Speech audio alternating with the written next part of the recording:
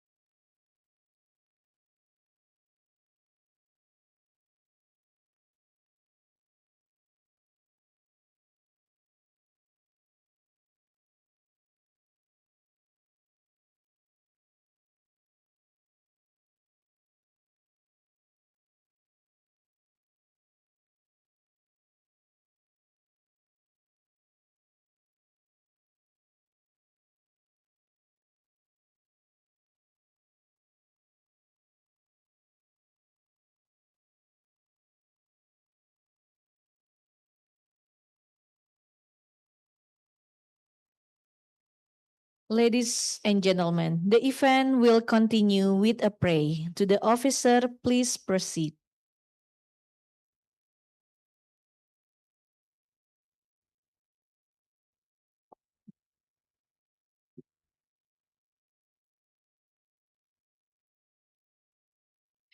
The prayer will now be led in Indo tradition. We invite Jews of other religion to adjust respect. Om Swastiastu. Om Awakenamastu Namasidu. Om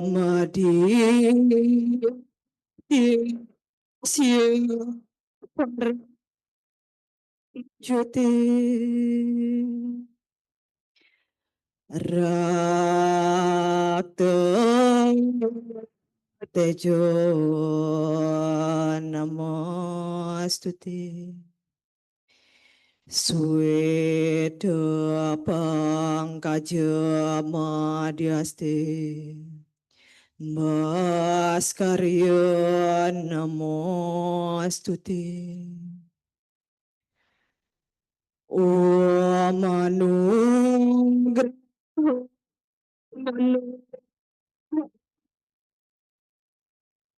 Dewa Data Anugrahaka Arcanam Sarwa Pujanam Nama Sarwa Anugrahaka Om Dewa Suksama Pramucintya Nama Swaha Om Santi Santi Santi Om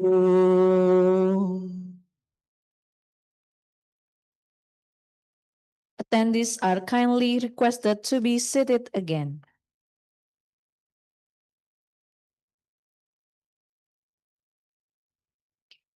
The next agenda is the report from the chairperson of the International Symposium on Modern Optics and its Application 20.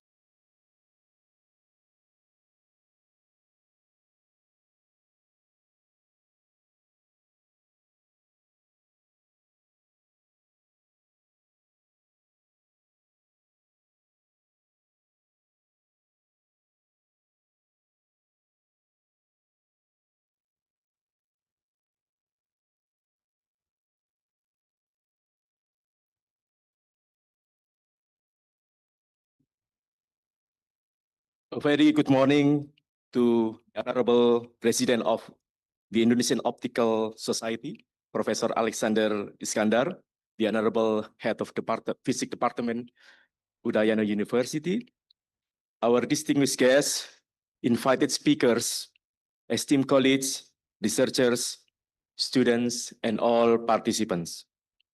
Om Swastiastu, selamat pagi, Assalamualaikum warahmatullahi wabarakatuh. Peace be upon us all. On behalf of the entire organizing committee, it is with pleasure and honor that I welcome you to the beautiful island of Bali for the 15th International Symposium on Modern Optics and its Application, ISMOA 2025. We are happy to host you here at Pramasanur Beach, Bali, for learning, discussions, and collaboration. Over these few days, we have the opportunity to engage with a scientific program featuring 3 comprehensive tutorial sessions, 15 insightful talks from our invited speakers, 18 oral presentations, 17 poster presentations, and the May On Chia lecture. The success of this symposium would not have been possible without the support and hard work of many individuals and organizations. I would like to extend our deepest gratitude to our esteemed speakers for sharing their valuable time and expertise with us. Our sincere thanks go to our generous sponsors, Nix Labs, PT Serviam Abadi Murni, PT CAD IT, and World Scientific Publishing.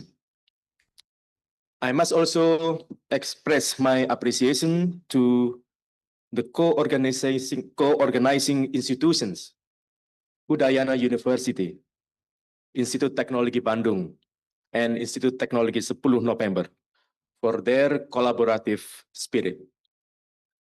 A special thank to the Scientific Program Committee, also chaired by Professor Alexander Iskandar, for curating an exceptional technical program. Finally, My thanks go to every member of the organizing committee, especially my co-chair, Professor Heri Suyanto. Thank you, Pak. The committee members from various institutions and the entire local team from Udayana University. Their work over the past months have been the main part in bringing this event. To all our participants who have traveled from near and far, you are the heart of the symposium. I wish you all a productive, inspiring, and memorable experience at the ISMOA 2025. Please also take some time to enjoy the unique culture and the beauty of Bali Island. Now, I would like to invite the president of the Indonesian Optical Society, Professor Alexander Iskandar, to deliver his opening remarks and officially open our symposium. Thank you and terima kasih.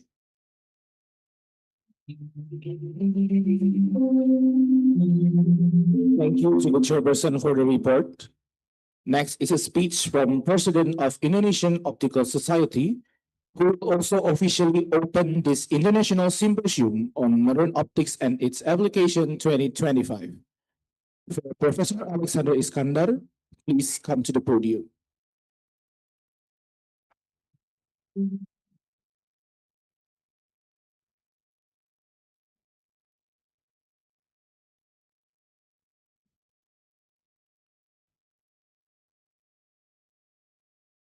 Good morning, everybody. Selamat pagi. It's nice to see you all fresh up today, this morning, even though yesterday we already have a scientific program full day, almost until 5 p.m. But it is with great pressure and heartfelt enthusiasm that I welcome you to the 15th International Symposium on Modern Optics and its Application, held in this vibrant cultural setting of Bali, Indonesia. This symposium marks another important milestone in our continuous journey to advance the field of optics and photonics both in Indonesia and globally. Since the founding in 2010, the Indonesian Optical Society has served as a catalyst for scientific development, collaboration, and public engagement in the field of optics.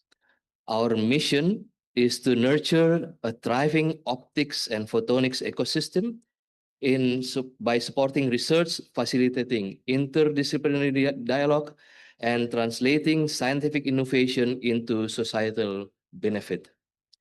Through initiatives like ISMOA, the Indonesian Optical Society continues to provide a platform for scientists, educators, engineers, and students to come together to share ideas, learn from one another, and cultivate long-term partnership.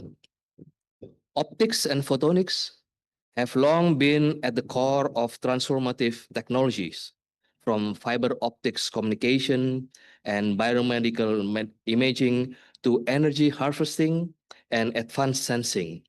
It is a key enabling technology. As we stand at the threshold of a quantum era, their role becomes even more pivotal, and the convergence of optical science and quantum physics is enabling new generation of technologies with profound implication for computation, measurement, secure communication, and our fundamental understanding of nature. In alignment with UNESCO Declaration of 2025 as the International Year of Quantum Science and Technology, the theme of this year's symposium is Bridging Light and Quantum Frontiers. It's both timely and aspirational. It reflects our intent to foster deeper exploration at the interface of classical and quantum domains, while emphasizing the importance of accessibility, collaborative, and responsible scientific progress. In keeping with ISMOA tradition, the symposium began with tutorial session, which happened yesterday, designed to prepare participants, especially students, early career researchers, for scientific session that follows today and tomorrow. The tutorial this year spans the range of foundational and emerging topics, including integrated optics, meta surfaces, and a special session on quantum optics. The main scientific program showcased a wide spectrum of current research from invited speakers, contributed presentation in oral as well as poster, covering topics such as quantum light sources and networks, nonlinear and integrated photonic devices, nanophotonics and plasmonics, biophotonics, perovskite crystals, dye synthesized solar cells, fiber laser and saturable absorber, laser spectroscopy, and machine learning application in photonics. ISMOA will also showcase two highlights presentation. The late Professor Meon Chia, who passed away in 2019, just after the 12th ISMOA, was the initiator of these ISMOA meetings and also the co-founder of the Indonesian Optical Society. For us, Prof. Chia was a teacher, a mentor for many of us, in particular optical scientists.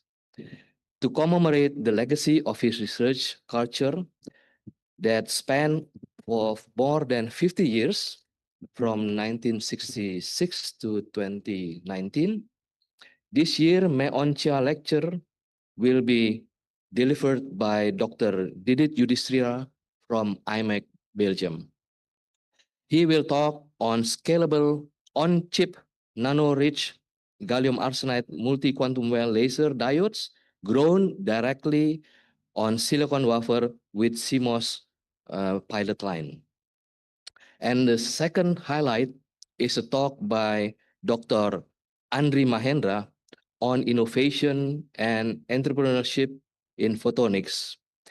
The story of NixLab, a fabless chip company from deep tech research hobby into transition into startup ventures, and now a top prize winner of the prestigious Luminate Accelerator competition.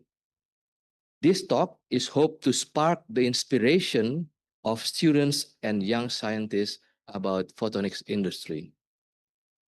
I would like to extend my deepest gratitude to all invited speakers, to friends, some friends who has come from even earlier ISMOA, Professor Kauru Tamada, thank you for your support, Professor Olivia Martang, Professor Karsten Rockstuhl, and David Marfaung.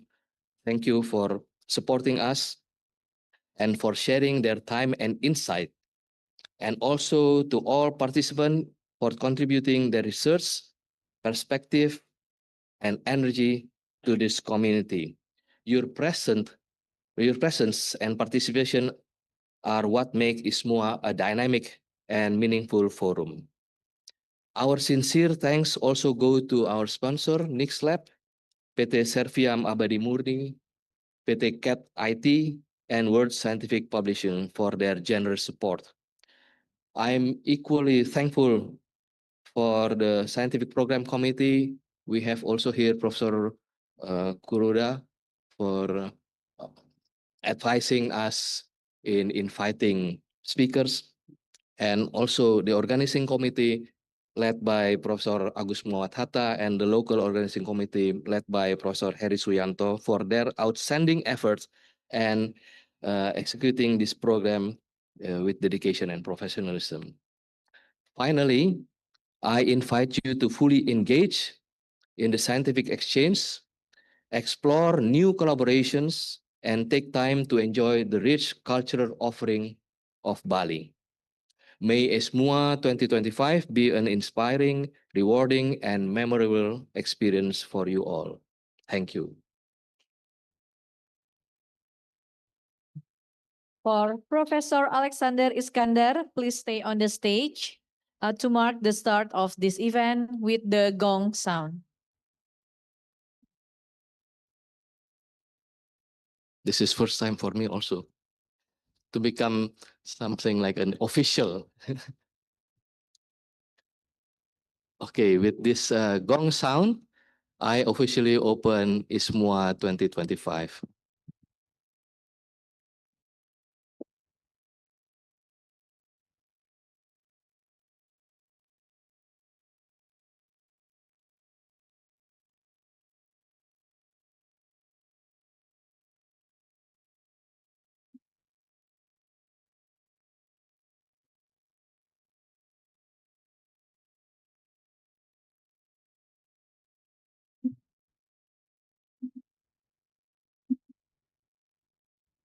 Thank you for the speech and officially opening this event.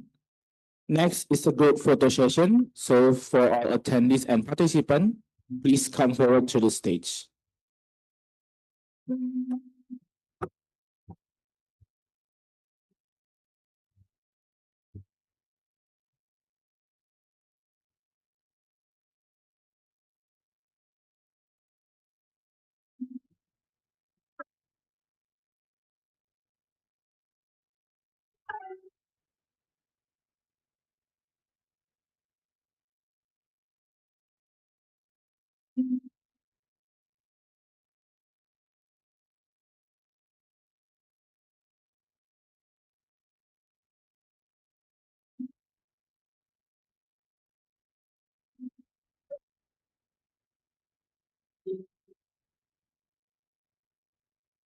For all attendees and participants, please come forward to the stage.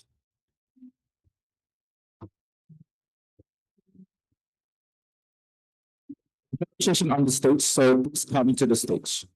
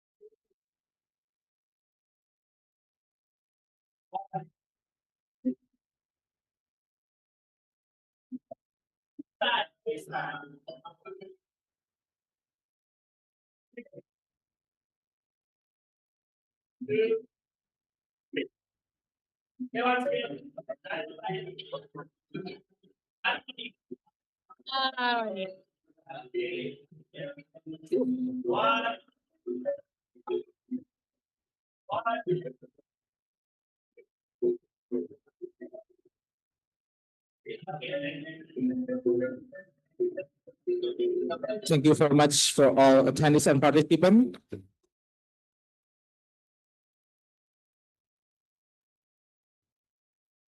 Please, participants are requested to sit it again.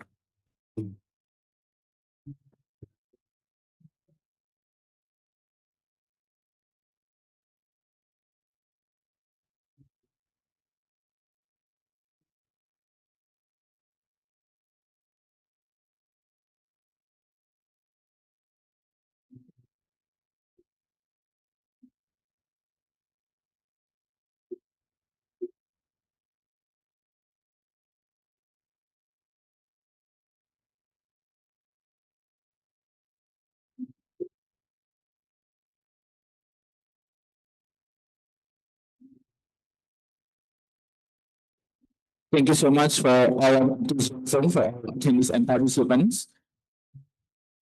Now we will continue with the matter presentation. So for the matter of ceremony, the time is yours.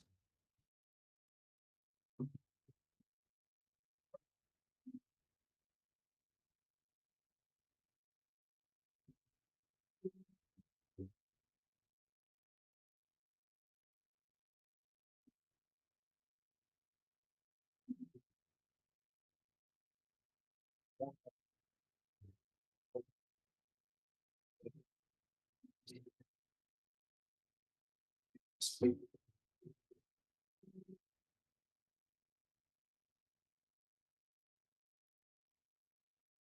morning to all speakers and participants. Welcome to the ISMOA Symposium sessions. In today's sessions, we are honored to be joined by totals of 8 distinguished speakers. Each speaker will be delivered a lecture, lasting approximately 30 minutes. Without any further delays, I would like to invite for our first moderator for the first sessions. Please welcome Professor Carsten Rockstuhl to the stage.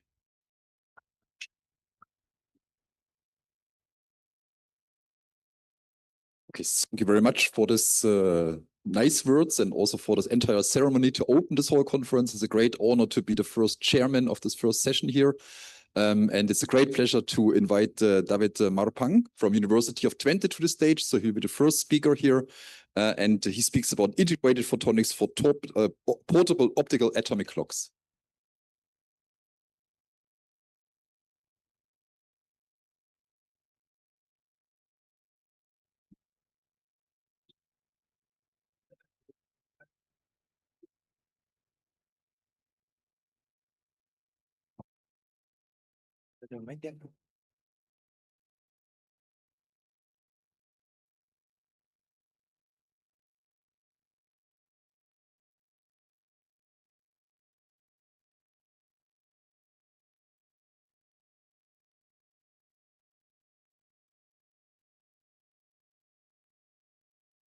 All right.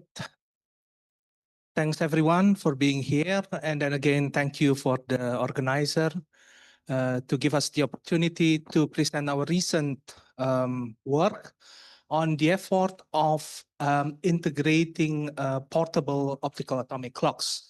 My name is David Marpang from the Nonlinear Nanophotonics Group at the University of Twente in the Netherlands. Right. So what is the motivation of the research?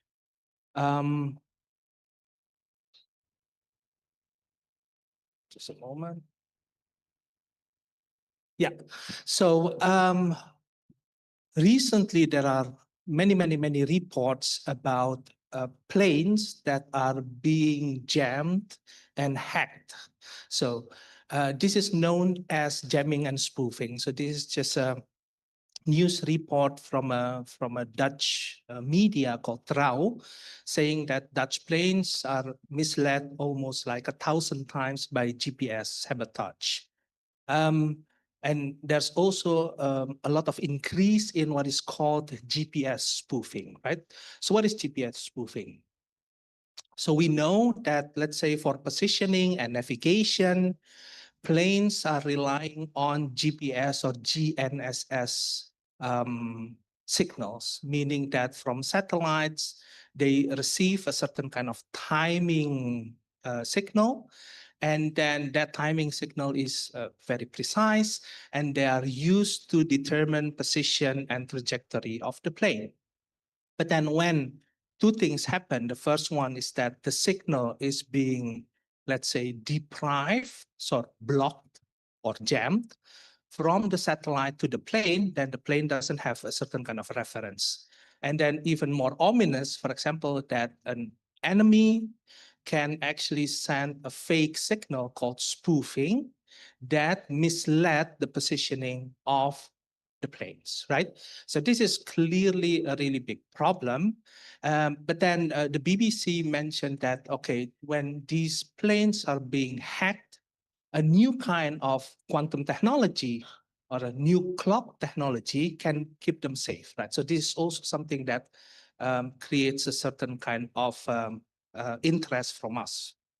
So when we talk about timing and clocks, it's actually everywhere, right? So to be able to tell very precisely time can, as we can see already, can help you navigate. We use this also in our phones to go from place A to B, but then it's not only that, right? So it's pertinent in navigation, aviation, but of course then for defense and then also for more mainstream applications, for example, like doing precise delivery of your package, but then also very importantly to synchronize our network, right? So our mobile phones and our internet relies on very precise timing.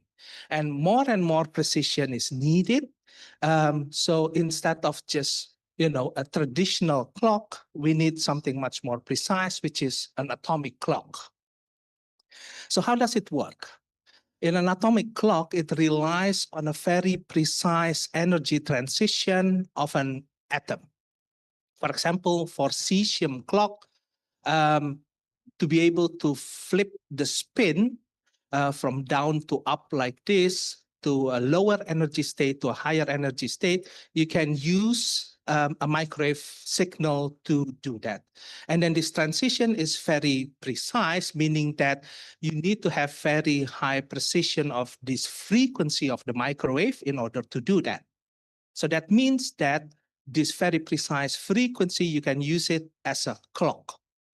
And then technologies that is based on this kind of microwave transition of this atomic clock is ever present. Is almost everywhere. So if you have standard bureau of the National Standard Bureau, like the NIST, for example, or the one in Germany, for example, PTB, they have this kind of technology based on microwave atomic clock. But recently, there is an idea to use also atoms and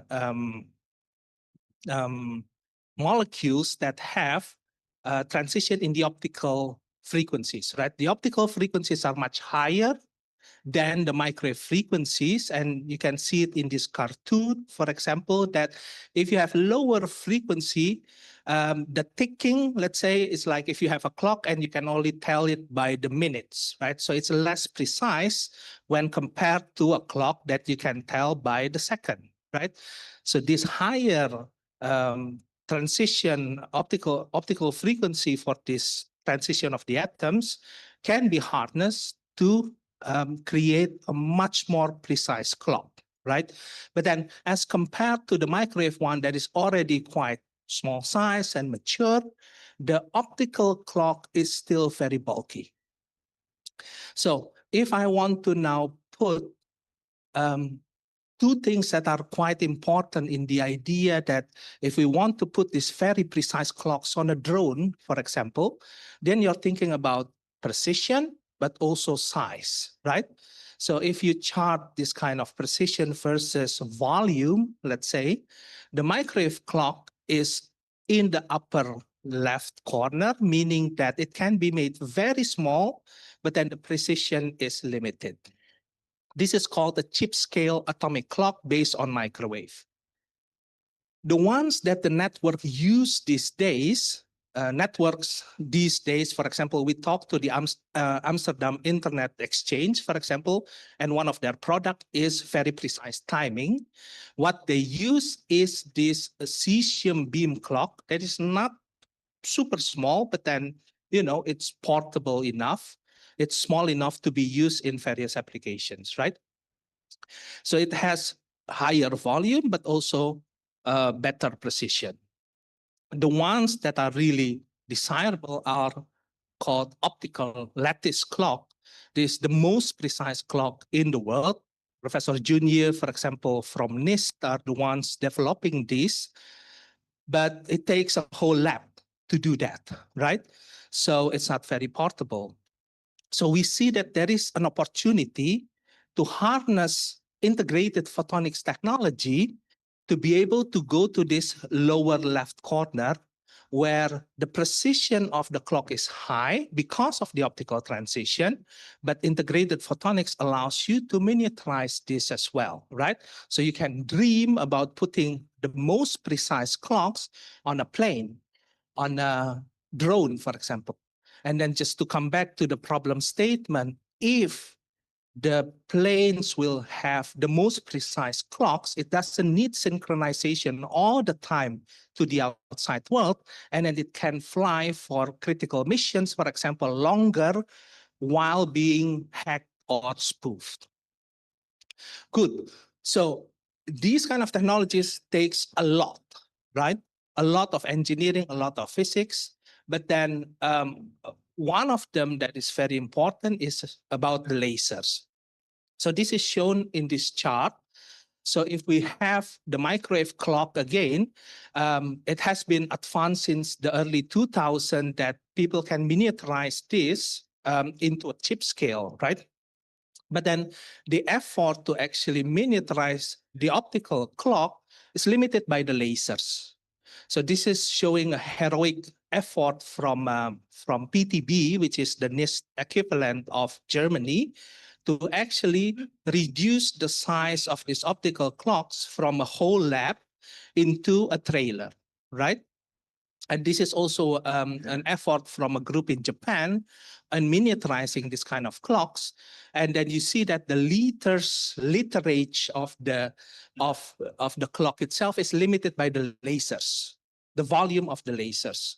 So the idea of miniaturizing this kind of clocks is not new in the sense that there are also efforts from DARPA, for example, in the US, to actually use integrated lasers to miniaturize this kind of clocks. And by the way, this technology of the clock shares a lot of similarity with ion trap-based quantum computers. So there's also a lot of effort in that miniaturization. So that's why the Quantum Economic Development Consortium just late last year, make a strong recommendation to invest in photonic integrated circuits to actually miniaturize these quantum enhanced positioning, navigation, and timing sensors. So if we focus on how does it look like an optical clock, this is an over simplification of it, but then we can identify that we need a few components. We need an ultra-stable laser that you can tune in terms of the frequencies. Then that we can shoot that laser into a collection of atoms or molecules that has very narrow optical transition, right? This narrow optical transition becomes the standard of the frequencies and timing that we want to get. So when the atoms are being pumped by these lasers, they will go to the higher energy state. And then there is a detector that actually can measure how many atoms that are being excited, right? For many years, this was the problem of that. This scheme is actually to measure precisely what is the outcome frequency that you need for this clock, right? The invention of frequency combs solved that, because then the frequency combs can be used as a frequency ruler that determines very precisely the laser frequency. So if you can compare it with the frequency comb, the laser can be tuned very precisely to the atomic transition, and that the mixing of the laser and the frequency comb signal that falls in the lower microwave regime, let's say, can be used as the clock signal, right? So we can see that we need laser, frequency combs, and the atoms. Right. The laser itself becomes a problem, as we can see from the volume itself. And then evolution of the quality of the emission of laser has been the focus in many quantum research as well. So we are more used, for example, yesterday, some of you remember that we use laser for transporting data, for telecommunication, the kind of laser purity, which is called the laser line width in this case, is not very high, right? So a line width between 1 gigahertz to 1 megahertz is good enough. But then if you really want to probe the new regime where you want to have the most precise optical clocks, the demand for the line width of the laser becomes very stringent. We are talking about hertz or sub-hertz line width laser, right? And this is really where we want to contribute, right? So for some of you who know our research, know that we are focusing on a nonlinear process called stimulated Brewang scattering. It's a kind of light and sound interaction where optical forces generated by light interference create acoustic wave, and then the acoustic wave change the optical property of the material, creating a grating or a mirror that reflects back an energy of the pump into a downshifted frequency is called the probe, right? So that's super short description of stimulated Brownian scattering. But why stimulated Brownian scattering is interesting? Because the presence of the phonons of the acoustic wave allows you to clean up the line width of the laser, right? So this allows you to make low noise lasers. This is known in optical fiber, but we are not interested in harnessing this in optical fibers.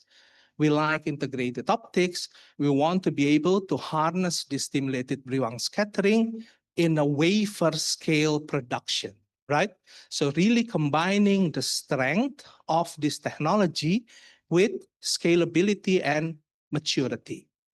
So again, from yesterday, there's only a limited option, let's say, of material platforms that you can scale up. This includes, for example, silicon nitride, indium phosphide, silicon photonics, and thin film lithium niobate. So we want to really combine the strength of this technology with maturity, and we focus on two material platforms, in this case, thin film lithium niobate and silicon nitride. Okay, a bit of Brownian laser itself is not a traditional, let's say, diode laser that can be quote unquote easily manufacturable. Brownian laser needs very precise tailoring of your resonator. Why? Because then, unlike a 3.5 gain spectrum that is quite broad, the gain spectrum of a Brownian scattering is very narrow. It's in the megahertz scale. But you want to make a resonator that resonates both the pump wave and the Brownian wave, let's say, or the Stokes wave, meaning that you have to control the free spectral range of your resonator. And that is not easy, let's say. In integrated photonics, it needs a lot of design and optimization. But once you're able to do that, then you look at the threshold power of the Brownian laser, and it's governed by how strong the Brownian interaction and how low loss your cavity is, right? So then for us, it's really finding a waveguide and cavity that can be made very low loss and also strong in terms of Brownian scattering. And if you manage to do that, let's say that you can really clean up noise in various area of your emission, right? So there are two regimes of noise reduction in Brownian scattering, and this is comparable. Let's say it depends on the comparison between the dissipation of, remember that we have both optical and acoustic waves. So if now the dissipation of the, let's say, optical wave of the optical cavity, it's much lower than the dissipation of your phonons or acoustic wave, you are in the dissipation regime where you clean up the emission of your Stokes line of your laser. And this is really where the regime that we want to be. On a flip side, let's say if you have a resonator that has a certain kind of Q, but then the dissipation of your acoustic wave is actually lower than the optical wave, you are in a flipped regime, and then the cleanup of the noise is happening at the beat node that happens at the microwave regime. This is also interesting if you want to create ultra pure RF signals, right? So we are probing both regimes with our resonators, and the resonators happen in thin film lithium niobate, in silicon nitride, where there is a heterogeneous integration of tellurium oxide and silicon nitride, or we use this kind of peculiar double-striped silicon nitride waveguides. So I'm just going to show a few examples of that. The first one is thin film lithium niobate. We are super excited about this research. This appeared in Science Advances just a few months ago. The idea is like this: thin film lithium niobate, there will be talks about it in the later session. is a wondrous material, right? So it's an old material that has been used everywhere in a bulk form for photonics, but nowadays there's a reinvention of this in nanophotonics manner, right? So you can make nanophotonics waveguides, and you can make really good modulators, frequency combs, and so on and so on in this technology. But something that is missing is a Brewang laser. Brewang scattering was entirely missing in thin film lithium niobate. The combination of research from our group and also from the Lonchar's group in Harvard, and then Gustavo Wiederhecker in Unicam in Brazil, pushed that along, showing that if you now tailor the direction of propagation of light with respect to the crystalline direction of the lithium niobate, you can harness strong photon and phonon interaction, right? This is shown in this figure where if you change the orientation of the waveguide from 0 degrees, 20 degrees, 40 degrees, you have different Brewang signals. This is because then the photoelastic coefficient and also the speed of sound, gigahertz sound, let's say, in this material is tailored by this direction, right? So in short, we make a spiral waveguide, we pump it really high, and then what we get is that we have pretty strong gain that can overcome the losses in the waveguide, right? So you can imagine now that if you can make a cavity, you can make a laser. So that's what we did. We make a high Q cavity where the quality factor is around 2 million. We pump it, and then what we get is we have a Brewang laser shown in the spectra, and then we completely characterize the property. We have slope efficiency is around 3%. It's not very high. Threshold power is around 100 milliwatt, and then we can have an output power of 6 milliwatt. The nice thing is that this laser can also be tuned over a wide range of frequencies. So we have two things. Remember, for the clocks, we need tuning. And then the next one is that we need narrow line width. So we are in the dissipation regime where the line width narrowing is happening at the RF. And then what we see is that the intrinsic line width of this laser is 100 times lower than the line width of the pump. So we have around 9 hertz of line width, which is pretty good for this clock transition. So we are very happy about this. We have plans of actually integrating this with modulators and so on and so forth. But then the resonator is still pretty big, right? So this is 1 millimeter. So, you know, the resonator has a certain kind of volume. So we were toying around with a different kind of physics in Brewang scattering. We make a micro disc in silicon nitride and cover it with tellurium oxide. Tellurium oxide is a really good acoustic material, optoacoustic material. And then the idea is that instead of having Brewang scattering from the same kind of spatial mode family, we do intermodal Brewang scattering where the phonons allow you to scatter from a certain kind of mode family to a higher order mode family. The advantage here is that instead of having a really big resonator, you can shrink down your resonator. The free spectral range of our resonator is around 91 gigahertz with a diameter of 500 micron. So if you compare it with a more traditional Brewang laser in silicon nitride, you have a reduction in size in a factor of 2,000, right? So this is massive, because then if you want to integrate more and more these clocks, you need tighter and tighter integration. The principle, again, as I mentioned before, the physics is to choose a certain kind of acoustic response that fits the spatial response of a pump mode that is sitting on a TE1 mode, and then a Stokes mode that is sitting on a higher order, which is TE6, for example, right? And then again, this cavity, we pump it, and then we observe Brewang lacing. in this spectrum, let's say, and then we also characterize the efficiency of the laser. Threshold is a bit lower than what we observe in the thin film lithium niobate, around 47 milliwatt.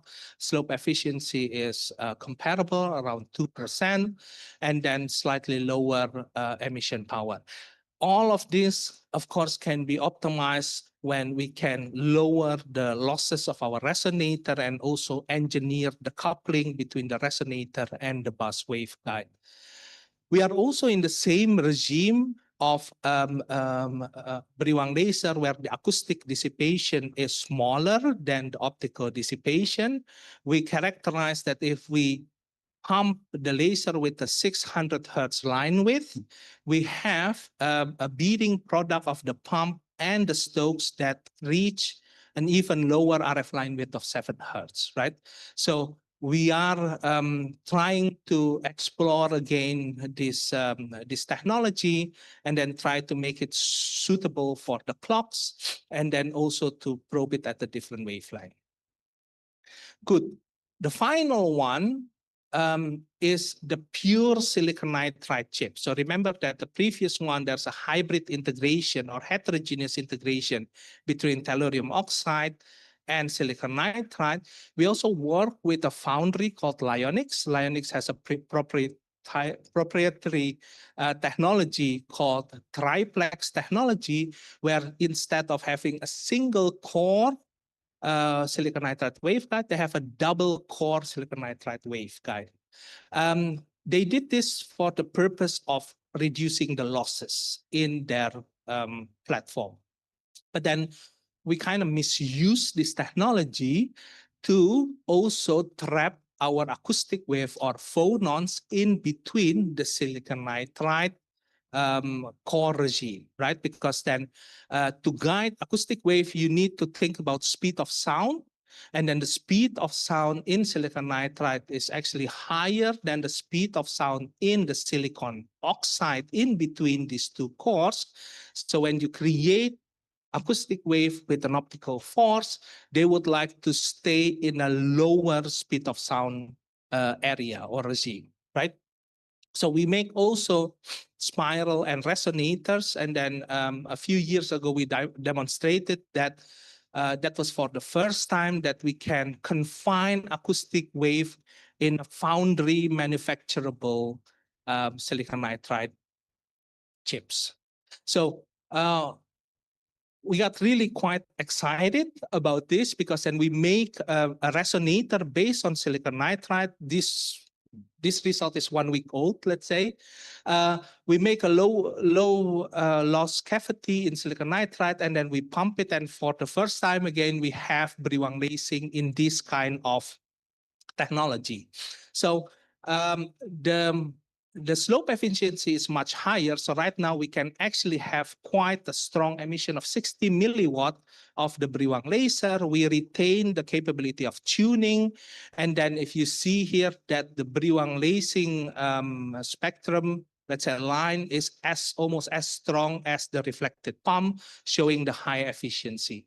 One thing that I want to mention also, that we also observe four-wave mixing in this resonator, meaning that you have two nonlinearities, Kerr nonlinearity and also the Beriwang nonlinearity.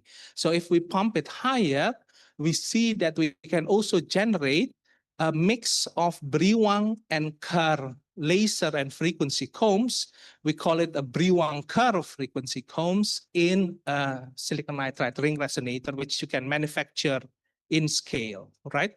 And this is quite exciting because then if you remember that two ingredients that you need to integrate are the lasers and the frequency comb. So we are now, these are a picture of our device. Let's say we can integrate both the laser and the frequency comb in a single chip device. So what are the next steps? The next steps is integration of these combs, laser, and also diodes in a single chip, and also try to look at wavelengths that are very relevant for various atoms and molecules that create the clock transition. And then finally also integrating the vapor cells in a scalable manner, let's say. So with that, I would like to thank you for your attention.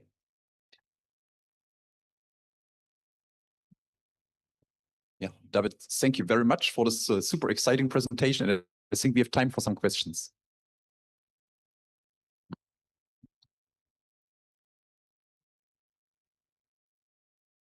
Then I give my, if you have questions from the students, I give Let's my. start for the moment with you and then. Thank you, David. I really enjoyed your presentation. I have two quick questions. So question number one is about your lithium niobate structures and brilliant lasers there. So your Q factor is very high, so it's 2 million. So it cannot be very much of propagation loss, but yet the slope efficiency is quite small. Do you have any idea why this combination happening? Yeah, so indeed that the Q is pretty high, but then to create this first time device, we need to guess a lot about dispersion, coupling, and so on and so forth. So it happens that our first demonstration, we missed, let's say, the coupling between the bus and the resonator. So you need to let's say slope efficiency, if you want to pull it up, you will also have to pull up the threshold. Yes. So the idea is that we want to have sufficient threshold first, sufficiently low, and then you are punished by the low slope efficiency. But then, for the next run, let's say, then you can try to optimize that.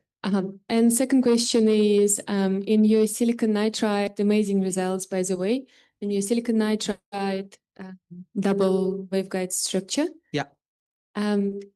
It looks like the acoustic mode sits in between the optical modes, and the overlap would be sort of within the evanescent field. Is it correct understanding? What is the overlap integral between acoustic and optical modes? Yes, for these kind of results, Yep. You go from 0, so no interaction of Briwang at all, to a gain coefficient of around 0.4 to now around 0.8 per meter per watt. So if you can imagine that that's only 4 times or 8 times stronger than fiber, right? But it makes a big difference from 0. Of course. Yeah. And then the next step for us was like keeping the Briwang gain like that and then reduce the losses. Now the losses in our resonator is around 4 dB per meter, 5 dB per meter. So that's pretty good. Yes. Then you can imagine that the regime of the Briwang laser that we have right now is similar to what Dan Blumenthal has. So you will have Stokes narrowing. Okay, very impressive. Thank you. Thank you. Do we have a question from one of the students or from the other participants?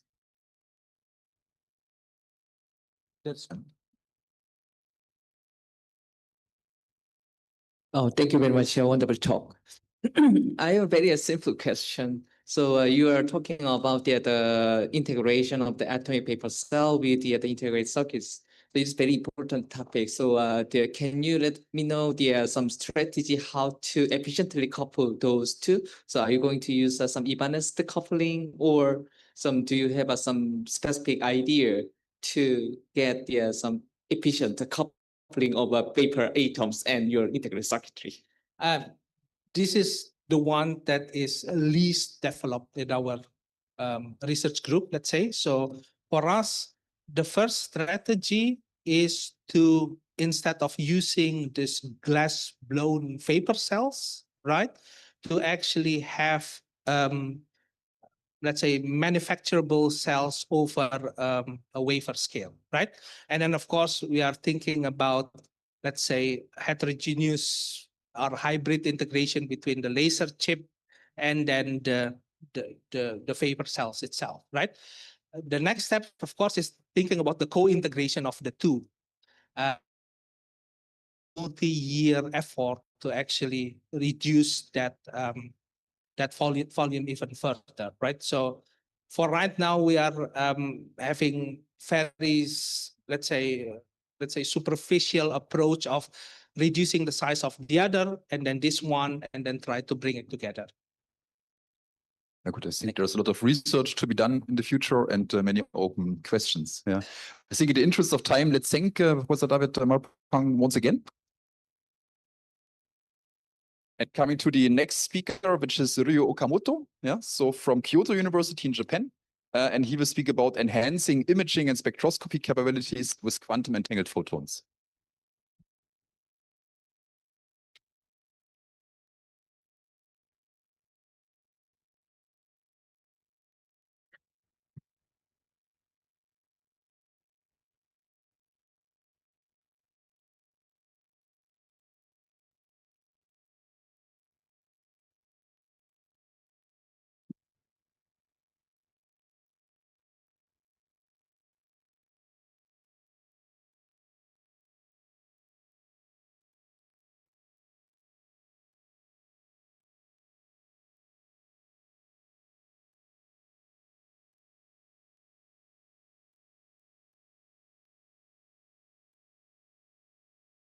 So thank you, Chairman, for your kind introduction.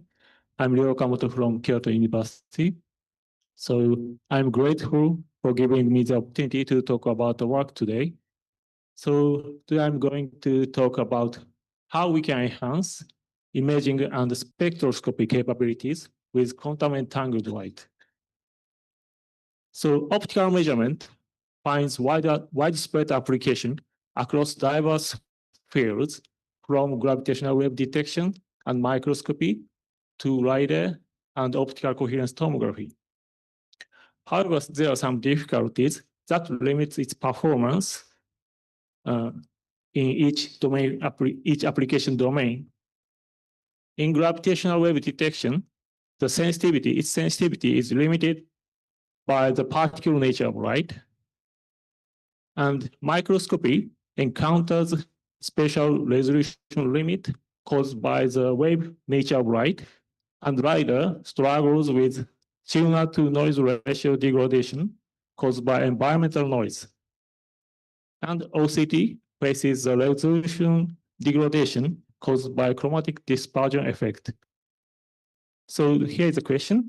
So what is important here is these all technologies are based on classical light. And here is a question. So can quantum entangled light enhance optical measurement? So what is the quantum entanglement? Quantum entanglement is quantum correlation stronger than classical correlation. So here is an example. Photon pairs entangled in polarization.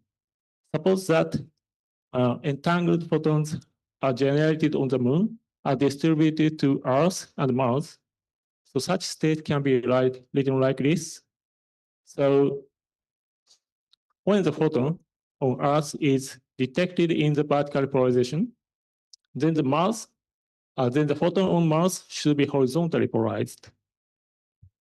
And when the photon on Earth is detected in the horizontal polarization, the photon on Mars should be vertically polarized. Sorry. So the symbol plus here means that these two cases are coherently superposed. This is entangled photon state. So such entangled state is known, can violate the Bell's inequality. Local realistic theories such as classical mechanics satisfy Bell's inequality, and the local realist theories consist of two notions, locality and reality. Locality means that the phenomenon that occurs at one point does not instantly influence the other at a distance. And reality means that a physical quantity has a fixed value at any given moment. So these two notions, locality and reality, seem to be very convincing and reasonable. However, surprisingly, quantum entangled photons can violate Bell's inequality and thus cannot be explained by local realist theories. So as you may know, the Nobel Prize in Physics 2022 was awarded for experiments with entangled photons, establishing the violation of Bell's inequalities, and pioneering quantum information science. So how can we generate quantum entangled light? So nonlinear optical crystal called a nonlinear optical process called spontaneous parametric down conversion has been widely used to generate the quantum entangled light. When a pump light is incident to the nonlinear optical crystal, the twin photons and entangled photons are generated by a spontaneous parametric down conversion process. And in this process, the law of conservation of momentum and the law of conservation of energy are satisfied. And due to the conservation of momentum, the wave vector of the pump photon is equal to the sum of the wave vectors of the generated photons. So this conservation of momentum leads to the position momentum entanglement. And due to the conservation of energy, the frequency of the pump photon is equal to the sum of the generated photons. So this conservation of energy leads to the frequency entanglement. So we can generate the entangled photons using such nonlinear process. So this is today's my talk's content. Today I'd like to talk about how we can enhance imaging and spectroscopy capabilities using quantum entangled photons. And there are two topics: quantum optical coherence tomography and quantum infrared spectroscopy. And first, I'd like to talk about the quantum optical coherence tomography, which is a quantum version of the optical coherence tomography.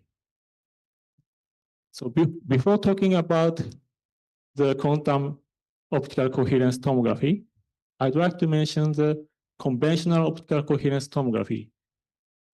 Optical coherence tomography, OCT, is a tomographic technique using low coherence interference.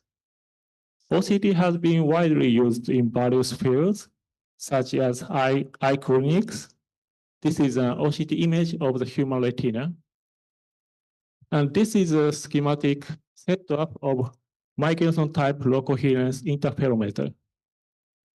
So the low coherence light is emitted from light source is divided by the beam splitter and reflected by the mirror and back to the beam splitter. When scanning the optical path length Z, we can observe the interference signal as output. So OCT can be realized by replacing the mirror here with a sample. The light is reflected back from each boundary surface of the sample. So the interference signals appear at the positions corresponding to the boundary surfaces. So in this way, we can reconstruct the tomographic structure of sample. So this is OCT.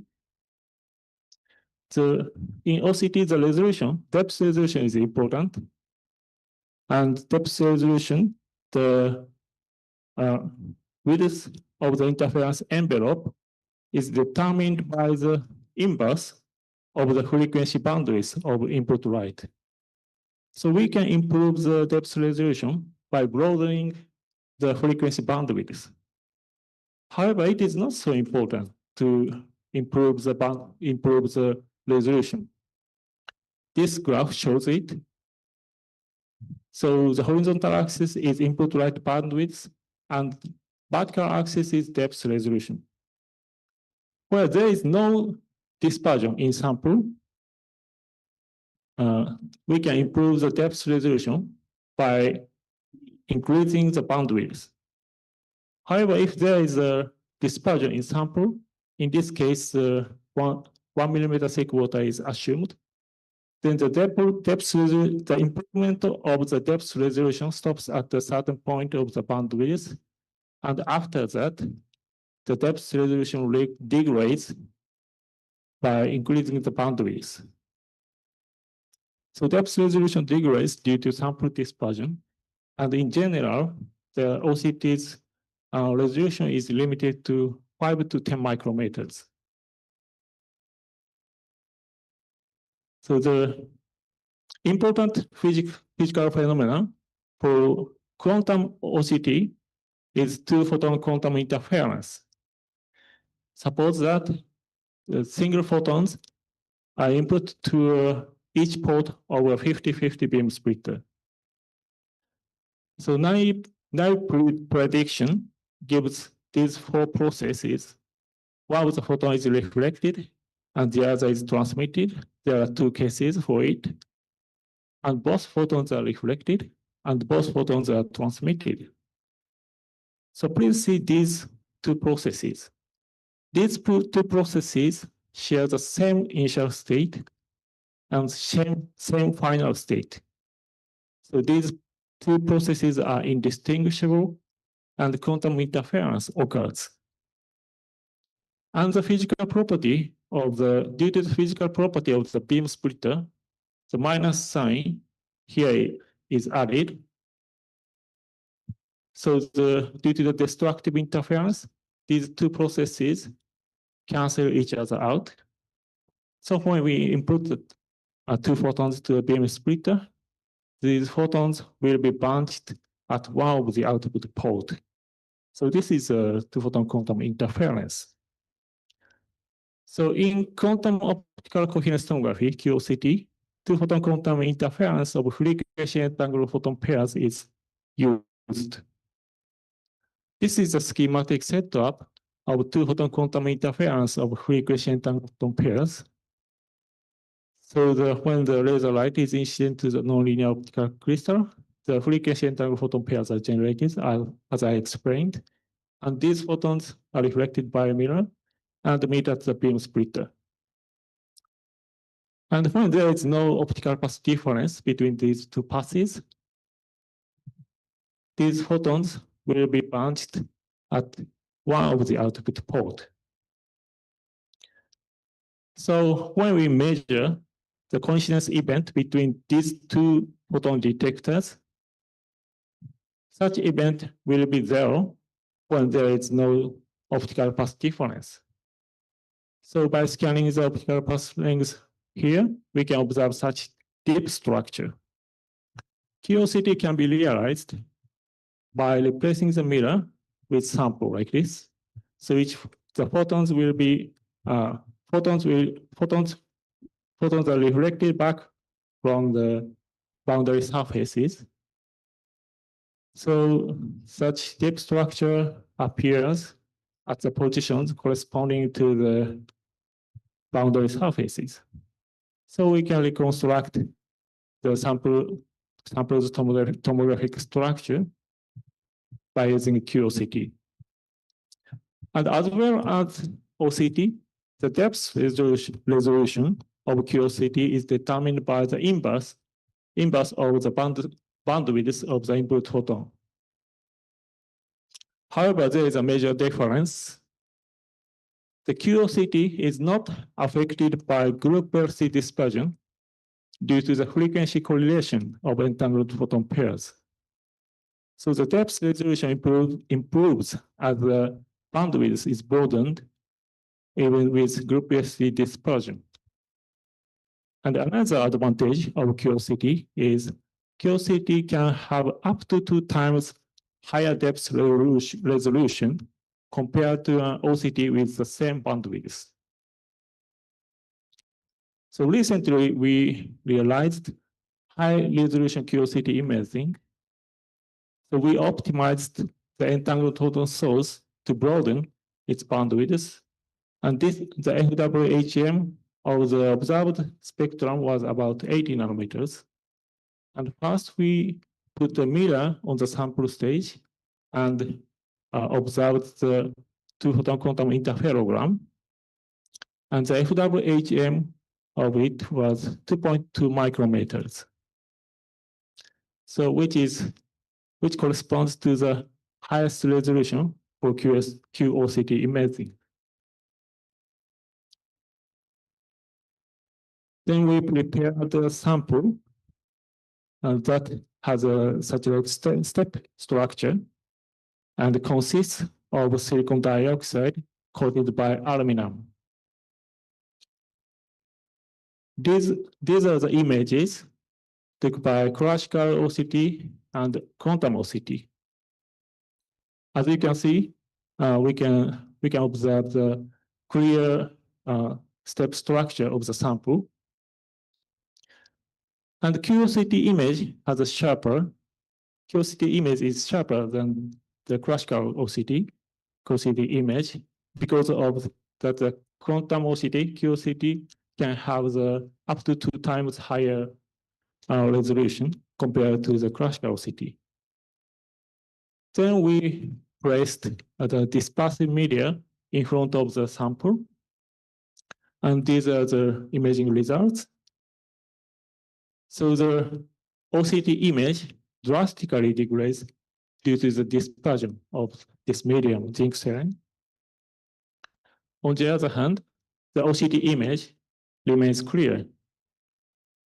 So we realized the QCT imaging with the highest depth resolution of 2.2 micrometers and confirmed that the dispersion tolerance is a high resolution regime.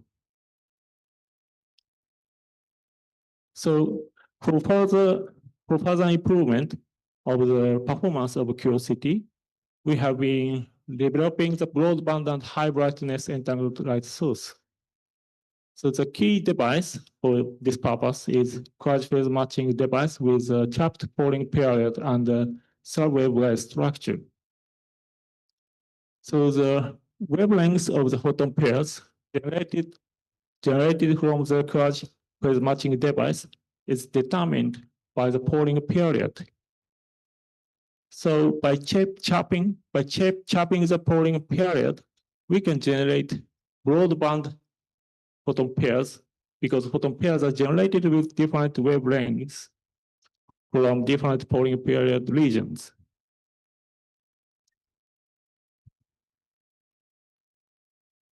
So this is observed spectrum, and we confirmed that the ultra broadband boundaries of 190 nanometers.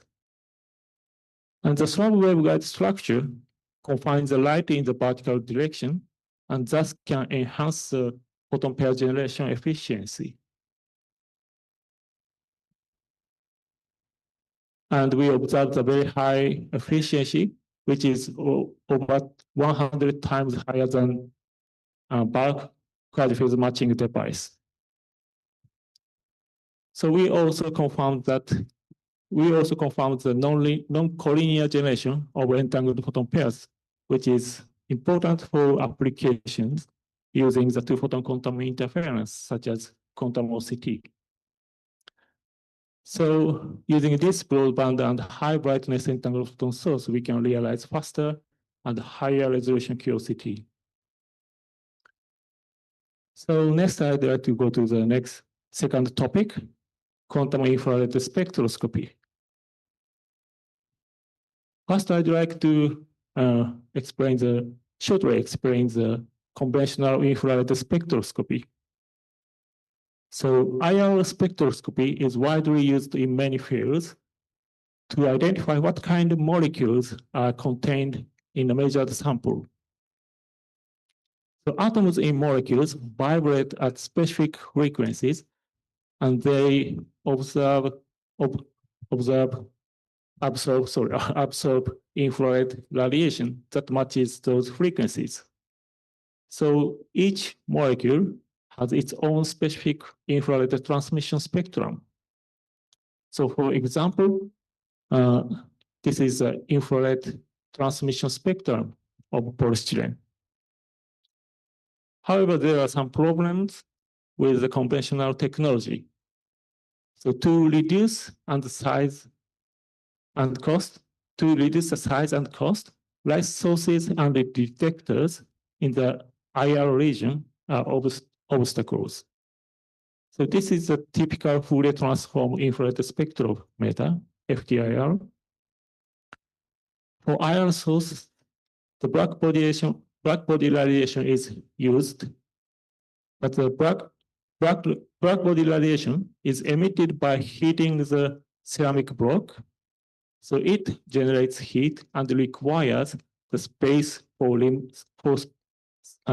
heat removal. And IR detectors are less sensitive than the visible detectors and are difficult to miniaturize. So the important physical phenomena to understand the quantum infrared spectroscopy is nonlinear quantum interference.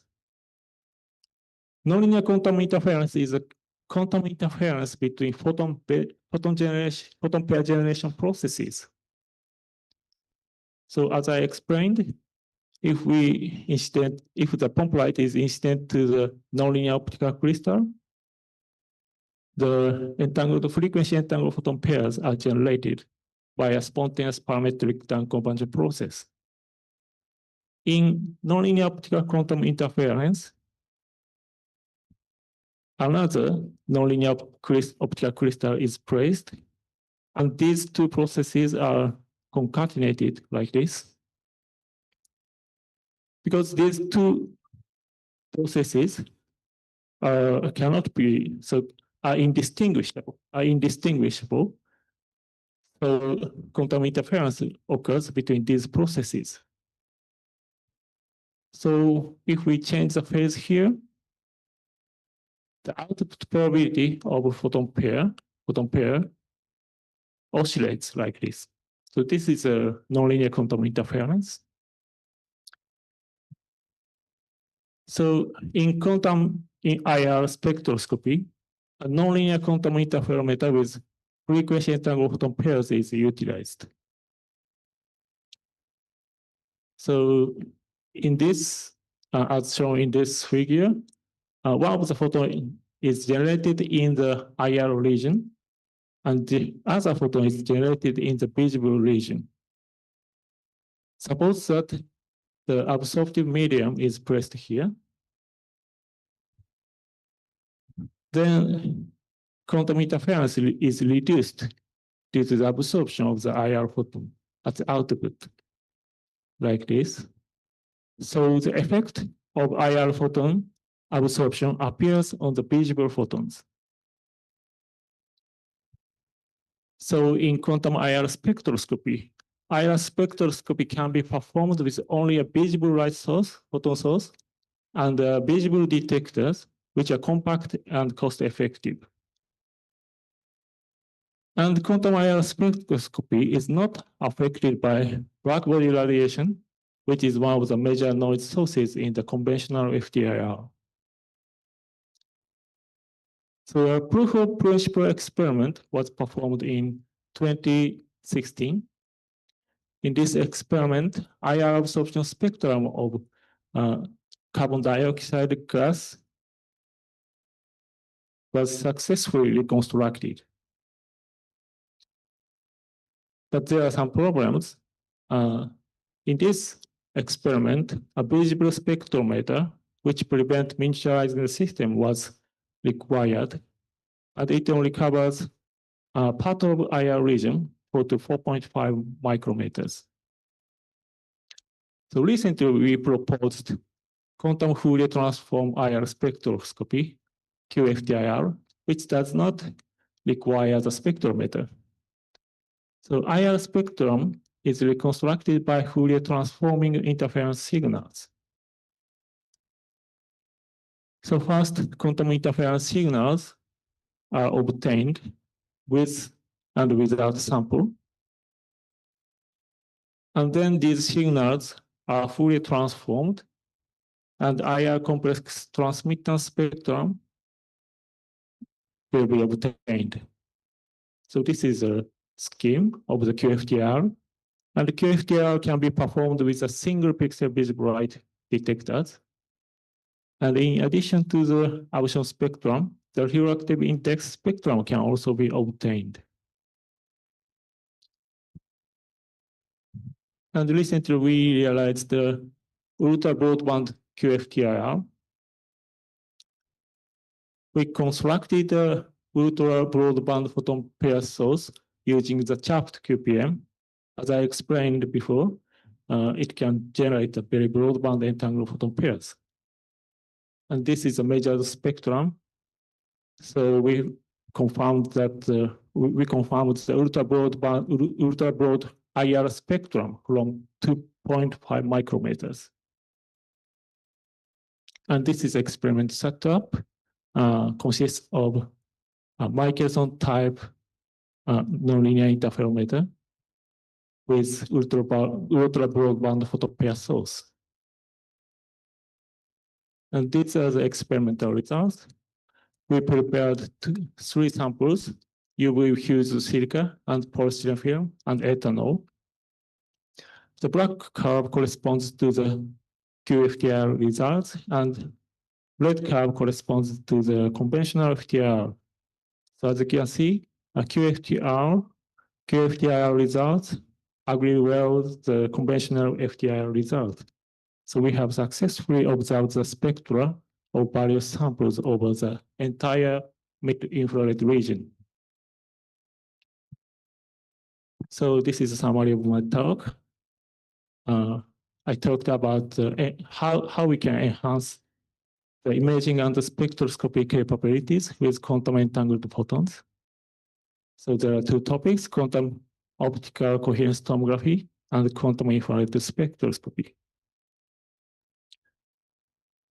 So the work I talked today were done in the Takeuchi laboratory in Kyoto University, and I'd like to thank all lab members. And I also would like to the collaborators here. Okay, thank you very much for your attention. Komoto-sensei, thank you very much for this excellent contribution, and we have time for some questions.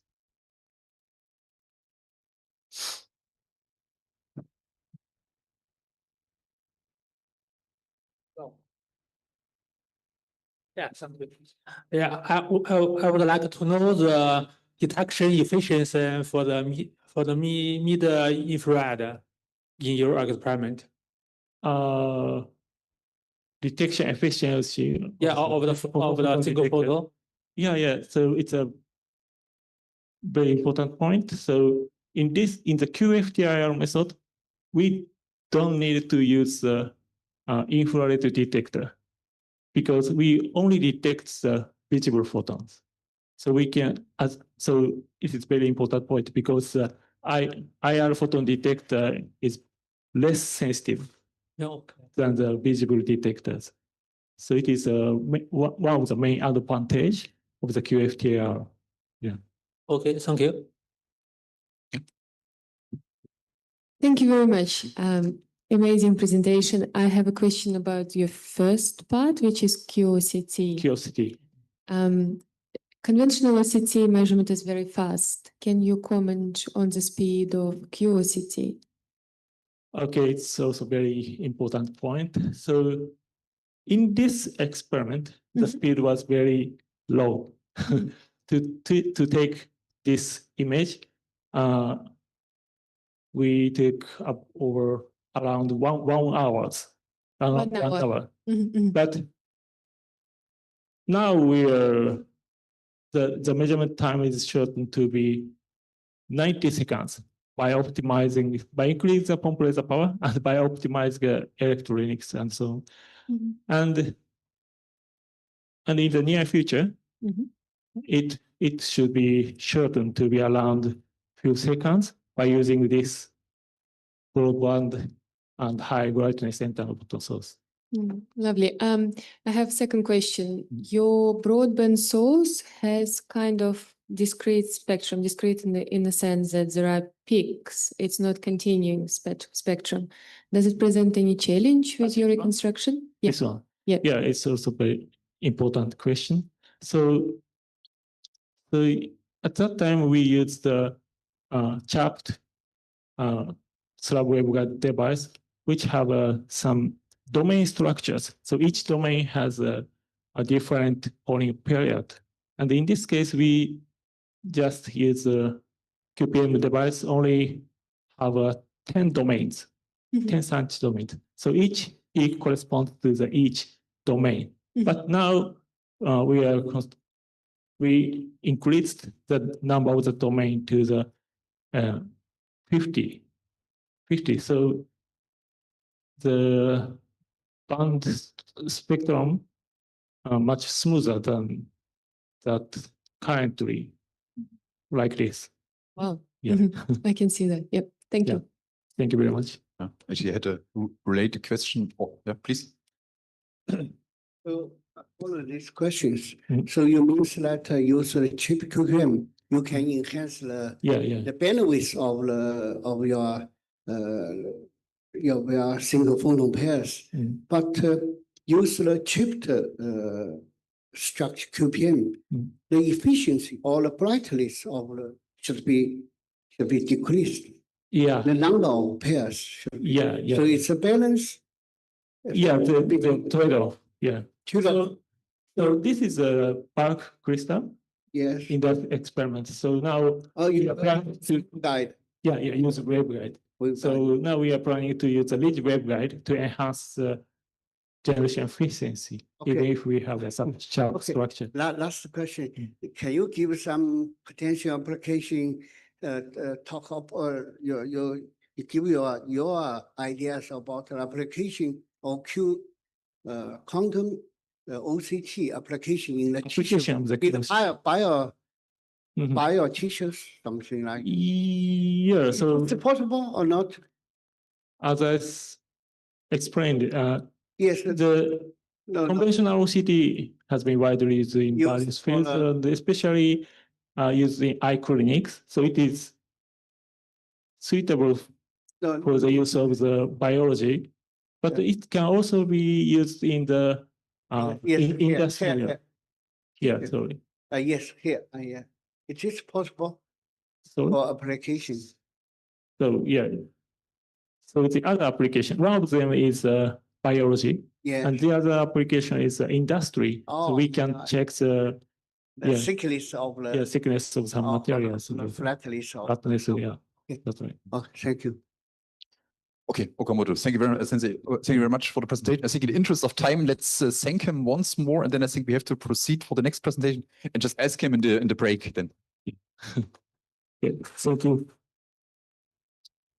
And then the next person in the session is Xiao Jun Jia from Shangji University in China. I hope there's no mistake here in the pronunciation. And he will speak about quantum networks with non-classical states of light.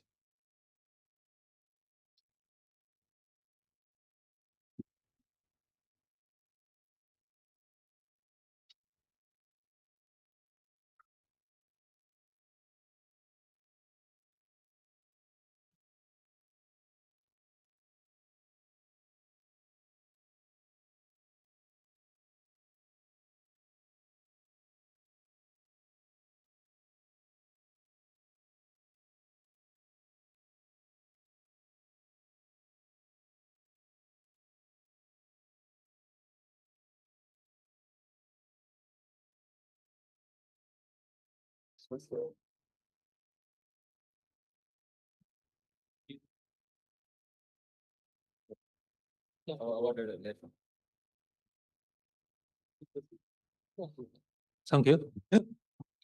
Yeah, hello everyone. I'm Xiaojun Jia from the Shanxi University in China. First of all, I would like to thank the organizer to give me this chance to come to this beautiful place. It's the first time I come to the Bali Island. And I will give a talk about the quantum networks with non-classical state of light. My talk will include these 5 parts. First of all, some lectures about included the last one has get a little background of the quantum communications. So I would like to show the place in China where is the Shanxi University. I think most people have go to the China before. They maybe go to the Beijing is here, and also they know the Xi'an is a very famous place in China. And the Taiyuan is just in the middle of the Beijing, and the Xi'an is here. It is also a nice place. So everyone is welcome to visit our laboratory in your time. Yeah, and as you can see, the name of our lab is the State K Laboratory of Quantum Optics Technology and the Device. So we are doing the related works in our labs. Next, I will go to the real background. As well known, the appearing of the laser make a great progress in the measurements and the in every regions. As well known, with the laser we can do a lot of things like the measurement and also in the communications. But as well known, for laser, if we think it is a quantum state, the quantum amplitude and the quantum phase has greater the noise in its in the lasers, which can limit the measurement precisely. But the fluctuation of the quantum and the one famous measurement device is like this Lego. It can measurement the appearance of the gravitation waves, like this one. This is the influence of the noise on the Lego measurement. Maybe I show this picture firstly. Usually we use the quantized light is generally impressed by the annihilation operators. The generation operator and the annihilation operators of the light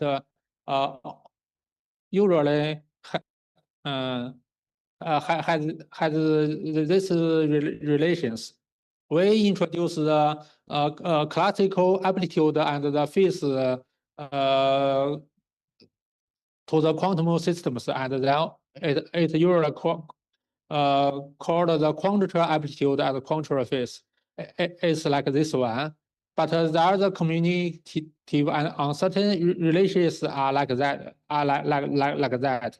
So it can not be measured precisely at the same time. So if the amplitude component and phase component are precisely measured, there will be a certain degree of the uncertainty. But fortunately, the community relation just discuss the case this one. Where we can maybe we can do something like this, like this.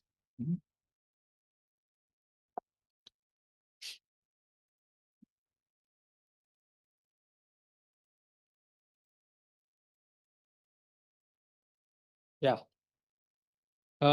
Usually for cohort state, we know that they have the same noise on the both two conductors, like this one. But we can reduce the fluctuation in one conductors, and then amplitude enhance the contour in its oxygenal size like this one. So then we can get the a light called the squeeze state. So it's the this is the formal as usual. We also call the cohort state as the classical state. Then we can call this squeeze state as the non-classical states.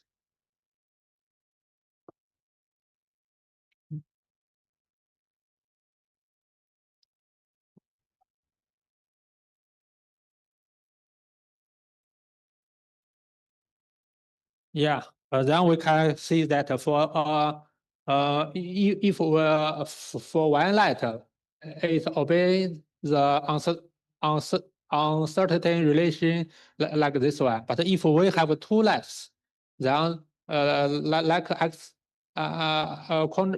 amplitude 1 and amplitude 2, it will obey the uncertain relations like this one, as x1 plus x2, and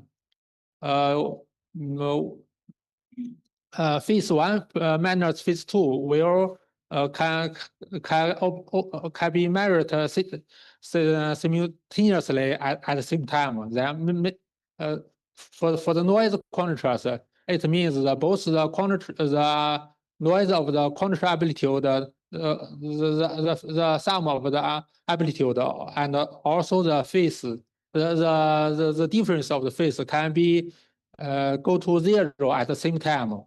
Then this correlation is called the quantum entanglement. Now the quantum entanglement has been used in several in a lot of the conditions. For example, the quantum communication and the quantum measurement, even in the quantum calculations.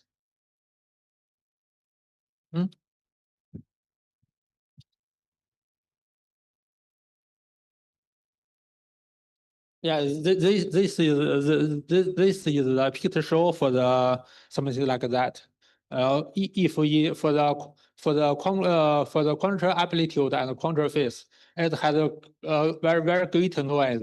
But we can see the fluctuation is the same for the contrast amplitude, and for the same is just the identical like this one. If we calculate the difference of these two contrasts and the minus of these two contrasts, we can see the fluctuation will be very lower.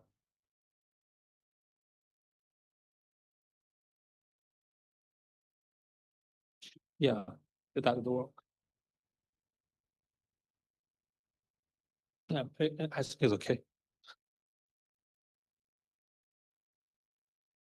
And for how to produce the quantum entanglement, several people have shown it like this one. If we put we pump the crystal with a laser, and then we can get the down converted entangled pairs. I can show with this photos. We pump it with a laser, and then we can get the two down converted lights like this one. Because of the phase matching conditions, the down converted photos have different polarizations. If we measure one photo here, and then we know the photo pairs must appear in this one. And for this photons, we know the polarization is vertical, and this one is horizontal. But for these two directions, for example, then if we measure the photon here and here, we do not know the polarization of these two photons. We must measure this one, and then if we know it is horizontal, and then we know the photon appear in another place is vertical. At the same time, if we measure the photon here is vertical, then we know this is the horizontals. So this can be impressed by the famous place formulations like this one. And this is the first experiment realized by kilowatt groups. And then if we put the crystals on the cavities, then the down converted light can be oscillations in the cavities, and then the output photons will become the light like the continuous wave like the real lasers. So this one is also called the non-classical light, not just the entangled photon pairs. And the first experiment realized for the generated like this in non-classical light is realized by the groups in USA, the Kimbers group. They put the crystals in this cavities and then get the entangled photo source firstly. And then in our groups, we had make up continuous progress in these years. First, we reduce the cavity measures to like this one, and then we can make the loss in the cavities smaller than before, and then we do another effect, and then we change the cavities to this one, and in these conditions we get the entangled photo light. The correlation variance of the amplitude sum and the phase difference is about 8.4 dB below the short noise limit. It means the fluctuation of the generated entangled photons is just about 15% of the vacuum noise. And then if we use this light to measure something like with little signals, if the signal is just has this strength, if we measure it with coherent state, the peak of the signals is lower than the vacuum noise. It cannot be measured. But in our experiment, because the correlated variance is lower than the signals, then the signal can be measured very precisely. And then I will introduce the application of the entangled light in these two conditions. First, in the quantum interpretations. As well known, quantum interpretation has been used in a lot of the quantum information networks.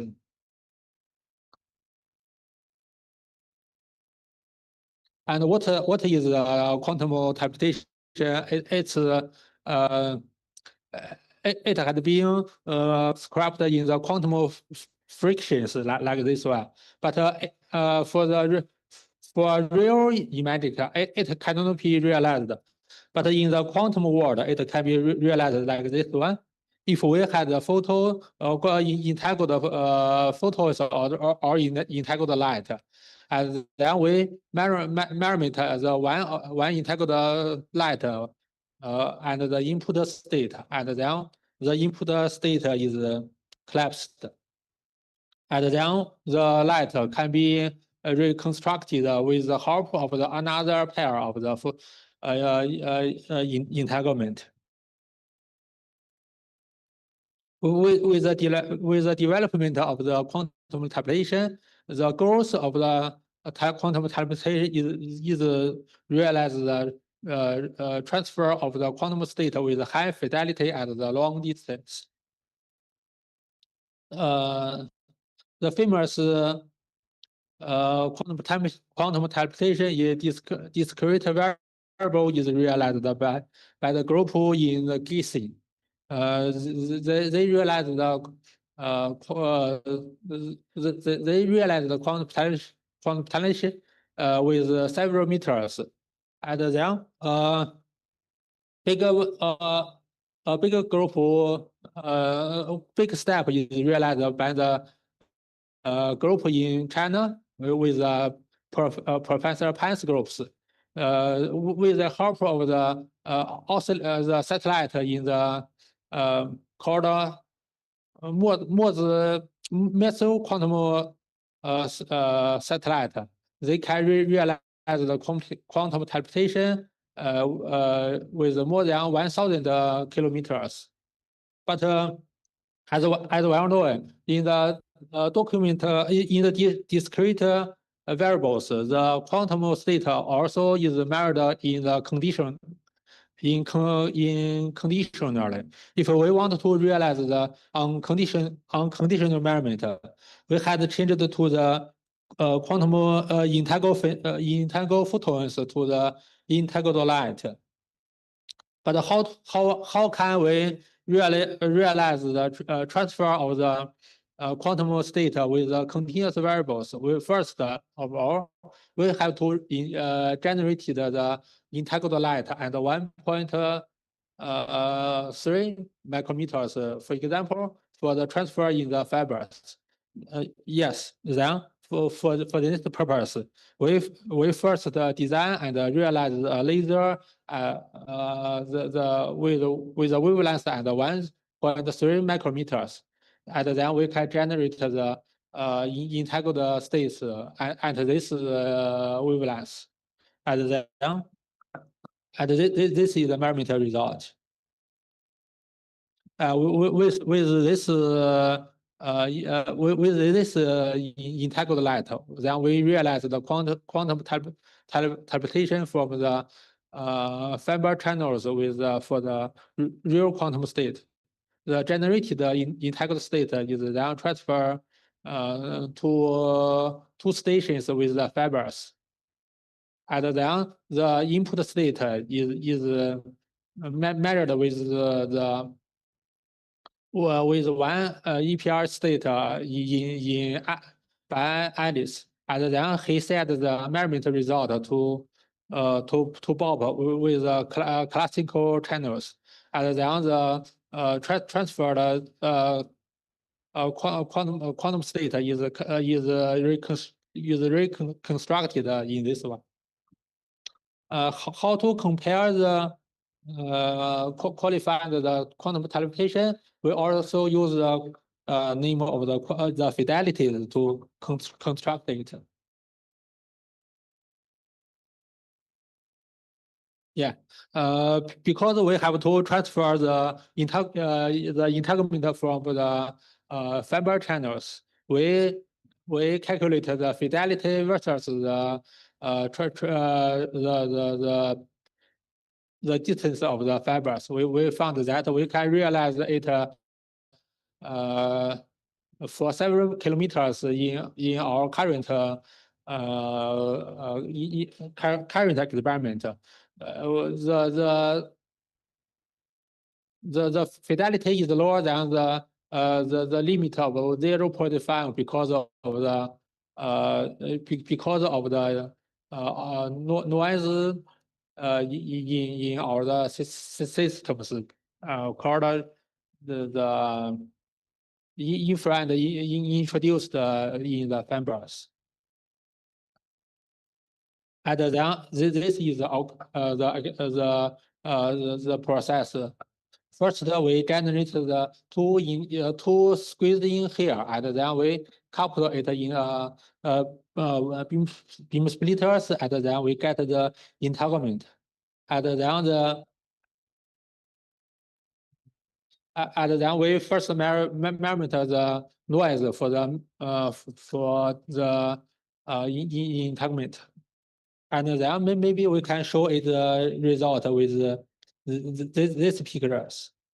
As well known, the cohort state is usually predicted like this one. The regular function is like this for the input state.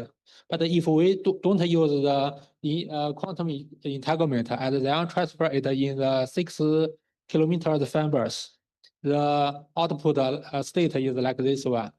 But if we use the help of the quantum integrament, the output state is like this one. It's more similar to this the input state, and the fidelity is 1.62. If we reduce the transfer distance of the fibers to the 2 kilometers, and the output state is like this one, is without the quantum entanglement. If we use the quantum entanglement, then the output is like this one. It's more similar to this input state, and the merit fidelity is 1.69.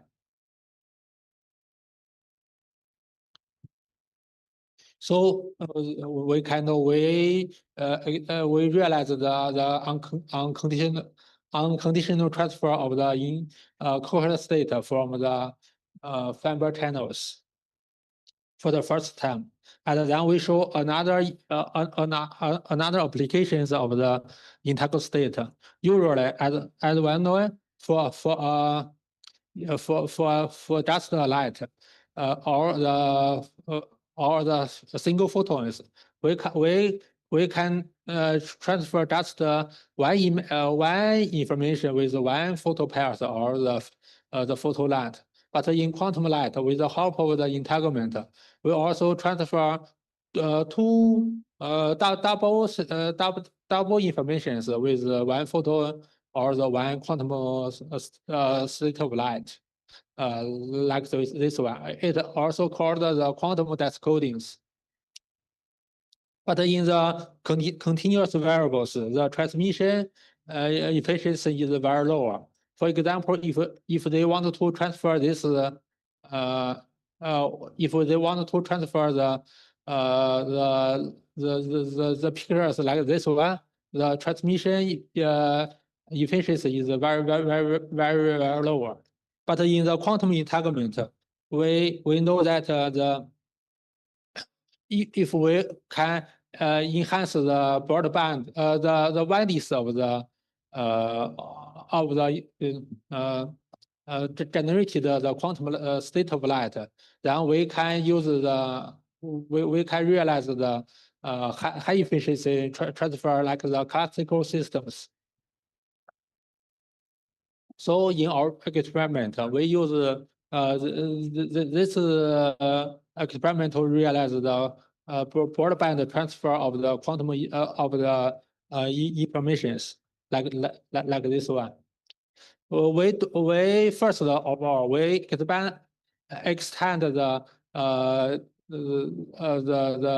bandwidth of the integrated lights. In this experiment, it has been extended to about 60 to 60 megahertz. Not like the usually several megahertz. Then we can use this band to transfer the classical informations. With help with this entanglement light, then we transfer the something like this one. Well, we measure the noise of the entangled light. The appear is something like this one. We can see we can divide it to a little part. The entanglement can be curved in the measurement results. And then this is the bit error correction for the different light. You can see with the quantum decoding, it has very lower bit error corrections. And we can show with these pictures. If we transfer the map, the something like this one, if we don't use the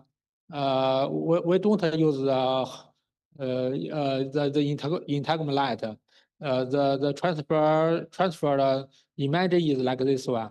But if we use the quantum entanglement, then it is more clearly than the usual your same systems. If the transferred light is changed to the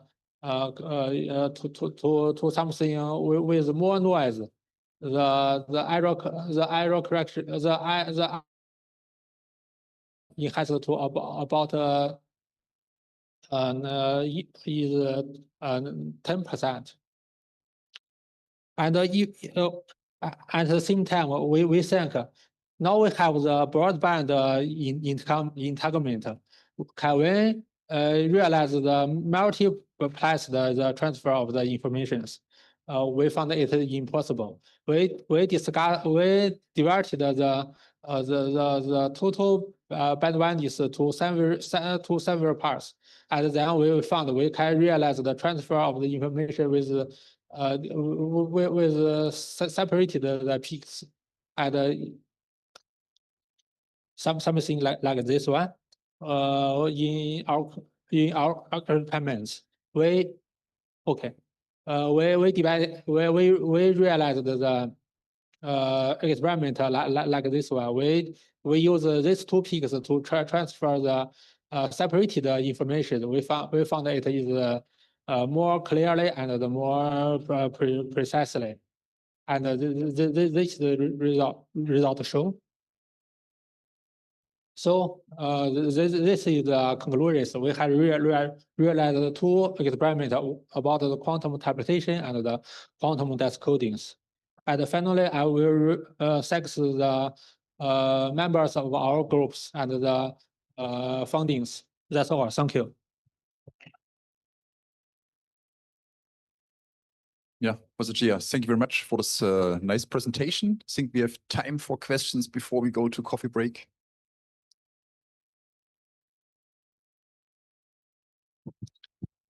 Thank you for nice presentation. I wonder how you reconstruct the signal from the optical into the electrical. Sorry? How you reconstruct the signal, the quantum signal into this from electrical perspective. Yeah.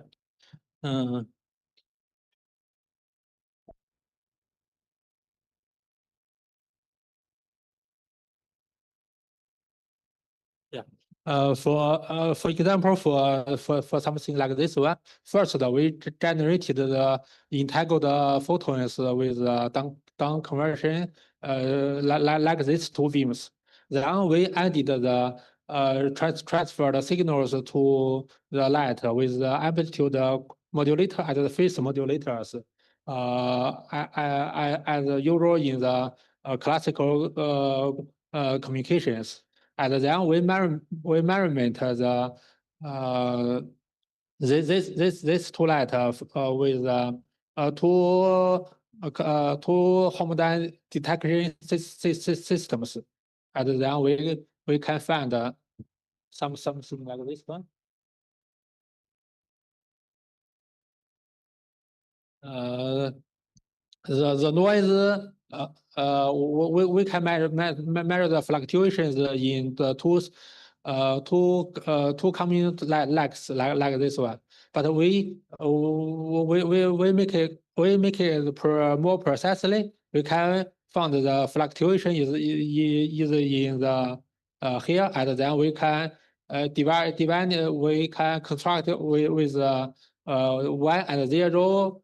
For example, if the measured noise is higher than the standard, we mark it as 1. If we the measured noise is lower, then we mark it as 0. And then because the generated two light has correlations, we can get the same result and two measurement systems. Okay, I think let's thank Professor Gia once more and all the presenters from the session. And I declare coffee break now for open. And I guess we start at 10:35. Yeah, so just 5 minutes later than scheduled to have everybody with relaxing time. Yes. Okay, thank you, Professor Karsten, from our moderator. Now, before coffee break, I would like to request Professor Xiao Juns, Professor David Marpaung, and Professor Ryo Akamoto to come to the stage. And also to Professor Carstens to come to the stage also, and then to hand some our souvenir. So please.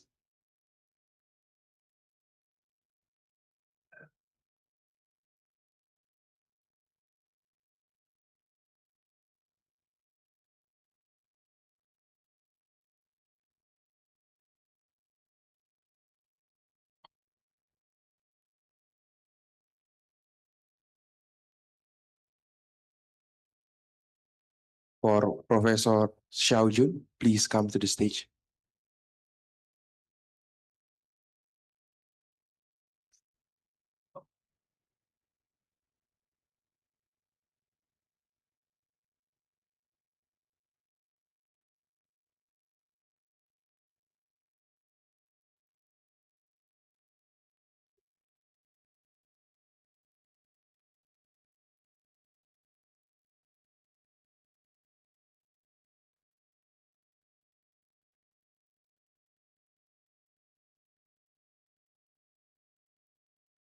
So we're gonna get a group photo first before we leave. A group photo.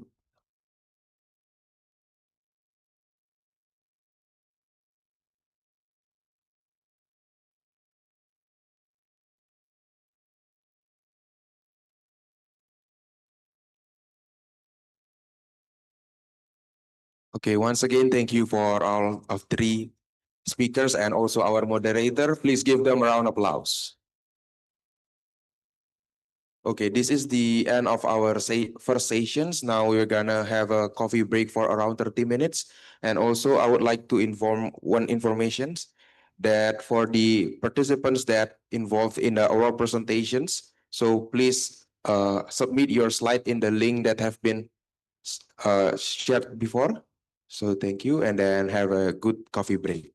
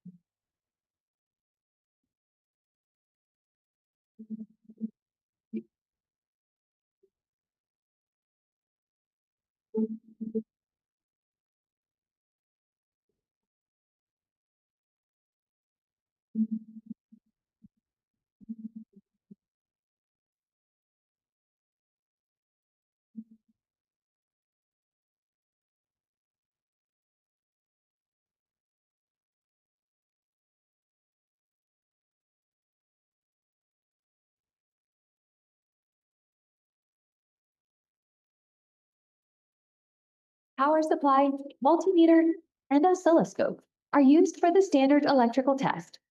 In a typical industry in the lab, we need multiple of these devices, but the problem is they have excessive power, limited output, expensive, bulky, cumbersome, and inconvenient. And the solution is XDAC, a sophisticated source measurement unit for low-power applications from simple electronic circuits to complex photonic integrated circuits. We also offer a variety of channel options, ranging from 8 to 40, 80, and 120.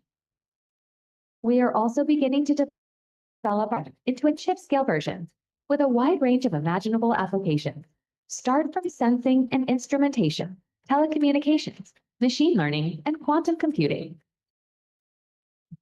If you're interested, we also provide a live demo unit and a GUI simulator to give you a better understanding of our product. You can find more information on our website. We are waiting for you. Together, we are unlocking the power of light.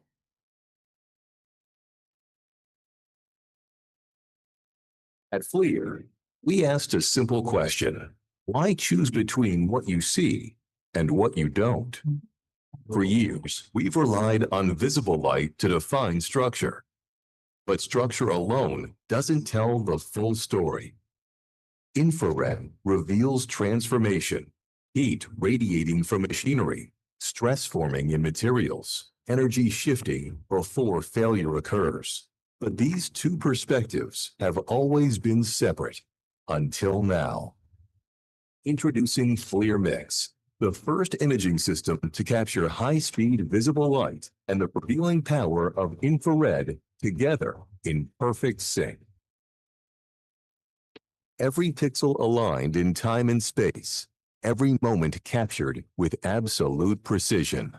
Now, researchers and engineers can see structure and transformation at the same time, in real time, without the need to piece together separate data sets.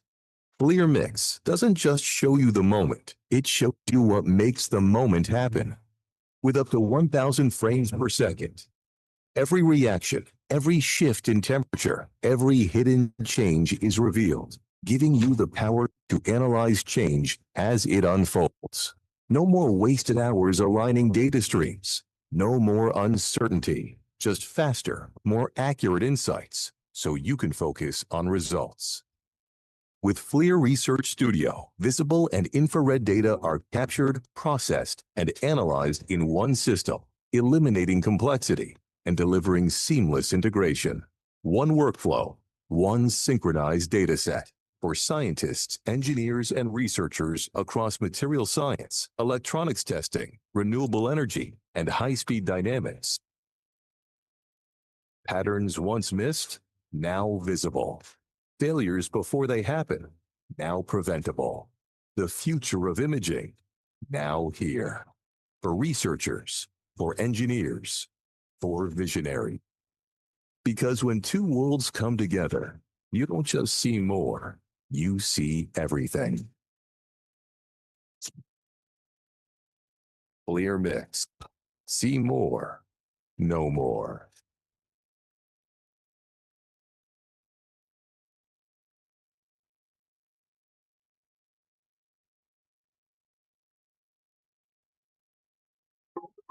If you're designing photonic systems, ANSYS Lumerical lights the way.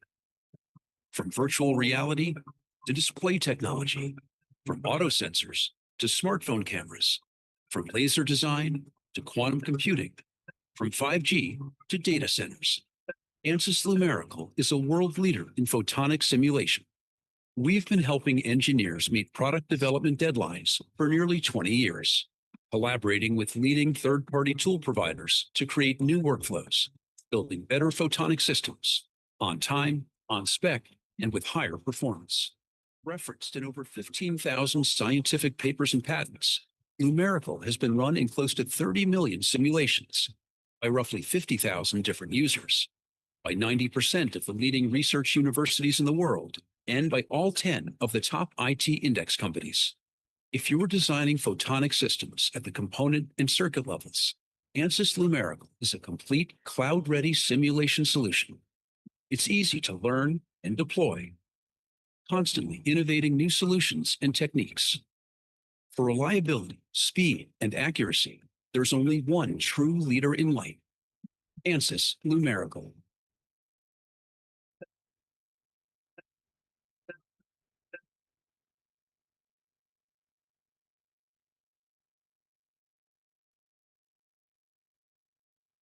Power supply, multimeter, and oscilloscope are used for the standard electrical test. In a typical industry in the lab, we need multiple of these devices, but the problem is they have excessive power, limited output, expensive, bulky, cumbersome, and inconvenient.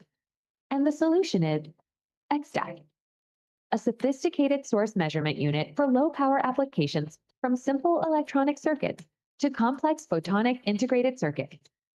We also offer a variety of channel options, ranging from 8 to 40, 80, and 120. We are also beginning to develop our product into a chip-scale version with a wide range of imaginable applications. Start from sensing and instrumentation, telecommunications, machine learning, and quantum computing. If you're interested, we also provide a live demo unit and a GUI simulator to give you a better understanding of our product. You can find more information on our website. We are waiting for you. Together, we are unlocking the power of light.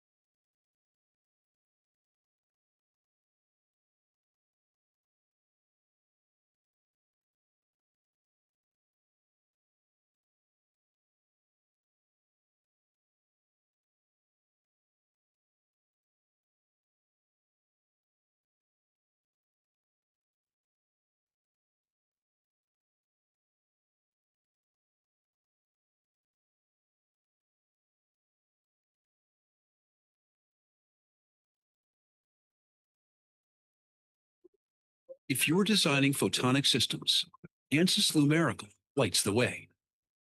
From virtual reality to display technology, from auto sensors to smartphone cameras, from laser design to quantum computing, from 5G to data centers, ANSYS Lumerical is a world leader in photonic simulation. We've been helping engineers meet product development deadlines for nearly 20 years, collaborating with leading third-party tool providers to create new workflows, building better photonic systems on time, on spec, and with higher performance. Referenced in over 15,000 scientific papers and patents, Lumerical has been run in close to 30 million simulations by roughly 50,000 different users, by 90% of the leading research universities in the world, and by all 10 of the top IT index companies. If you are designing photonic systems at the component and circuit levels, ANSYS Lumerical is a complete cloud-ready simulation solution. It's easy to learn and deploy, constantly innovating new solutions and techniques. For reliability, speed, and accuracy, there's only one true leader in light, ANSYS Lumerical.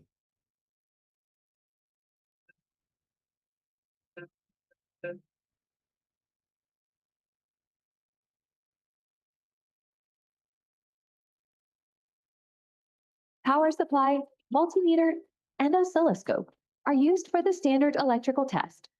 In a typical industry in the lab, we need multiple of these devices, but the problem is they have excessive power, limited output, expensive, bulky, cumbersome, and inconvenient. And the solution is XDAC, a sophisticated source measurement unit for low-power applications from simple electronic circuits to complex photonic integrated circuits. We also offer a variety of channel options, ranging from 8 to 40, 80, and 120.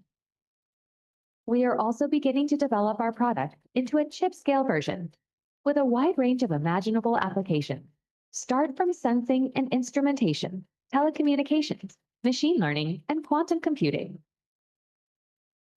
If you're interested, we also provide a live demo unit and a GUI simulator to give you a better understanding of our product. You can find more information on our website. We are waiting for you. Together, we are unlocking the power of light.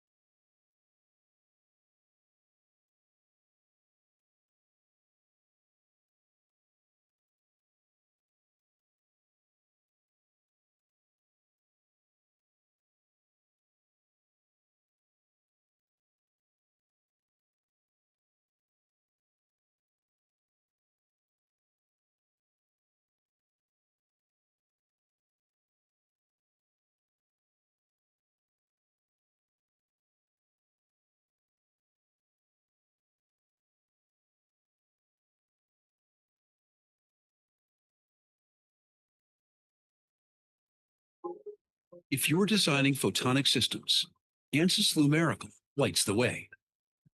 From virtual reality to display technology, from auto sensors to smartphone cameras, from laser design to quantum computing, from 5G to data centers, ANSYS Lumerical is a world leader in photonic simulation.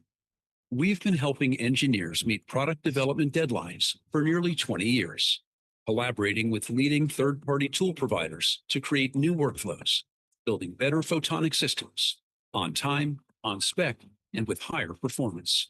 Referenced in over 15,000 scientific papers and patents, Lumerical has been run in close to 30 million simulations by roughly 50,000 different users, by 90% of the leading research universities in the world, and by all 10 of the top IT index companies.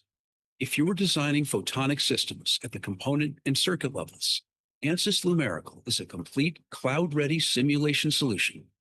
It's easy to learn and deploy, constantly innovating new solutions and techniques. For reliability, speed, and accuracy, there's only one true leader in light, ANSYS Lumerical.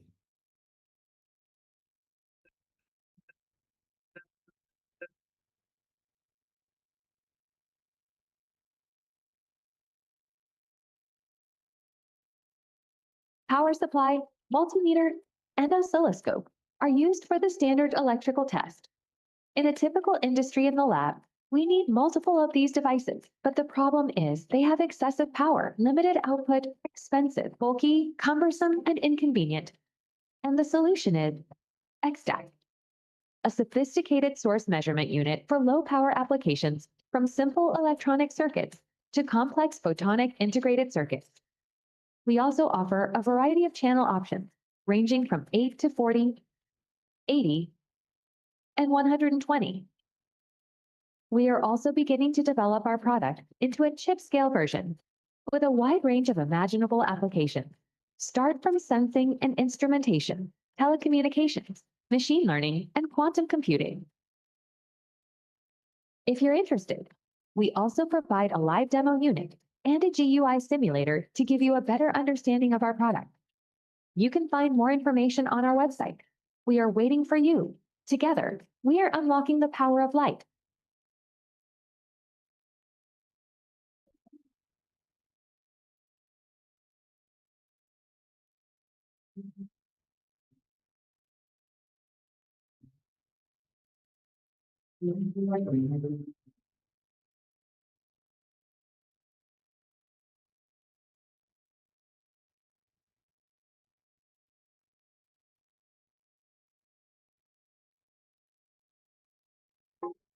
If you're designing photonic systems, ANSYS Lumerical lights the way.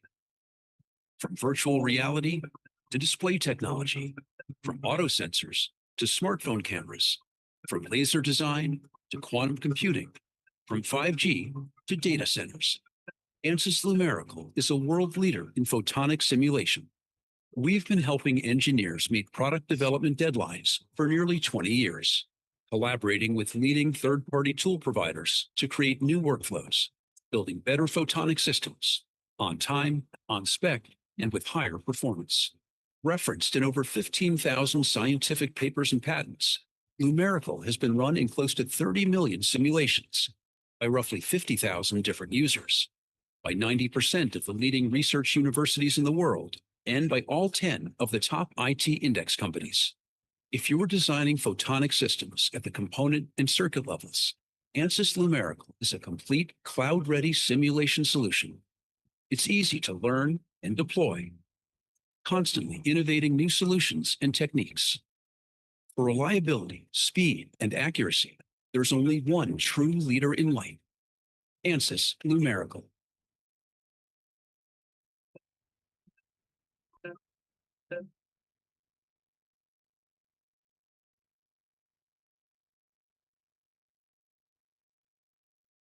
Power supply, multimeter, and oscilloscope are used for the standard electrical test. In a typical industry in the lab, we need multiple of these devices, but the problem is they have excessive power, limited output, expensive, bulky, cumbersome, and inconvenient. And the solution is XDAC, a sophisticated source measurement unit for low power applications from simple electronic circuits to complex photonic integrated circuits. We also offer a variety of channel options, ranging from 8 to 40, 80, and 120. We are also beginning to develop our product into a chip-scale version with a wide range of imaginable applications. Start from sensing and instrumentation, telecommunications, machine learning, and quantum computing. If you're interested, we also provide a live demo unit and a GUI simulator to give you a better understanding of our product. You can find more information on our website.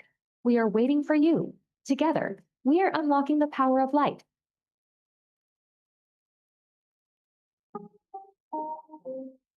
I'm Dr. Yvette Matley, and I'm thrilled to be here today to tell you about the next generation of our NIR spectrometer, the NearQuest Plus. The NearQuest Plus is available in configurations covering the complete NIR wavelength range from 900 to 2500 nanometers, and it's customizable to fit your specific application needs. We have put our 30+ years of experience to squeeze every ounce of performance out of the components that we're using in the NearQuest Plus. So it won't look any different to you than your standard NearQuest, but the performance of the NearQuest Plus will look much different. I'm very excited to report that we are seeing a 2.5 times increase in the sensitivity into the bench. For those of you who have ever worked in the NIR region, you know that we're always starved for light. And the best way to get the most accurate measurements is to get more light into the system. And that is precisely what the NearQuest Plus will do for you. To accomplish this, we're using various indium gallium arsenide or InGas detectors, a thermoelectrically cooled detector that will let you cool the detector down 40 degrees Celsius below ambient temperature. This keeps the noise low, which also improves on your ability to detect low signal levels. Ocean Insight was the first to develop a modular spectrometer approach. And in the case of the NearQuest Plus, we've kept that going with different levels of throughput based on the slit that we use, with different responsivities based on the gratings, and can actually find its way out of the lab to make measurements, or can be taken and set up very easily where the measurements need to occur. And as a whole, this enables our customers, our partners, to do so much more than they could ever do with these benchtop integrated type of systems. A very important part of the whole picture involving the NearQuest Plus is having the tools that you need to use the data that you're acquiring from that spectrometer. OceanView will enable you to use the NearQuest Plus in absorbance, transmission, or reflectance mode, in addition to providing a full range of features, including strip charting, customization of your data processing, and many other features. We want to quantify, we want to be able to determine sugar for fruit sorting, for example. Ocean has a companion to the NearQuest Plus, Ocean Intelligence, which is really going to allow you to take that spectral data to the next level.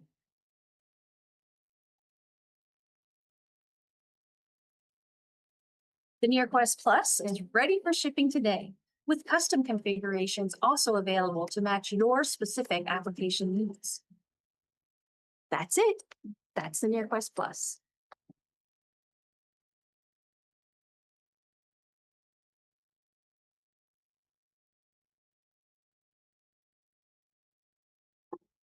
If you're designing photonic systems, ANSYS Lumerical lights the way. From virtual reality to display technology, from auto sensors to smartphone cameras, from laser design to quantum computing, from 5G to data centers, ANSYS Lumerical is a world leader in photonic simulation. We've been helping engineers meet product development deadlines for nearly 20 years, collaborating with leading third-party tool providers to create new workflows, building better photonic systems on time, on spec, and with higher performance. Referenced in over 15,000 scientific papers and patents, Lumerical has been run in close to 30 million simulations by roughly 50,000 different users, by 90% of the leading research universities in the world, and by all 10 of the top IT index companies. If you're designing photonic systems at the component and circuit levels, ANSYS Lumerical is a complete cloud-ready simulation solution. It's easy to learn and deploy, constantly innovating new solutions and techniques. For reliability, speed, and accuracy, there's only one true leader in light, ANSYS Lumerical.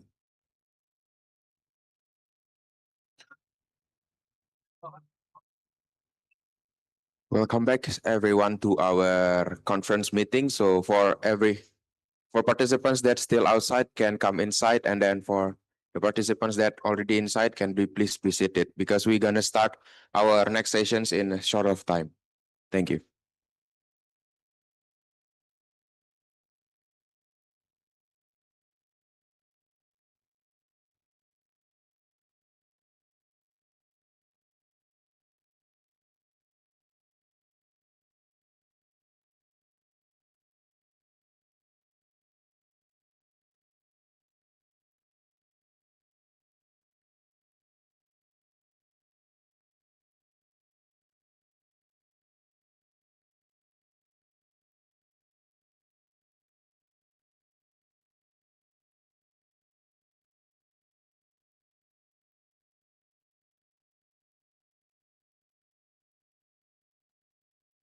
Okay, for our second sessions, I would like to invite our moderator, Professor David Marpaung, who will be serve as moderator. So please, Professor David Marpaung. Welcome to the second session. My name is David Marpaung from the University of Twente. We have 3 talks in this session. The first one is from Professor Min Kyo Seo.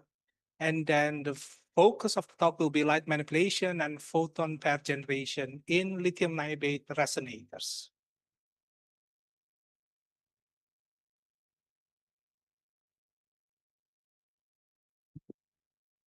Thank you very much for the kind introduction. My name is Min Kyo-seo from KAIST, South Korea. Today I'd like to talk about some recent achievement in our group. About the light manipulation and photon pair generation based on the lithium niobate microresonators. At first, I'd like to thank the organizers and particularly Professor Alexander Iskandar to be here. And I attended to the 10th International Symposium of Modern Optics and its Applications. They are held in Bandung. So here, this is me, and this is Professor Iskandar, and also here, the Professor Mayong Cha, whom I really respect. So at the time, I was really happy, and also today, I'm much more happy. Okay, so let me introduce the research motivation in our group. We are focusing on some practical quantum information technology. So recently, lots of the quantum information technology have been developed, and who knows, 10 or 20 years later, one single person can have their own quantum information devices. But anyway, in such a cases, we need some kind of development, particularly focusing on scalability and practicalness. So about the requirement for a scalable or some practical quantum technology, we are thinking about some scalable non-classical photon pair generations or the non-classical photon state generation. And then in order to use some existing facilities in the world, that is the optical fiber-based communication, network, the infrastructure, right? So if we can make some quantum device which working in the telecommunication wavelengths, it will be very nice. And also, lots of the quantum sources are working in the low temperature. But if we can use some kind of quantum technology working in the room temperature, it will be very nice. So at first, I would like to compare some scalable the non-classical photon generation sources. Actually, the professor the Groda he already presented yesterday. So I may very briefly introduce. So the cold atoms or ions, they are very nice. They are single photon generators or even the photon pair generators. And also semiconductor quantum dots or vacancies or color centers in the crystals, they are good. And particularly they are deterministic, their quantum sources. So in the sense that they are very unique. However, they sometimes suffer from the indistinguishability. For example, in the case of the semiconductor quantum dots, depending on its shape or some surrounding materials, they emit the different the photons with the different the wavelengths. They should be distinguishable. And also in the case of the vacancy, they provide very well selected wavelengths light. However, there is some kind of effect, such as the zero phonon effect, which is the dialogue to the surrounding material. So the fidelity should be low. So in that sense, there's some another approach to generate the photon pairs, particularly based on the spontaneous parametric down convention, would be some alternative pathway. Of course, it is a probabilistic processes, so that we need to solve something further. But recently, we can use the technique heralding the photons, and we can use such a Kite nonlinearity for some well-determined the non-classical photon pair generations. So recently we can see very lots of the researches in the demonstration of the quantum optical effect and their applications, including the entanglement generations, swapping, and GH state generations, and best state measurement, and also even quantum memories. And then here, here you can see that the red arrows, they correspond to the nonlinear crystals in which we can generate the non-classical photon pairs. However, such bulk optics require very huge setup, so it is not easy to develop very small and portable the devices, as the Professor Marfang mentioned in this morning. Yeah, so actually recently there are many of the researches based on photon integrated circuit based non-classical light generation. And actually in our group, we would like to combine the possibilities in active control of the photon integrated circuit devices using the lithium niobate, so such as modulators. And then we also like to combine the SPDC device, and then we can realize some real active controllable the SPDC devices for next generation the photon integrated circuits for quantum information. Yeah, so I'd like to show you some key components and key achievements very briefly in our group. So we developed some resonators, waveguide system, and couplers. And then we successfully demonstrate the high performances such as quality factor in the order of the 10 to the 6. And also we demonstrate the electro-optic modulators or even thermal optic devices. And also it is also very important to achieve the quasi-phase matching, particularly for the SPDC photon pair generation. So we successfully made some PPLN structure, periodic code the lithium niobate structures to compensate the mismatch of the wave numbers in the pump and the signal light.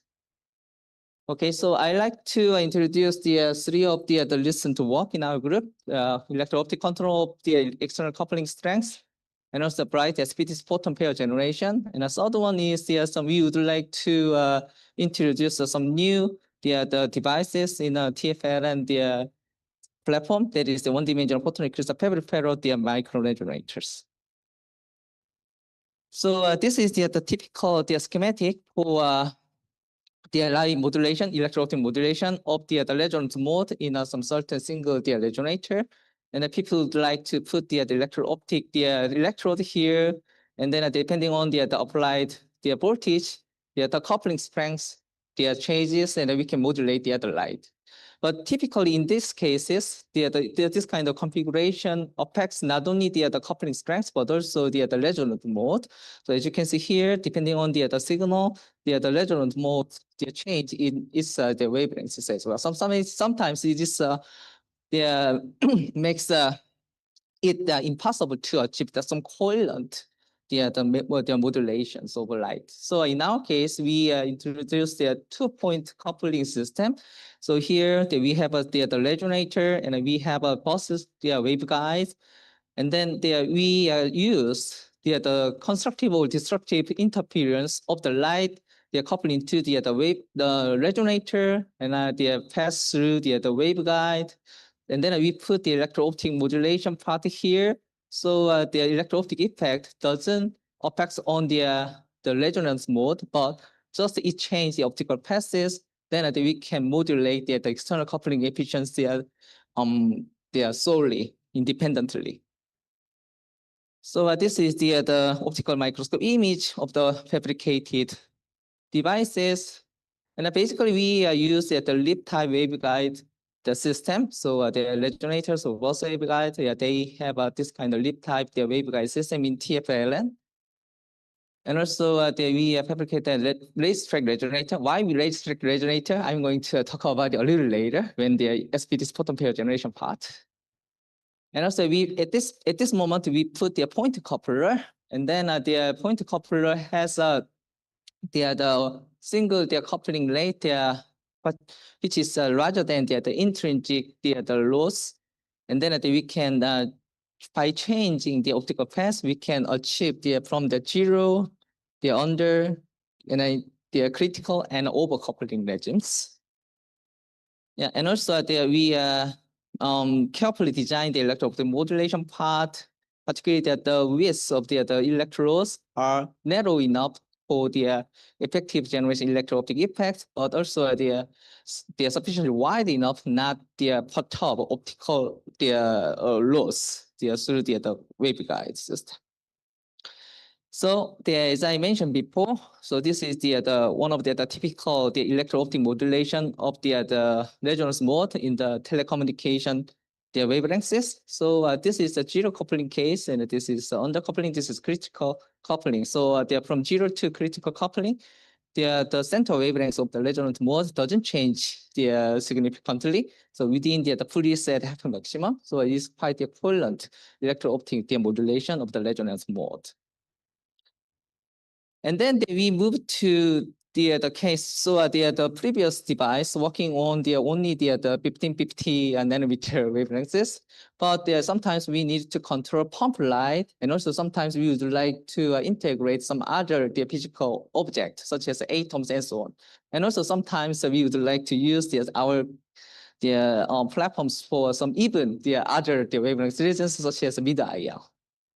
So to bridge such different elements, we need to design some electro-optic modulation, which works on different wavelengths at the same time and with the same platform.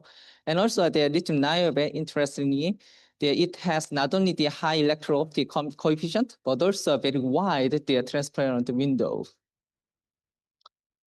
So at this moment, we used rather than the point coupler in the previous work. In this time, we used the pulley coupler.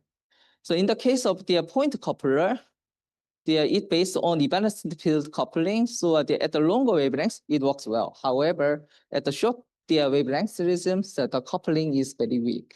However, in the case of pulley coupler, depending on the interaction angles, we can make which can work not only the long wavelengths but also short wavelengths.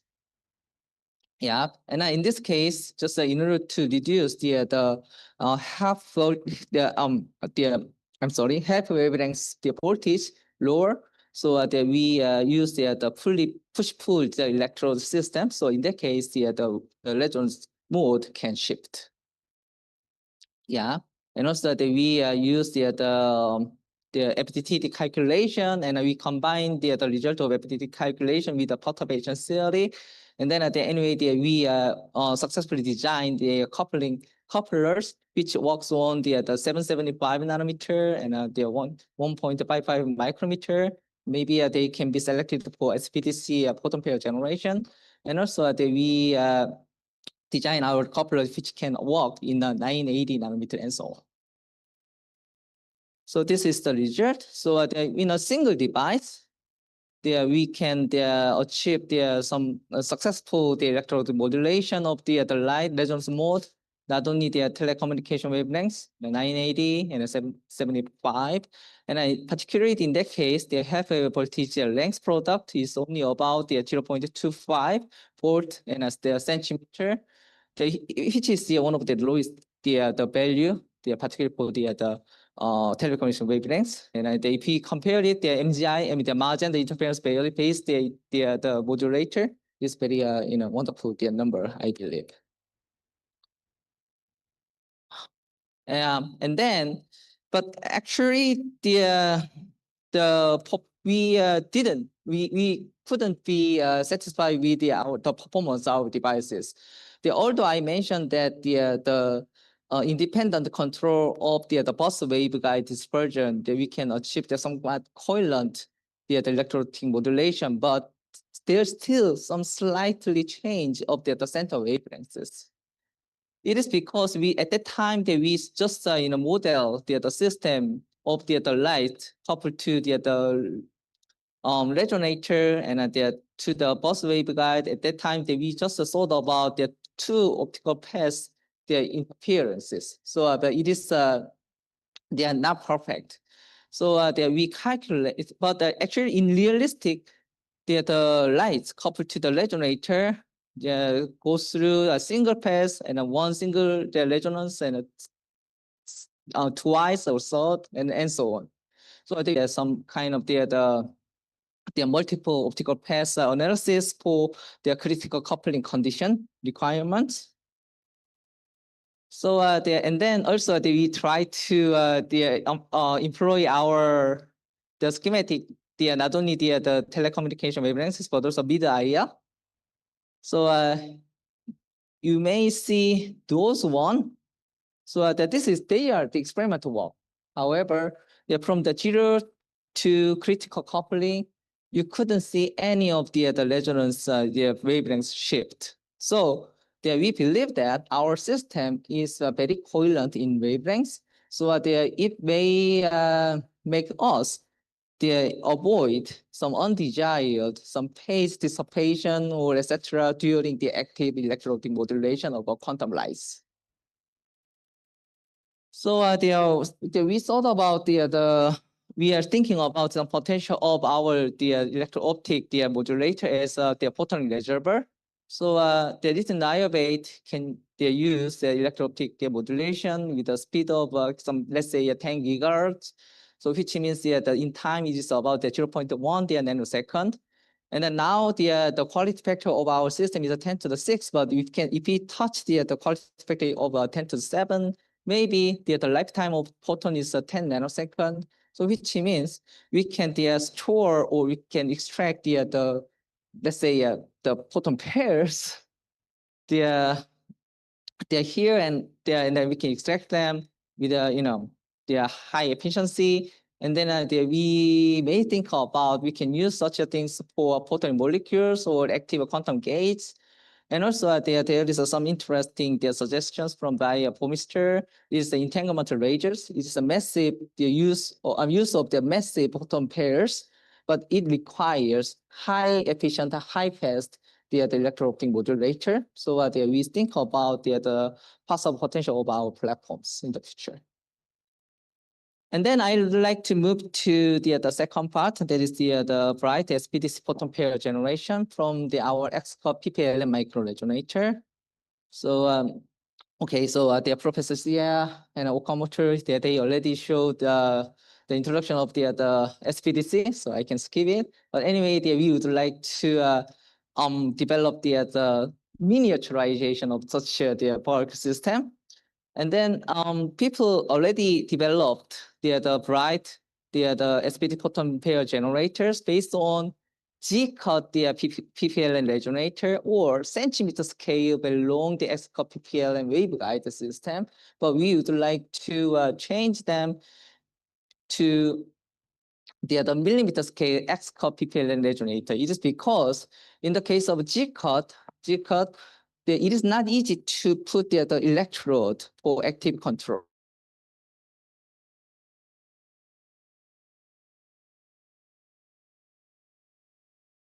There are small devices independently. There is a crosstalk. And also in the case of the waveguide system, X-cut, in that case, we use the X-cut so that we can put the electrode in the laterally. However, it has a centimeter scale, it's too long. So we consider about to use the race strength resonator. So this is the race strength resonator. In this race strength resonator, we have a straight stretch. So here we can put the PPLN, the periodic pole, the lithium niobate structures. And here we have a polycoupler. Why we have polycoupler? We would like to extract the generated photon pairs as much as possible.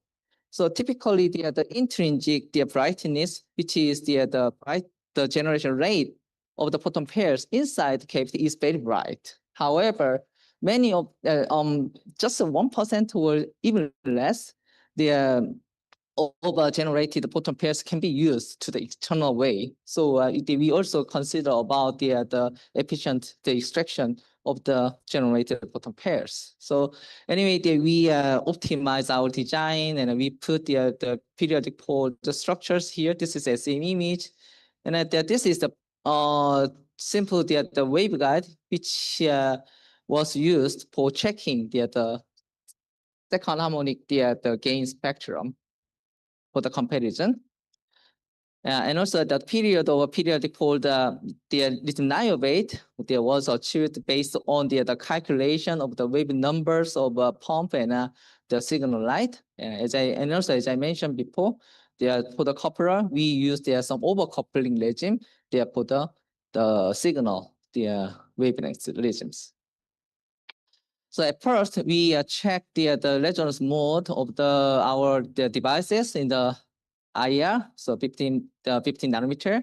We have a quality factor of 10 to the fifth at first. And then at the resonance, we can get the strong second harmonic generation.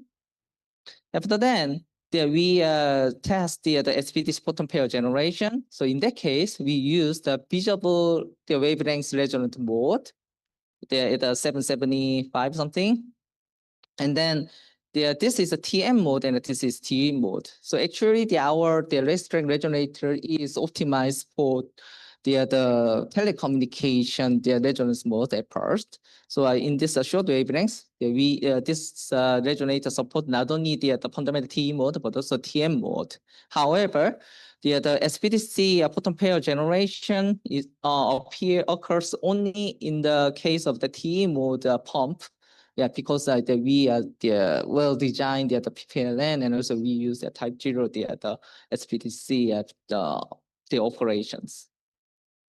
And then in this case, due to some kind of the TETM mode coupling and so on, so the quality factor at the short wavelengths is one order lower than the case of the 1550. But nowadays, we successfully achieved the really high quality factors in our newly designed the resonators. In that case, the quality factor of this long wavelength is in the order of 10 to the 6, and in this case, they are in the order of the 10 to the 5 pips. So, and also there you can see that here, this is the case, maybe this one, the which maximize the second harmonic generation. And then at that time, the pump wavelength, it was 1541. And then this is the case of SPDC. And then this is the maximized case of XPDC. It was achieved when we pump it with a wavelength of 770 something. And then this is exactly twice of this one. So we attribute that our device operates in some degenerated SPDC photon pair generation. Yeah, and then we measure the coincidence with two the superconducting nanowire single photon detectors.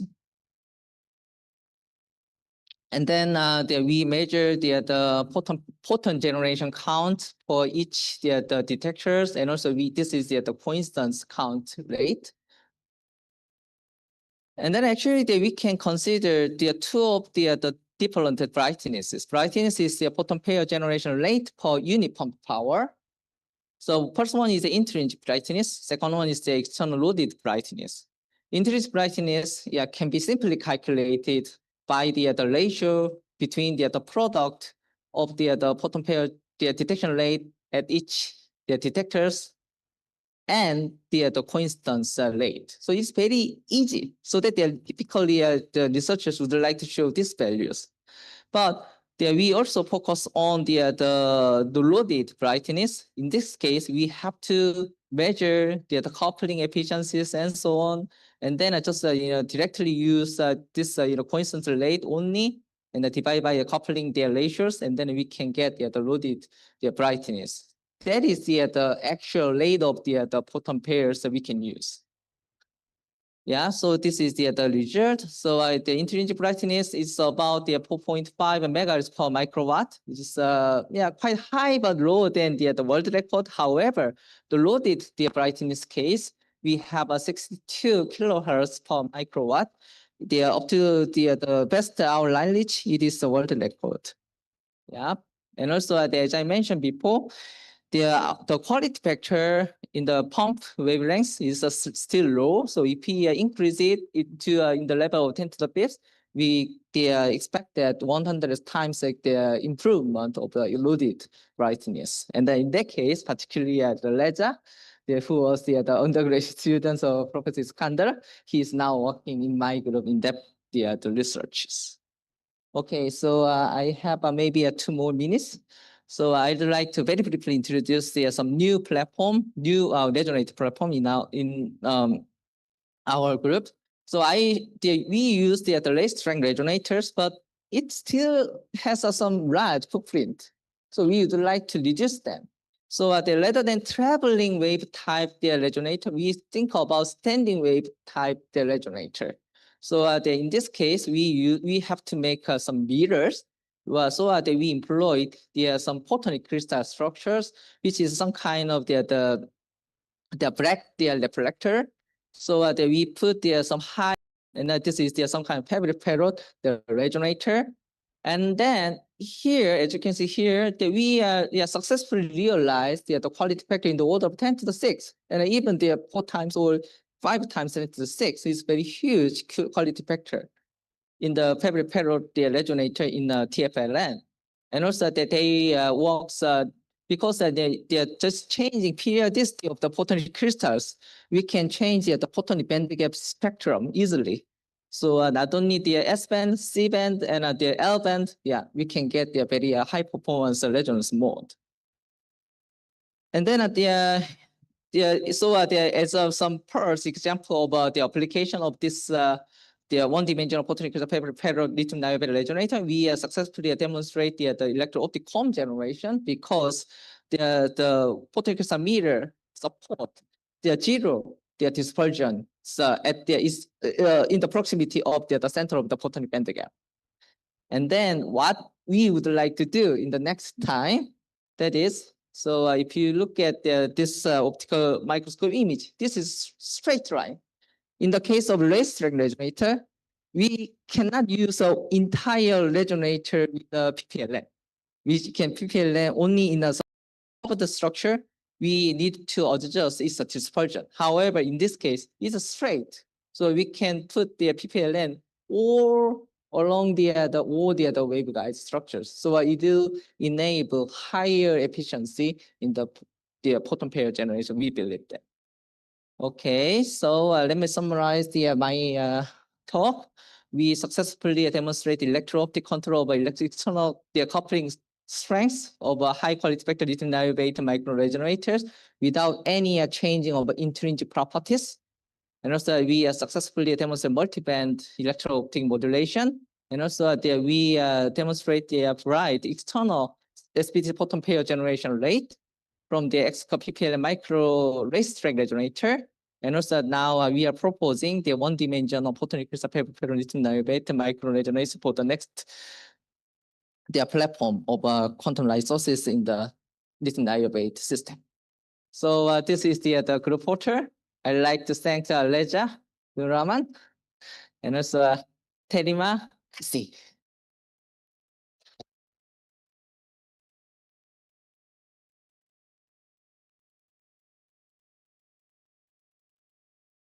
Thank you for the excellent talk, Professor Pincio. Question. In your first work, you realized the yield modulator. Okay, modulator.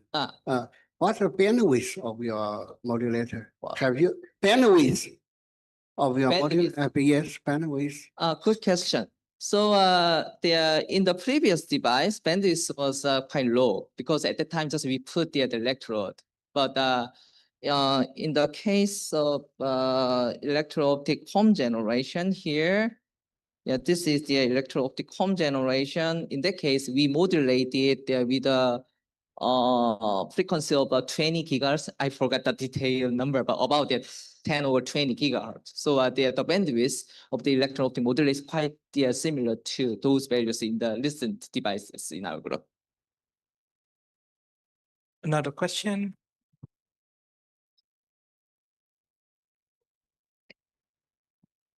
Okay, interesting presentations. Thank you. I am interested in the 2-pair photon generations using resonators. Yes. That is based on parametric down conversion, yeah? Yeah. I suppose that we can distinguish the 2 photons by their polarizations. And polarization. Polarization. Yeah. A very important question. So can I answer? May I continue? Yeah, sure. So if we can distinguish by polarization, if in the circular resonator, I disturb one polarization mode, thus the other polarization mode will change also. Yeah. Yeah. Yeah, That is- yes. yeah. However, this kind of the on-chip, the photonic integral circuit, devices, it is very difficult to consider the polarization entanglement. It is because the TE mode and the TM mode shows there are some different dispersions. So in the resonators, yeah, definitely we can generate that polarization entangle the photon pairs. However, when they couple to the Bose waveguide and then after some propagation, basically the TE mode, for example, TE mode will arrive faster than TM mode and vice versa. So that the polarization entanglement should be fragile. Yeah, unfortunately. So that in such a case, we would like to use such a device for boson samplings or such kind of some new techniques rather than the polarization entanglement. Okay, thank you very much. Yeah, very nice question. Yeah, thank you.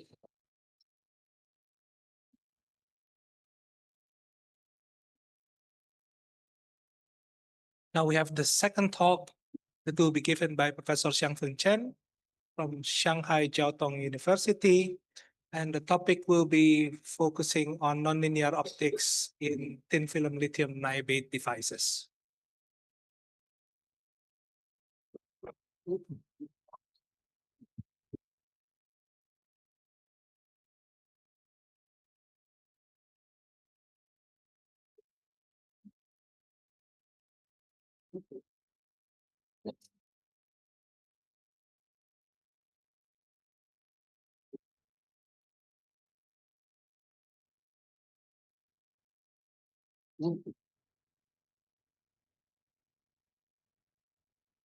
Okay, so I'm Xianfeng Chen from Shanghai Jiao Tong University.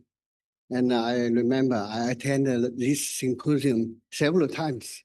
So last time I got COVID-19, so I cannot come here. So when I listen talk,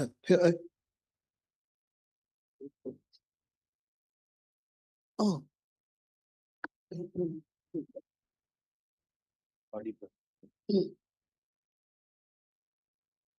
Okay, we have a very similar topic.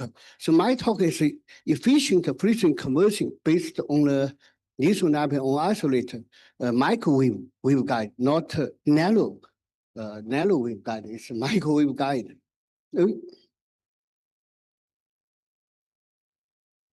Okay, so first I want to introduce the lithium on isolated photonic chips. Then I will focus on our recent research progress on microwave guidance for frequency conversion, then give some summary and outlook. So as we know, the data traffic has exponential growth. So they meet some limit, approaching some limit. For example, it's a production cost, high energy consuming, leakage, low bandwidth, and then how we keep this data increase the method is for photonics integrated circulator because it has high speed, low energy diffusion, and high capacity. So there are some materials available for our research, and for example, silicon oscillator, lithium niobate, and some other semiconductor material. Here, I will talk about the lithium niobate. So for integrated optical technique, it is represented by silicon photonics and lithium niobate. So they are called or regarded as descriptive technology in the post-MOA era. So, okay, so I will give some very short description of lithium niobate. So lithium niobate is very good. It is called photonic silicon. It has a wide transparency window and high Q temperature, because the most important is it has a very large second harmonic nonlinearity and strong electrical EO effect. Okay, we can for these pictures. So in the 1960s, we have bulk lithium niobate, and in the 1980, about we have some method to make waveguide, the time distribution and proton exchange. Then almost 10 years ago, or long time, 10 years, decade ago, so the thin film lithium niobate appears, and this is give us an opportunity to confine the light in a very tightly lithium niobate. Okay, so in the past time, as we know, electromodulate and fluid converter is a very important or prominent example of lithium niobate for applications. So as we can see, lithium niobate electro waveguide modulator plays a very important role in high capacity optical communication. And for second harmonic generation or nonlinear optical progress, new coherent light walls can be generated in periodic pole lithium niobate. Okay, then lithium niobate on isolate or thin film lithium niobate appears. And it's very important because it keeps the performance as in the bike material for electrical performance, nonlinear performance. And because the index difference for this waveguide is very large, it's about 1 or 1 point something, 1 or 2. So it is high interaction. So the modulated lens can be introduced to 1/10, and electron modulation is increased by 10 times. Okay, and also it can chemical stability. So this is a lithium niobate here. Lithium niobate thin film. It's about several hundred nanometer to several micrometer, and this is a waveguide as shown by the Professor Sean. It has strong converging, small bending radius, low loss at high temperature. Okay, when this appeared in the, almost 10 years ago, and a lot of research focused on this material. And for nonlinear optics, linear optics, and electro-optics, yes. So we can look for the precision profiles. Oh, okay. So as you can see, this is thin film wafer, and you use PVCD lithography dry etching. And this is called photoreflector etching dry. Most of our research, or most of the application use this method to fabrication the lithium niobate chip. And the other method is for lithography and femtech or femtech laser application ablation, and followed by CPM, a chemical mechanics polishing. And then this is called photolithography plus CPM. And also you can use FIB to fabrication. Okay, this the process improve sample collection, mask production, pattern processing, and pattern transport. Okay, so this is some resource trend for the thin film lithium niobate. Okay, so in my lab, we did a lot of research on the electrical effect, nonlinear effect, why the waveguide transfer window or the rare earth doubling for the laser and application. Okay, this some research about the fabrication. So in my group, we can just because Professor Xu shows the high we can gallium CAD. In my lab we can fabricate over 10 to 7 CuFAT. Yes, in here. Okay, and electro-optical modulation include tense phase modulator, high-speed spectral light modulator, and light polarization modulator. And here is the example. In my lab, we have a high-speed lithium ion modulator over 100 gigahertz.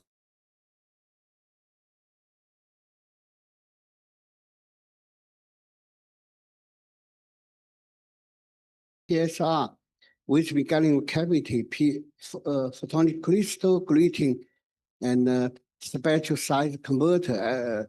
If we adopt with Irving, we can use Irving adopt laser and Irving adopt amplifier, and some nonlinear optics for the nonlinear optics in the some kind of cavity and in the metal surface. Okay, and okay, today I focus on this. I will give detail on that. Okay, and also it can be in my use for the quantum information application for quantum light source, state manipulation, state network interface, and multi-use quantum network and QDC. Okay. Okay. This talk I will focus on the frequency conversion in microwave waveguide lithium niobate. Why we did this? Because lithium niobate is a very good material for frequency generation. And as you know, there are some challenges for nonlinear for frequency conversion. For example, improving nonlinear conversion, how to improve the conversion efficiency is very important and enhance the damage threshold in meantime. Also, as achieving a wide bandwidth, and this is demand for the power shorts for short power, for example, femtechnical generation, and generation multi-core cap supercontinuum, the optical cone. And in magic ways, extremely EUV, fire infrared, and telehertz use frequency conversion, but it depends on the material, not so easy. Okay. In the lithium niobate on isolator or thin film lithium niobate, there are three methods to generate the phase matching. One is mode phase matching. For example, TE0 to TE1, TE2, TM example. Or your QPM and also can be used birefringent phase matching as the bike one. Okay. So if we want to enhance the efficiency or the damage threshold of the nonlinear optical frequency, so there are a lot of questions, a lot of issues. For example, high quality polling for periodic polling for the QPM. And if you use the bandwidth frequency conversion, you have to carefully design the dispersion. Okay, and okay, in the nonlinear optics, often, for example, second homogenization and for supercontinuum, the wavelength, the band wavelength is the bandwidth of wavelength is large. So copying issue is a very important problem. So as we can use SSC. SSC is good, but it can be designed for coupling, but it's a frequency dependent. Okay, so if this SSC is designed for 1.5, it can be used for the visible maybe. Okay, and it is a low damage threshold. Also, in my lab, in our research, we often use gratings as a coupling and a couple out because it's easy. It's a demonstrating physics phenomenon. Okay. The other question is hyper laser. It is a demand we use hyper laser, use lithium niobate waveguide or something like several watt, 10 watt. So it will induce optical damage. For example, PE and time diffusion waveguides in bulk and narrow waveguide for the TF lithium niobate on isolator or TF lithium niobate has low damage threshold. How to solve these many questions? Okay, so first challenge is the first to improving non-linear efficiency as well as enhance the damage ratio. Okay, as I told you how to do it. So many researchers have focused on the first one. It's a nanometer thick lithium niobate thin film. It's about 300 to 900 thick nanometer. But we have still another kind of lithium niobate isolate. It's about 3 to 20 thickness. Okay, by the mechanical thinning policy to thin. Okay, if we use this kind of lithium niobate on-site, we can solve part of the issues I mentioned before.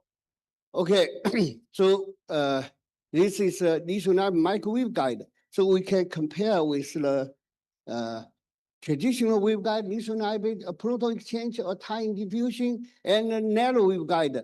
These have some, for this kind of waveguide, it's a normalized conversion efficiency is very low, but it has some advantages.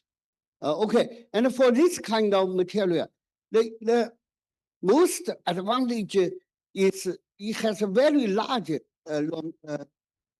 conversion efficiency, but the fiber capacity is very, it's not good because you have to use SSC. So although the chip, the efficiency in the chip is very high, but the coupling is low, so you can obtain the result you want. Okay, so but for our microwave guide, so this is low than this, but it's high than this. But for these two, it's good. It's good. So also it has some advantages. Lithography only can be used. Not we didn't use EBL. EBL is expensive. Use UV lithography plus ICP etching. So it is low cost and a large scale fabrication, and it can be coupled with fiber without any SSC. So it's a very low insertion loss and easy grain packaging.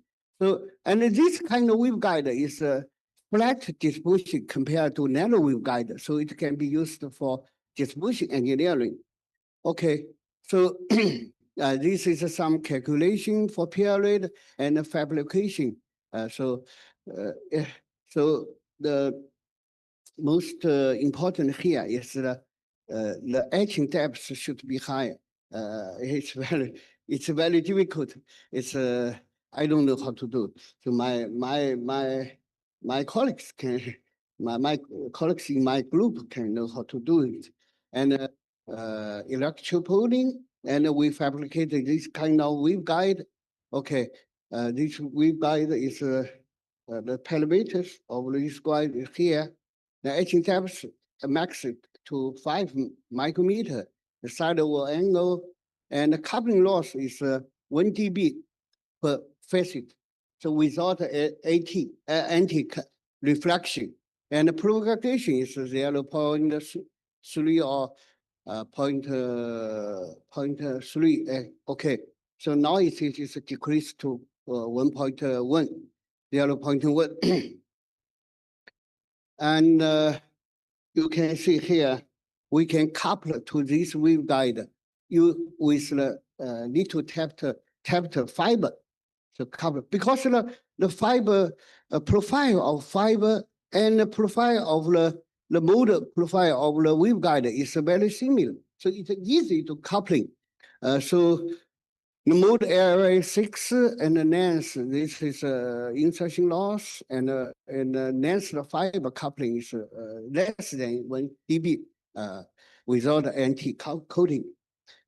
How then we test this kind of waveguide. Here is the second commutation. Here is the quantum spontaneous parameter down conversion, and we can achieve the fiber to fiber efficiency is 1,320% per watt. As you can see in this chart, okay, So the normalized efficiency, our group is not so high compared with the nanowave guide.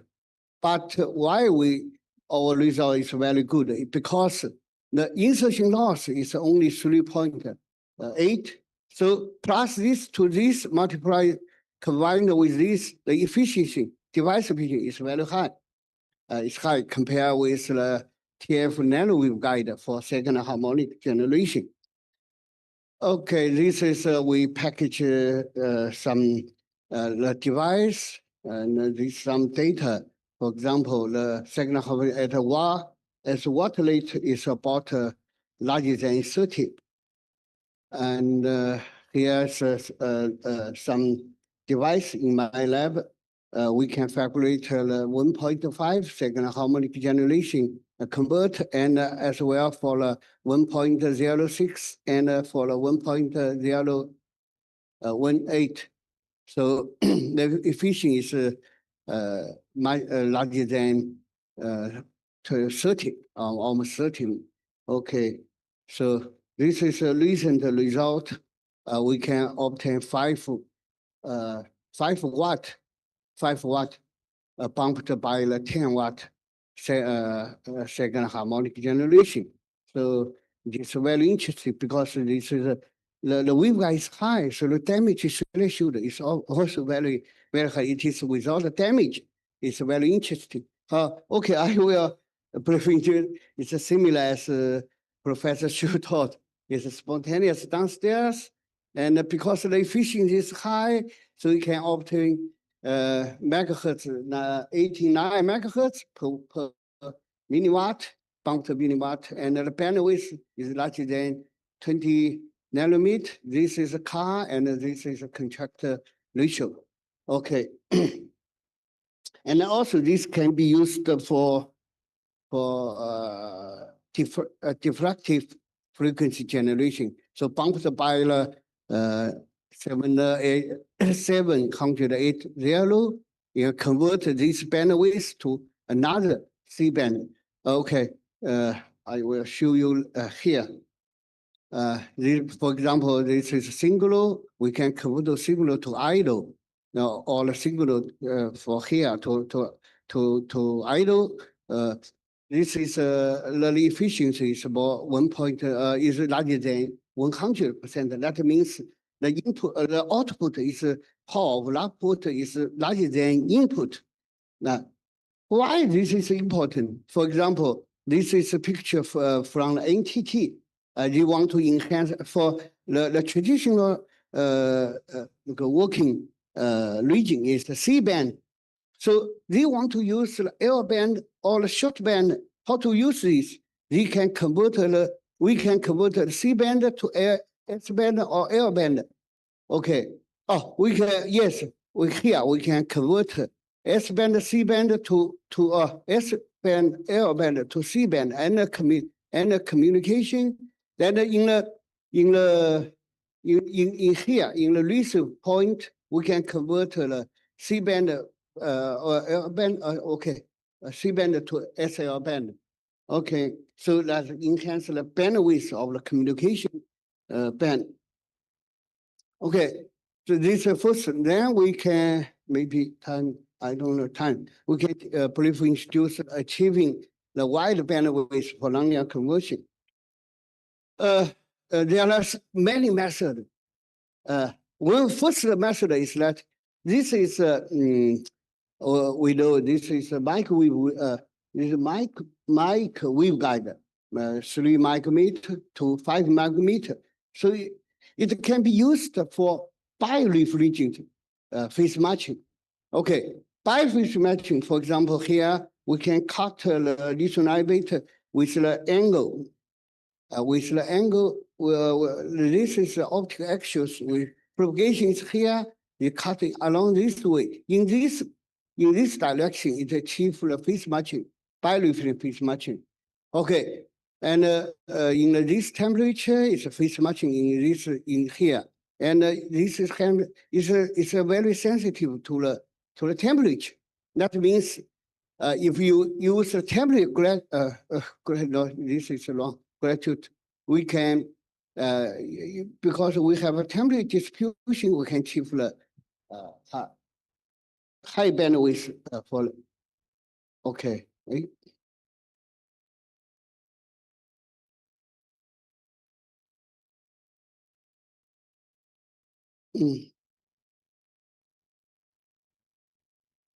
Wait. Yeah. Okay. The first method is curved waveguide. Here we just return turn the direction of the waveguide slightly, so that in the most here is for the wavelength some way, and the phase matching wavelength is changed along this way, along direction. So we use to enhance the bandwidth. I will go quickly. Just use the bilateral this method. You can understand the mechanics. Okay, and also we can use the turn point method. Turn point, that means the group velocity point and the phase matching as in the same point here, and in this time, here you can get the broadband. So this is some experiment.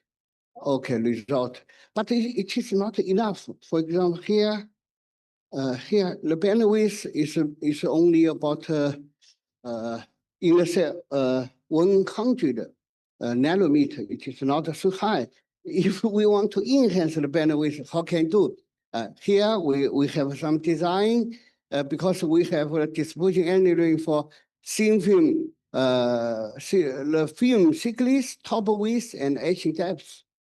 So we use this parameter to calculation distribution engineering. So we can we design here. This point of phase matching, and the GBM is located in here in 1.5, and this is phase matching. In this calculation, you can simulation, and at last we can in the experiment we can move this pointer. Here is the I don't know, the SC source to move to 1.1 to here to second harmonic generate to this area. So this is a calculation and experiment. So you can hear the calculation is very is agreement with very good with the experiment. And here is for the femtosecond laser, all the see them with broadband laser to second with the on-chip conversion is about 17.5. Here is with 10% peak joule. Okay, last I can very quickly to say generation multi-octave super continue the opticom. The design is very similar.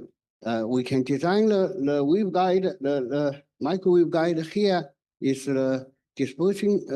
This is the dump point, dispersion wave point and here, and the bump is here. We design these kind of pictures, and we can obtain a large bandwidth here. You can see bump through 4-wave mixing for 3 order and bump, and this D-dump point to 4-wave mixing or self-modulation mixing. So enhance the bandwidth.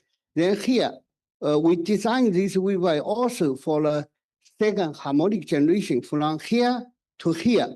Then we can measure the FCEO, as I mentioned too. We can measure the F to F interference to measure the FCEO.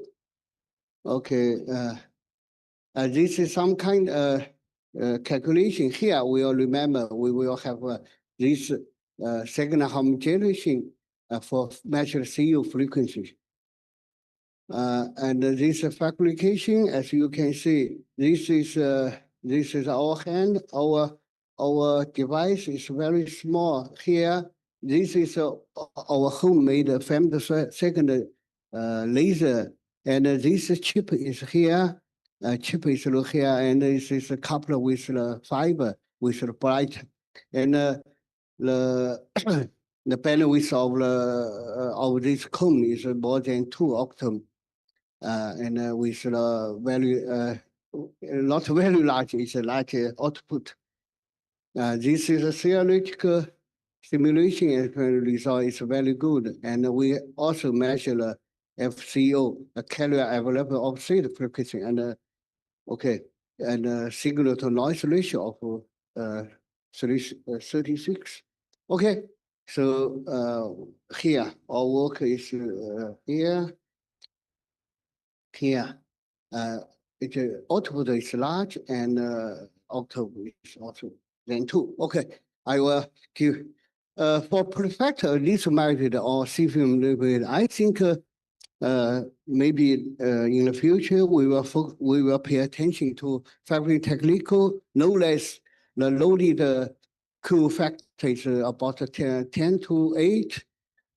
We are also, because we want to go to the UV, we want to subdomain structure, and the sidewall angle now it's not so good. It's 65-30, and actual modulation several hundreds of gigameter. Okay, fluid conversion is 5 to 5, even microlink second harmonic. Okay, for in optical network, and for cone, for UV to visible region, and high power for one cone. Emerging fixed matter for something like we are patient for some applications. Okay. That's all. So it is think that it is very important for this to happen to accelerate. Okay. Last, I will give some information about Journal of Nonlinear Optical Physics. I'm editing chief of this journal, so I encourage you, the students, and our teachers to submit to, because this is very good, because today this year the science score is 4.8, maybe larger than this, I don't know, and it entered JCR Q2. So you are, because if you are interested, please submit these journals. Okay, thank you. We can take one question. Okay. Yes, Bagus. Thank you for the presentation. Can you explain about the experimental challenge lithium neopulp on insulator compared to silicon on insulator? The experimental silicon. Oh, yeah. Okay. What is the difficult? Oh, okay.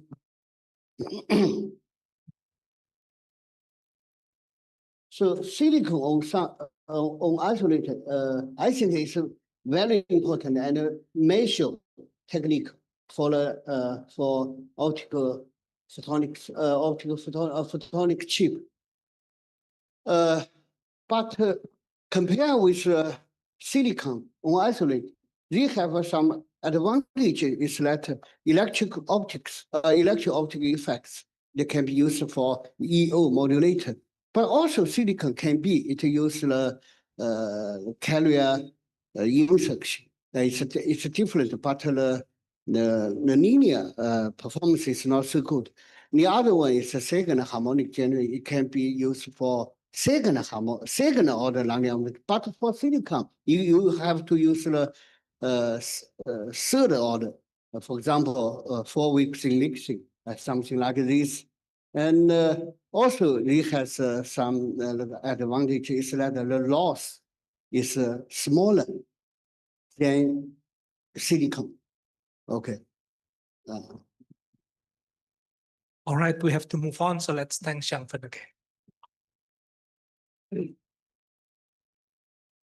So the final talk of this session will be given by Dr. Andri Mahendra from Next Lab. And then the topic will be how to build deep tech startup of photonics in Indonesia.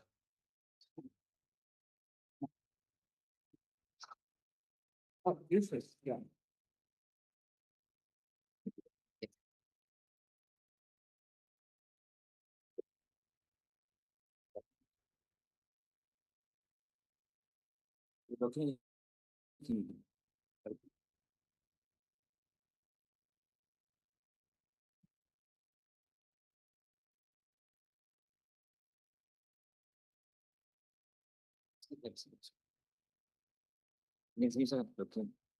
Samanya.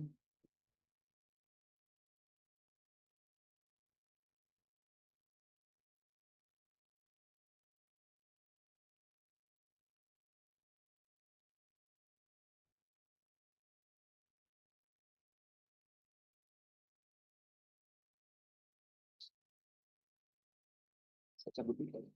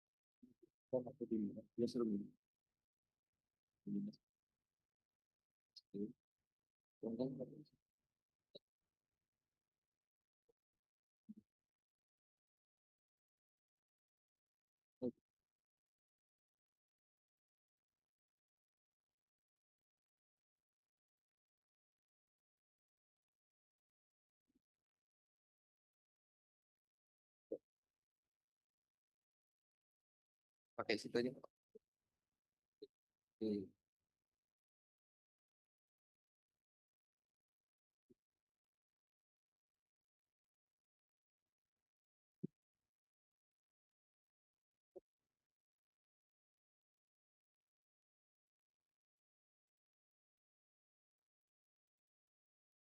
Yes.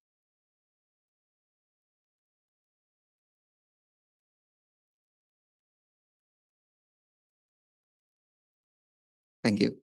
Assalamualaikum warahmatullahi wabarakatuh. Salam, Om Swastiastu, Namo Buddhaya, salam kebajikan, salam sejahtera buat kita semua. Good afternoon, everyone. Thank you for the opportunity for this talk. Firstly, I would like to thank Pak Professor Alex and Prof. David and all committees of ISMOA to give this opportunity. This talk would be a deep talk and so long, but I hope this could be have a insight on how our journey can provide some guidance or probably inspiration for you all. So Next Lab focuses on semiconductor industry, and we believe in future of photonics. So that's why we still continue on this.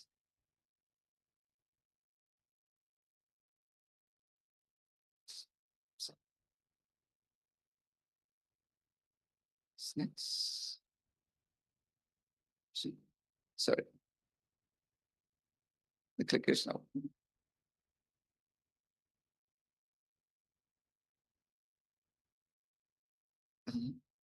Yeah.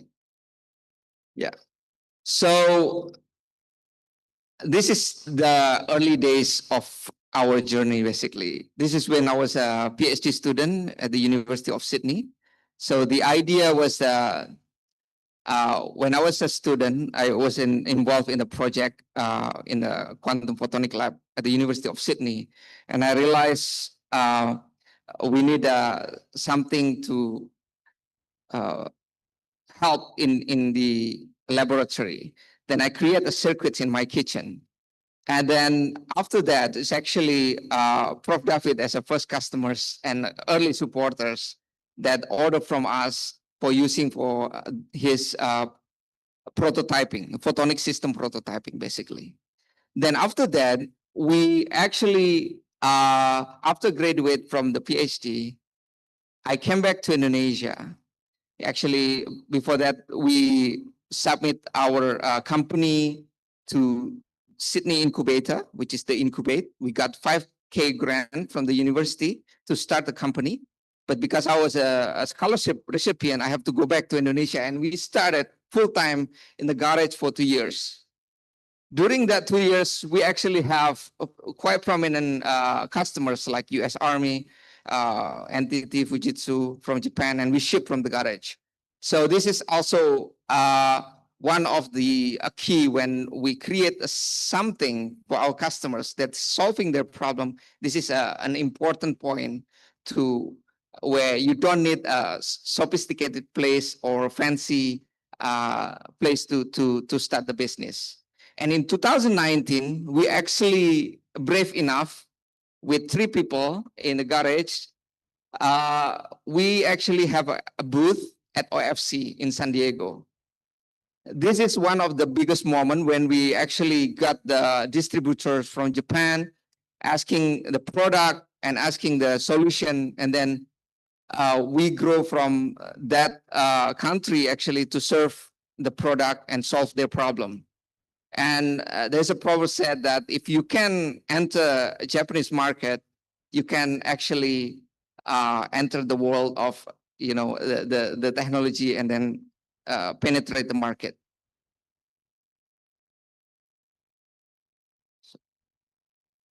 So next level global footprints, we currently have shipped over 20 countries with more than 150 customers. This is including big giant company like NVIDIA, Fujitsu, NTT.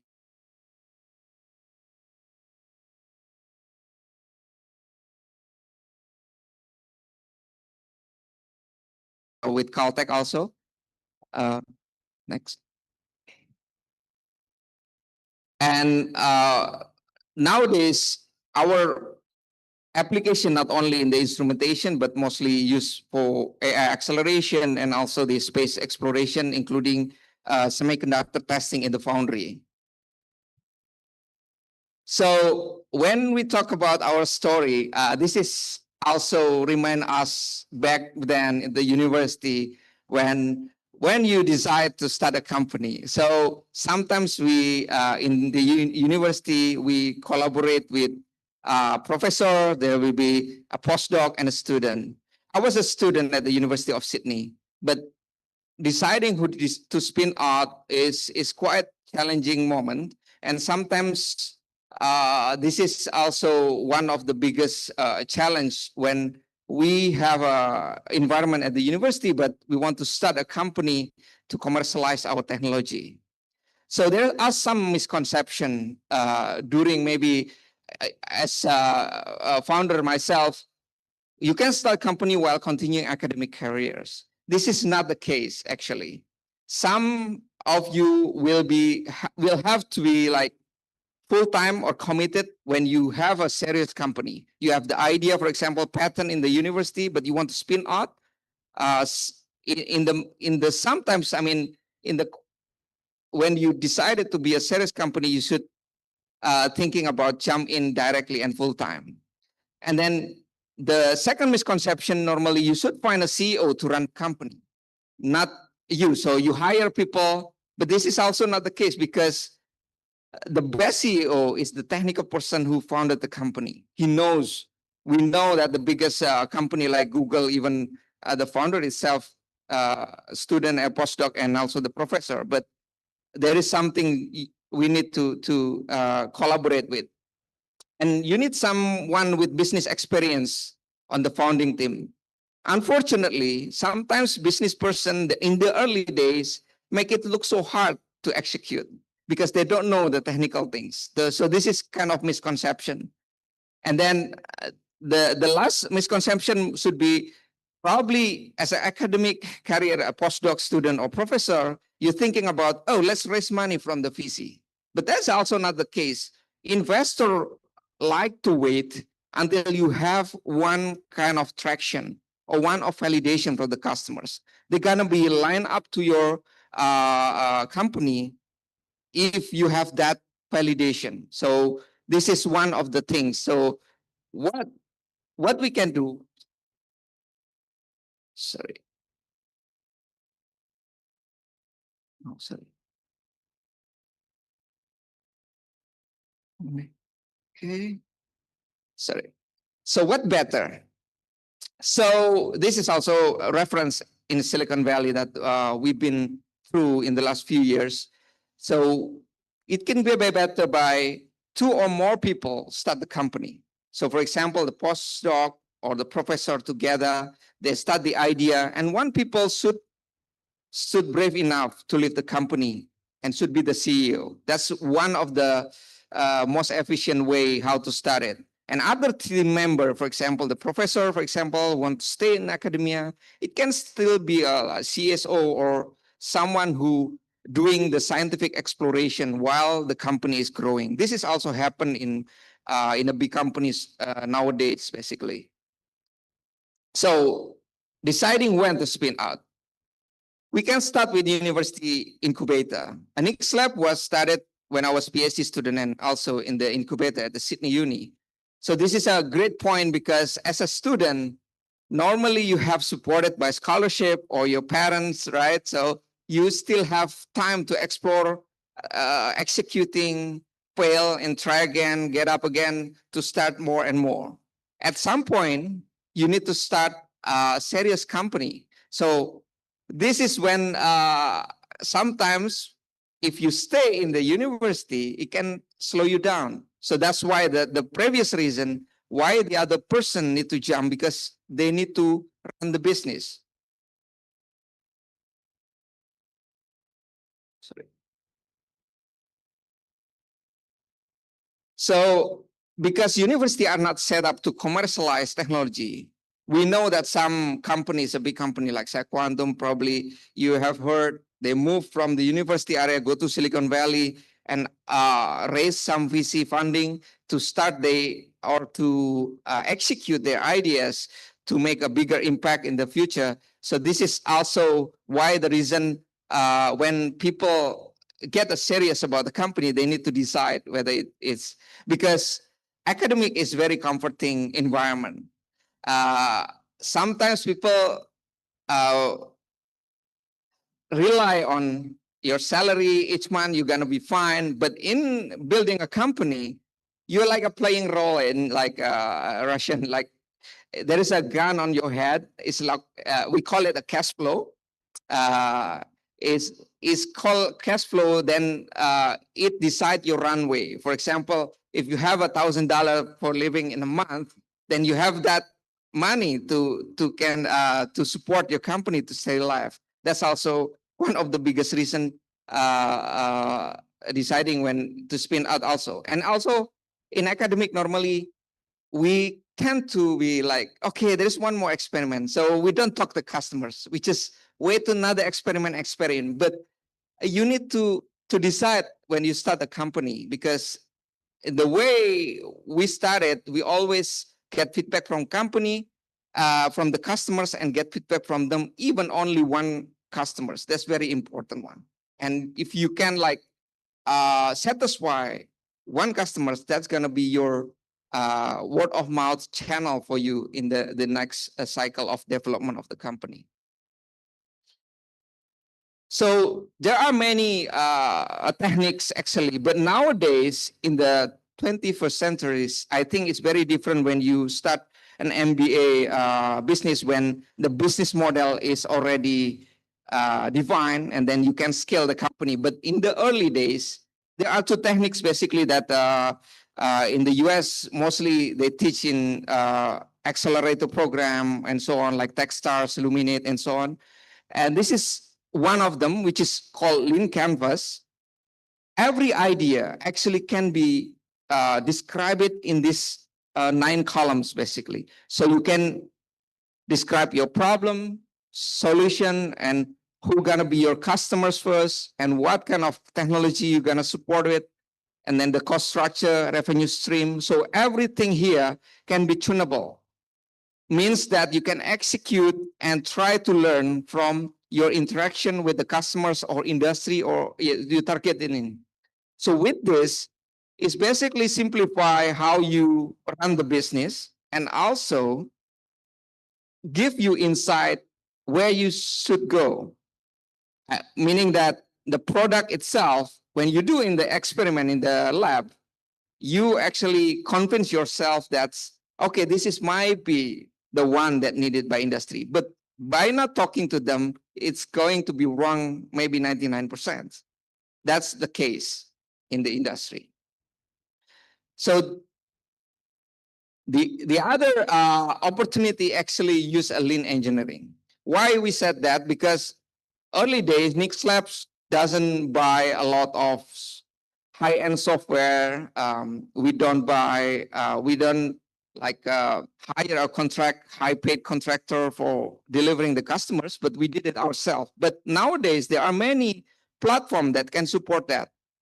For example, if you want to build a chip, there's a multi-project wafer that offered by most foundries nowadays with low cost. So you can do experiment with that during your development with the customers. And there are so many open source hardware that can support the rapid engineering platform that needed by the customers. For example, customers need this. We found that most customer doesn't care about where you're gonna build a platform, what kind of platform. They gonna be care about what solution, the price, and the timeline. That's the core thing that most customers care about. And we have to focus on that solution. And open software also, there are so many communities the open outside the world that's also available that we can use and leverage from this. Next. Yeah, so our strategy in Nix Lab is actually, first, we have customer centrics. We always focus on customers' feedback and back and forth, reinvest our revenue or profit back to the innovation.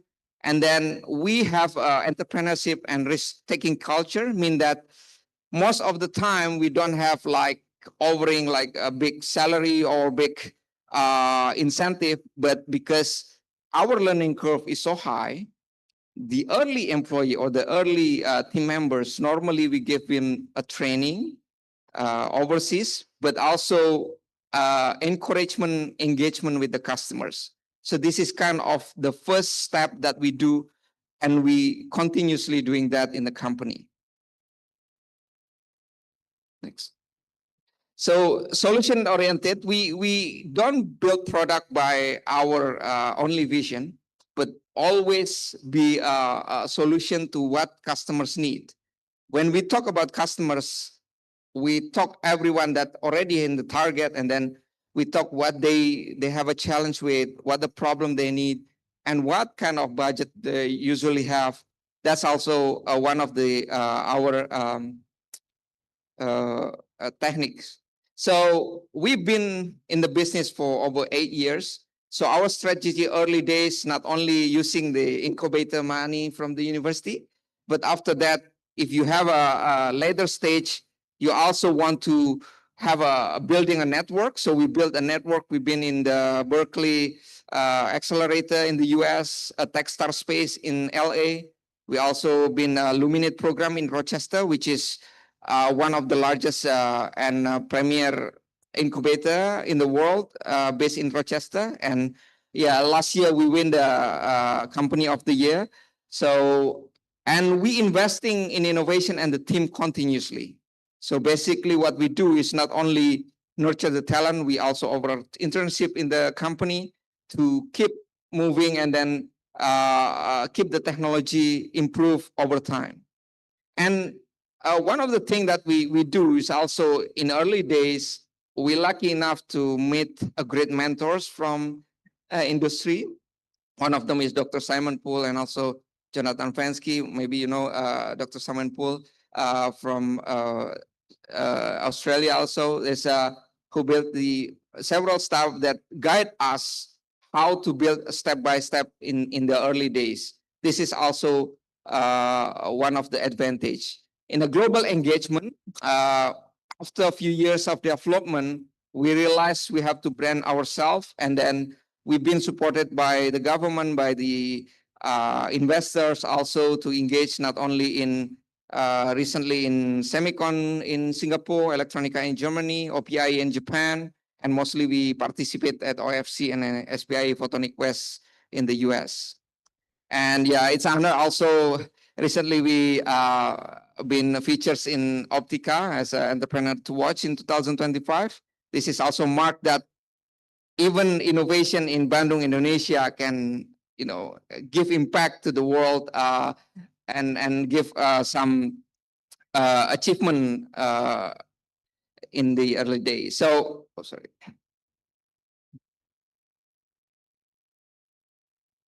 The last slide, yeah. So, sorry.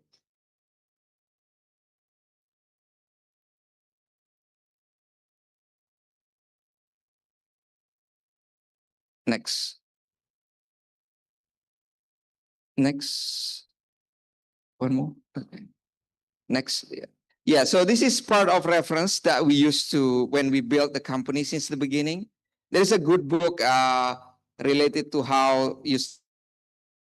One of our mentor give us during the development, and also the lean startup.com, steveblank.com. Steve Blank is one of the prominent entrepreneur in the Silicon Valley. He is currently a professor at Columbia, Stanford, and also Berkeley. So he teaches on how including deep tech can grow. And then this is also a good collection of entrepreneurship. And the last one is probably very related on how spin out your scientific research university. Y Combinator is one of the #1 accelerator in the world. So we also part of the learning community there. So this is also how I think our company journey. Thank you. Welcome any questions.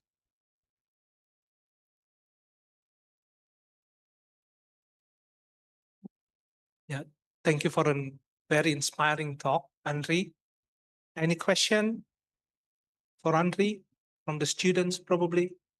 Oh, okay. First, Agus.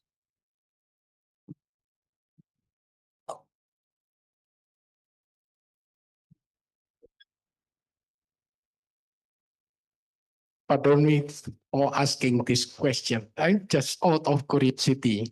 How do you price your service or solution in the beginning and nowadays? I'm asking this one because I'm just out of curiosity. How do you set your margin? That's the first one. And the second one, how do you get the order from the big names such as NASA and Caltex in the beginning? How can they trust you in the beginning? Thank you. Thank you. So the first one, you're asking about the price, how you set the price when the early days. So normally we listen to the customers. When I talked with Professor David last time, what is your budget? Or probably we ask how painful the problem is. And then we can search in the industry or similar product that available on the market, but doesn't have that features that can solve the problem of the customers. Normally, we said that if the customer can say, firstly, that's a great thing. For example, okay, I'll pay you for $8,000. And then in your mind, if you have that calculation, you have a margin for that, delivery, then you can execute it directly. In the early day, we do that often. And often we ask customers to pay upfront. Even we set the price, for example, 50K or 30K, even atau only 10K, we ask them, do you mind if you put full this amount early upfront, and then you can wait 3 months? That's happened early days in our company. Most of our customers until now pay upfront, but some university, because they have a procurement system, we willing to have some net 30, for example, something like that. But I think interaction with the customers and asking them, and you benchmark with the industry, especially if you have product, then you can compare with other product available on the market. Even you have specific unique proposition, you have to price that not far from that. Because I think some customers not only care about the pricing sensitive, but also the timeline. Sometimes we have a case when a customer from the US really need our device through the website. And they said can you deliver it in 3 months, in 1 month? oh, normally we did 3 months. And I asked them like, we can do 1 month, but you need to pay more. And then they transfer the money more, and then we deliver it in 1 month. That's the case. The second one is about, sorry, I forgot how you get the first customers like NASA and so on. Okay, that's also part of the global network initiative. I mean, on Nick's lab, I was lucky enough to be in Sydney and IBM Watson during my study, and I know the people in the community and society who need this. So part of that, we early days during the incubator in Sydney Uni, I emailed probably 600 a week potential customers, either student, professor, or postdoc, to just introduce ourselves and how we can help them. And then very interesting, because at the early days, I remember I sent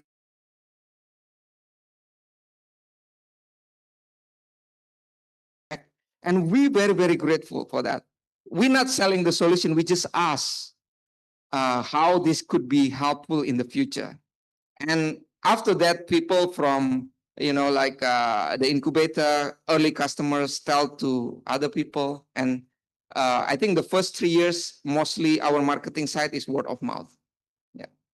Thank you. Maybe another question for Andre before we close. Yes.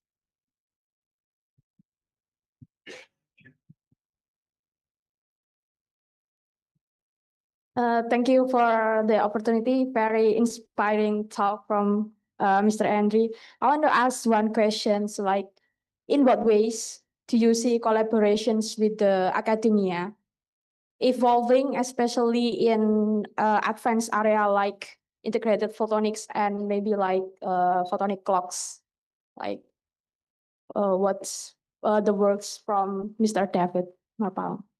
So the question is collaboration. Okay, collaboration. So actually we have a talk about it. So we have many collaborations. So right now we collaborate also with the university in the US, in Indonesia, in Bandung, but we often also collaborate with other companies, but mostly other field. We also collaborate because we now a fabless chip company. We also design photonic integrated circuits. We currently have office in tape out for our company. So yeah, there are many opportunity and collaboration happening also already in the company. All right, I think this is a good moment to close the session and thank all the speakers again.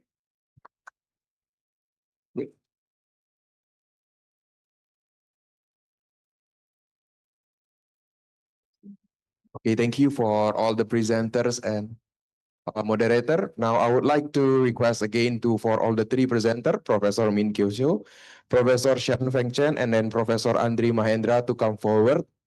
And then also I request to our moderator, Professor David, to come forward to hand our souvenir, please.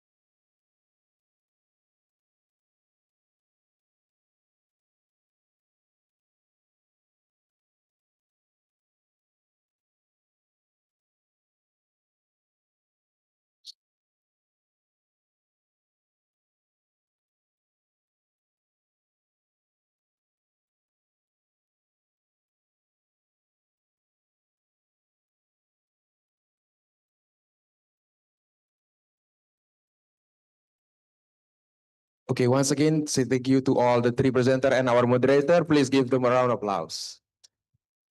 So before we end our today's morning sessions, I would like to invite our sponsor for today's event, that is Mrs. Anggi Utami from Niche Lab, to bring some presentations to tell us about Niche Lab. Please welcome Mrs. Anggi Utami.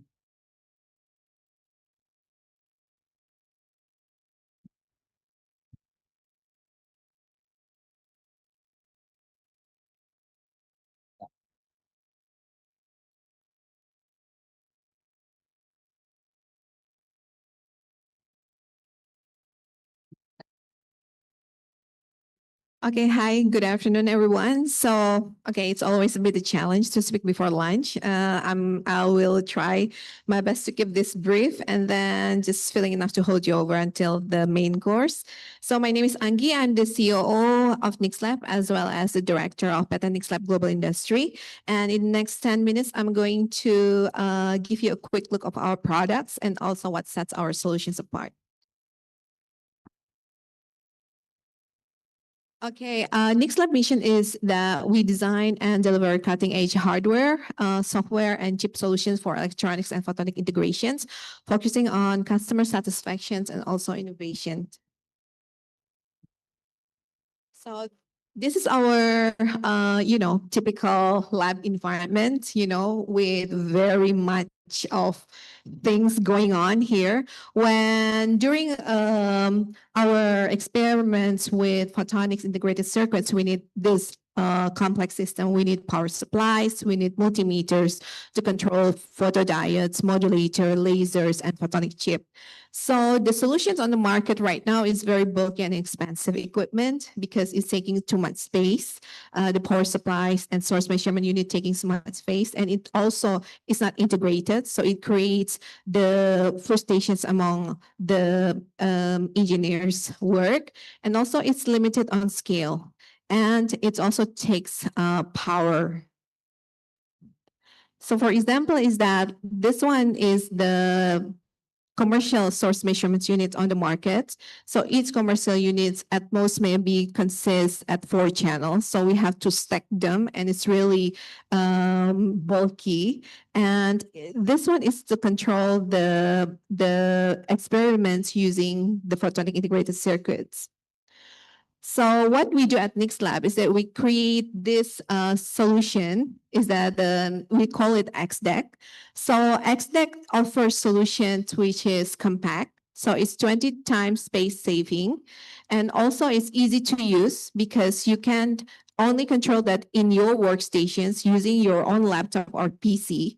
And then it's low power consumption because we output is not as the commercial VC output. And then also is a best price because of our unique circuit architecture, and it's scalable. So we have at most, for one box, we have at most 120 channels, but it can be magnitude into thousands of channels. And we've already demonstrated during our OFC. And then because of this, it can increase the productivity of the students, PhD or engineers. We also have 2 patents granted, is a US patent granted, and also 8 patents registered already. And also this patent is because our unique mixed signal architecture with high channel density. And this is why Nix Lab is also, this is the key strength of our product. And this is why we also always support the development of photonic integrated circuits. So our products range, we have multi-channel SMU. We also have an XOM, is a system on module. It's a compact version of multi-channel SMU. We also have potentiostat, who usually use, the engineers use this during electrochemistry experiments. And we also provide a fabless IC service. So this is the quick overview of our multi-channel SMU. We have 4 different kinds of model with the output type and channels available, resolutions, connection, and ground configurations. You can find this in our website to know more specification. And in summary, our multi-channel or our SMU offers you 16-bit resolutions, unipolar, bipolar, and differential. It's 8 to 120 channels. So at most in one box, there are 8 channels. And the voltage range is 0 to 36 or plus minus 18 volt. And the high current drive is 0 to 300 milliamps or plus minus 500 milliamps. And, we have a booth at the front. So we invite you to come over and then experience how it will works. It will help your works. So this is our team. Our team is growing right now. And then we are currently also active hiring. So if you are interested in joining our team, please send your application to hr@nitslab.com. Okay, I think that's all for me. And I think hopefully you can enjoy your lunch. Thank you. So thank you, Mrs. Anggi, for the brief introductions about what is niche labs. Now, as we said before, now we will proceed to our next sessions, that is lunch breaks. So this lunch will be according around 40 minutes. So we will be back at 1 past, so at 1 past 30, I think. So it will be 40 minutes and then we will gather again here. Thank you for today's morning sessions. Now please enjoy your lunch. Thank you.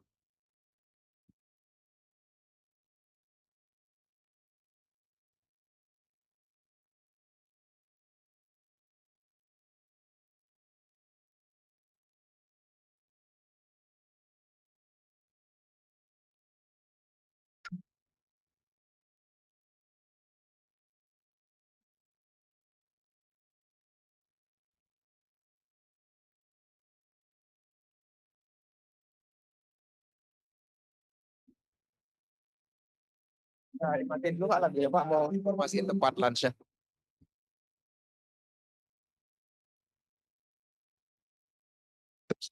Okay, I would like to give the informations for our lunch place. So our lunch will be according around pool over there in the front. So please follow to the near of the pool and then we can see our lunch place there. Thank you.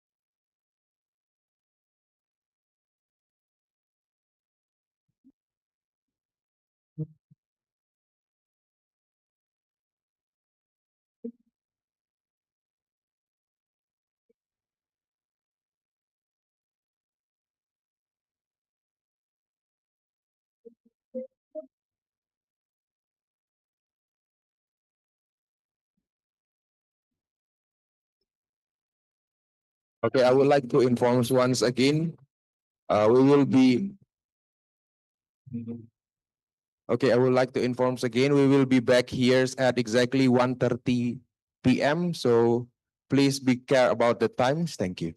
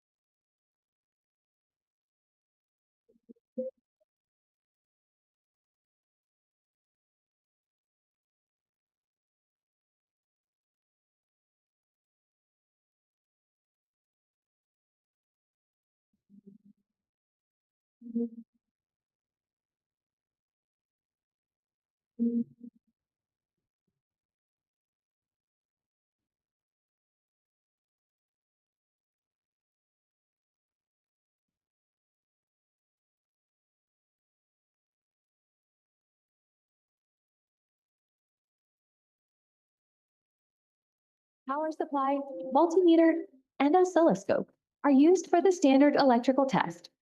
In a typical industry in the lab, we need multiple of these devices, but the problem is they have excessive power, limited output, expensive, bulky, cumbersome, and inconvenient. And the solution is XDAC, a sophisticated source measurement unit for low power applications from simple electronic circuits to complex photonic integrated circuits. We also offer a variety of channel options ranging from 8 to 40, 80, and 120. We are also beginning to develop our product into a chip scale version with a wide range of imaginable applications. Start from sensing and instrumentation, telecommunications, machine learning, and quantum computing. If you're interested, we also provide a live demo unit and a GUI simulator to give you a better understanding of our product. You can find more information on our website. We are waiting for you. Together, we are unlocking the power of light.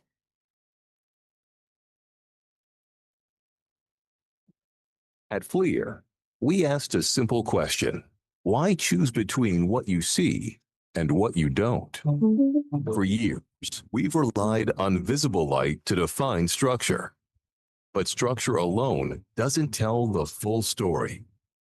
Infrared reveals transformation, heat radiating from machinery, stress forming in materials, energy shifting before failure occurs. But these two perspectives have always been separate until now. Introducing FLIR Mix, the first imaging system to capture high-speed visible light and the revealing power of infrared together in perfect sync. Every pixel aligned in time and space, every moment captured with absolute precision. Now, researchers and engineers can see structure and transformation at the same time, in real time, without the need to piece together separate data sets. FLIR Mix doesn't just show you the moment, it shows you what makes the moment happen. With up to 1,000 frames per second, every reaction, every shift in temperature, every hidden change is revealed, giving you the power to analyze change as it unfolds. No more wasted hours aligning data streams. No more uncertainty. Just faster, more accurate insights. so you can focus on results. With FLIR Research Studio, visible and infrared data are captured, processed, and analyzed in one system, eliminating complexity and delivering seamless integration. One workflow, one synchronized data set for scientists, engineers, and researchers across material science, electronics testing, renewable energy, and high-speed dynamics. Patterns once missed, now visible. Failures before they happen, now preventable. The future of imaging, now here. For researchers, for engineers, for visionaries. Because when two worlds come together, you don't just see more, you see everything. Clear mix. See more, no more.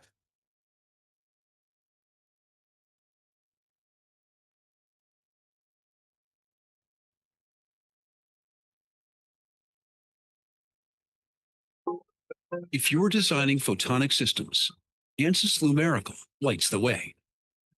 From virtual reality to display technology, from auto sensors to smartphone cameras, from laser design to quantum computing, from 5G to data centers, ANSYS Lumerical is a world leader in photonic simulation. We've been helping engineers meet product development deadlines for nearly 20 years, collaborating with leading third-party tool providers to create new workflows, building better photonic systems on time, on spec, and with higher performance. Referenced in over 15,000 scientific papers and patents, Lumerical has been run in close to 30 million simulations by roughly 50,000 different users, by 90% of the leading research universities in the world, and by all 10 of the top IT index companies. If you're designing photonic systems at the component and circuit levels, ANSYS Lumerical is a complete cloud-ready simulation solution. It's easy to learn and deploy, constantly innovating new solutions and techniques. For reliability, speed, and accuracy, there's only one true leader in light, ANSYS Lumerical.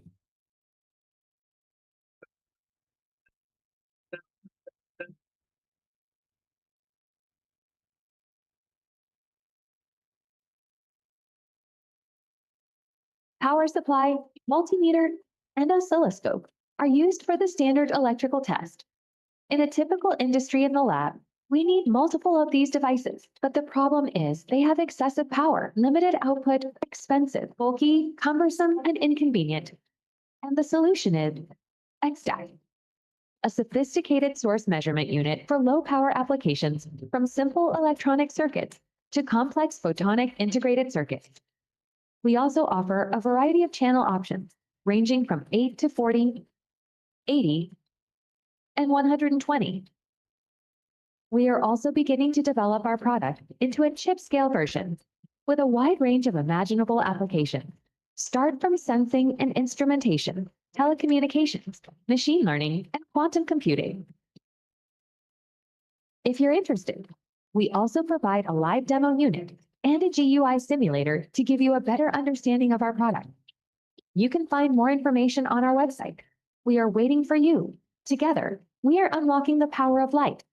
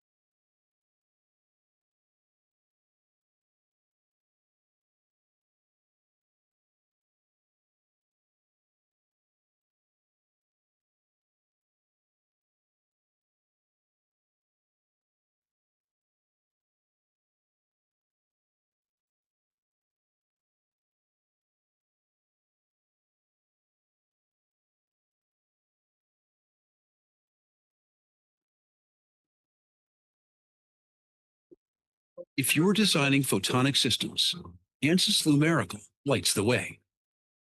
From virtual reality to display technology, from auto sensors to smartphone cameras, from laser design to quantum computing, from 5G to data centers, ANSYS Lumerical is a world leader in photonic simulation.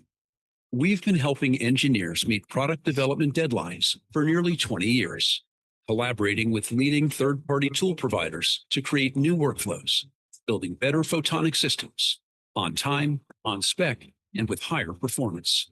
Referenced in over 15,000 scientific papers and patents, Lumerical has been run in close to 30 million simulations by roughly 50,000 different users, by 90% of the leading research universities in the world, and by all 10 of the top IT index companies.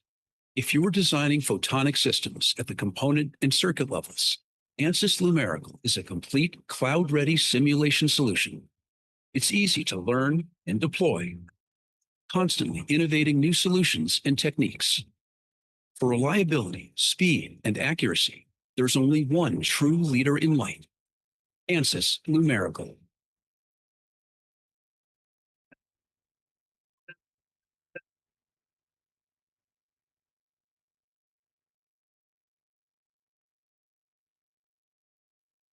Power supply, multimeter, and oscilloscope are used for the standard electrical test. In a typical industry in the lab, we need multiple of these devices, but the problem is they have excessive power, limited output, expensive, bulky, cumbersome, and inconvenient. And the solution is XStack, a sophisticated source measurement unit for low-power applications from simple electronic circuits to complex photonic integrated circuits. We also offer a variety of channel options, ranging from 8 to 40, 80, and 120. We are also beginning to develop our product into a chip-scale version with a wide range of imaginable applications.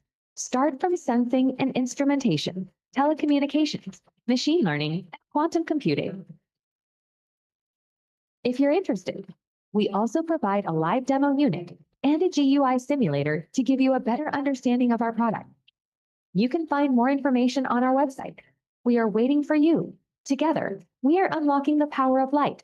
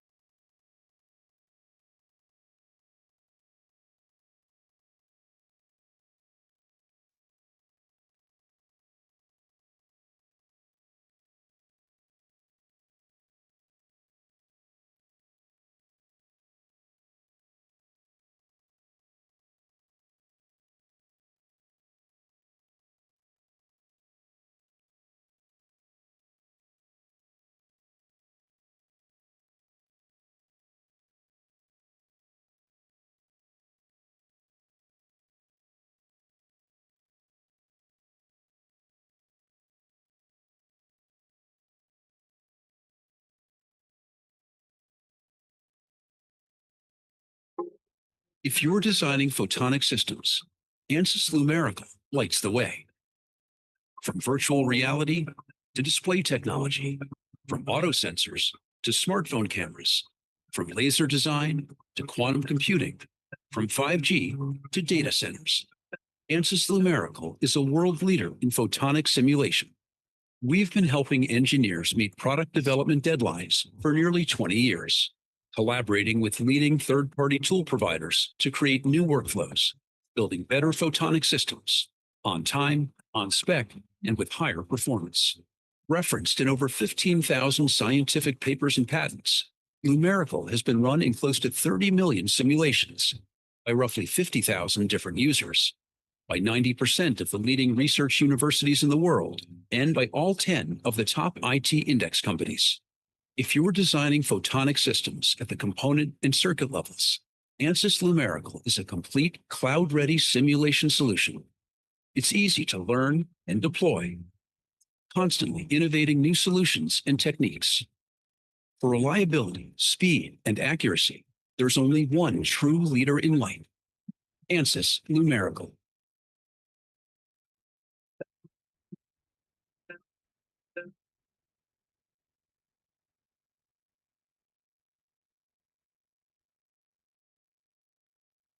Power supply, multimeter, and oscilloscope are used for the standard electrical test. In a typical industry in the lab, we need multiple of these devices, but the problem is they have excessive power, limited output, expensive, bulky, cumbersome, and inconvenient. And the solution is XDAC, a sophisticated source measurement unit for low-power applications from simple electronic circuits to complex photonic integrated circuits. We also offer a variety of channel options, ranging from 8 to 40, 80, and 120. We are also beginning to develop our product into a chip-scale version with a wide range of imaginable applications. Start from sensing and instrumentation, telecommunications, machine learning, and quantum computing. If you're interested, we also provide a live demo unit and a GUI simulator to give you a better understanding of our product. You can find more information on our website. We are waiting for you. Together, we are unlocking the power of light.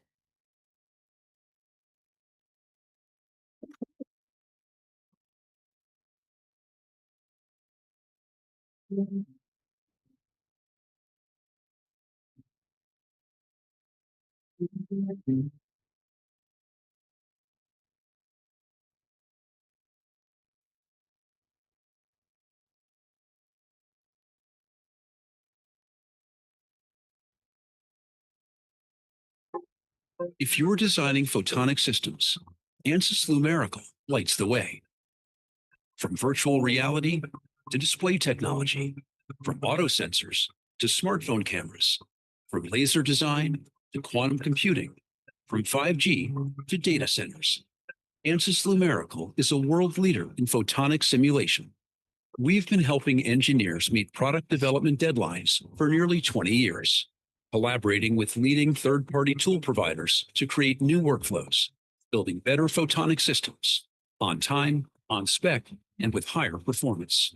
Referenced in over 15,000 scientific papers and patents, Numerical has been run in close to 30 million simulations by roughly 50,000 different users, by 90% of the leading research universities in the world, and by all 10 of the top IT index companies.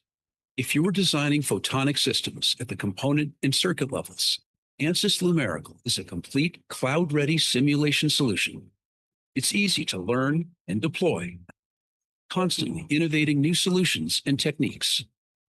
For reliability, speed, and accuracy, there's only one true leader in light, ANSYS Numerical.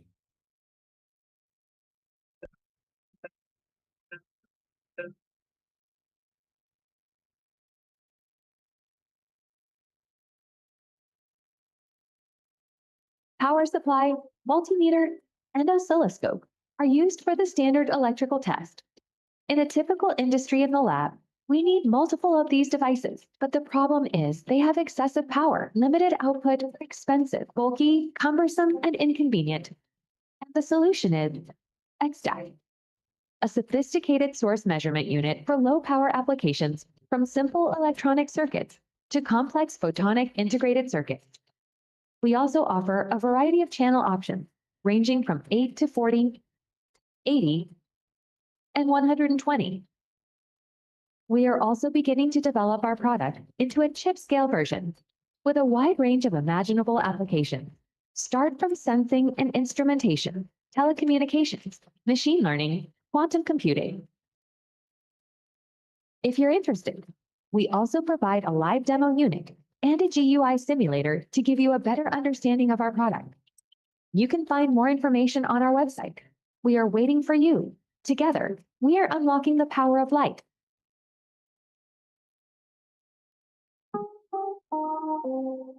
I'm Dr. Yvette Matley, and I'm thrilled to be here today to tell you about the next generation of our NIR spectrometer, the NearQuest Plus.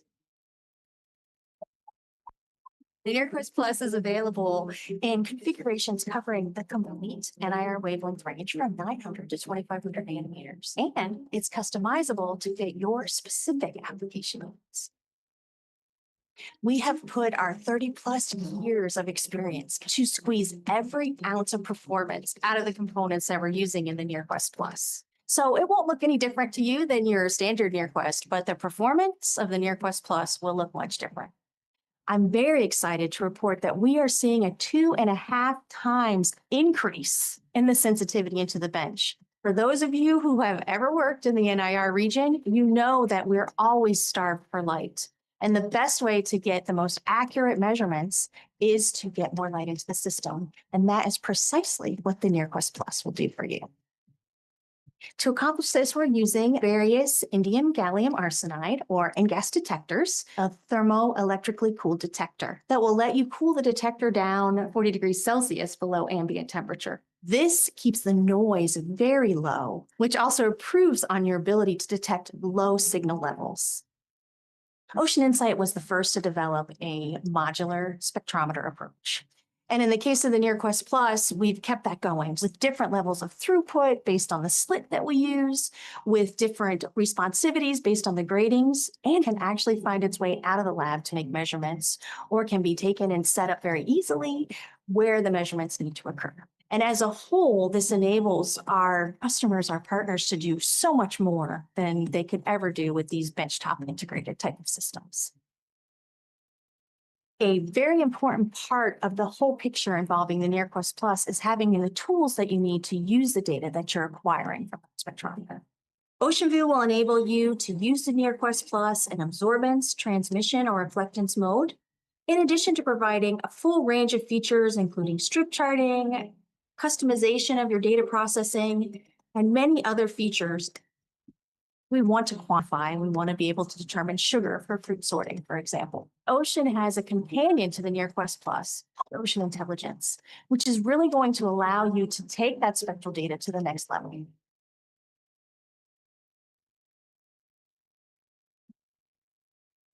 The NearQuest Plus is ready for shipping today, with custom configurations also available to match your specific application needs. That's it. That's the NearQuest Plus.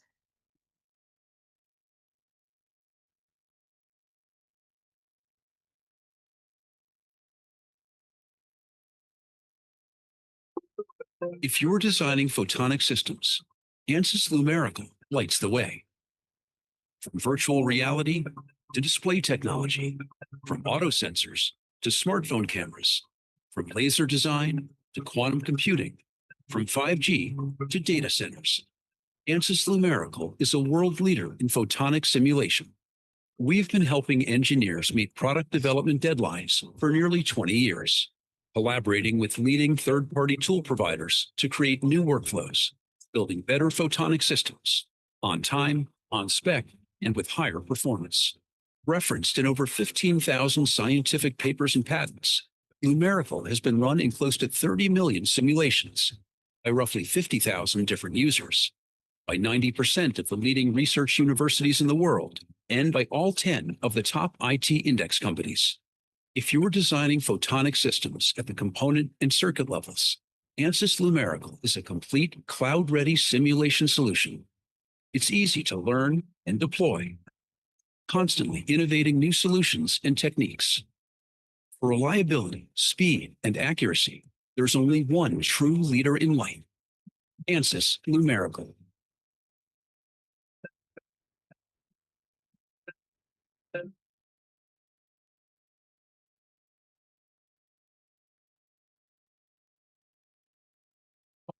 Power supply, multimeter, and oscilloscope are used for the standard electrical test.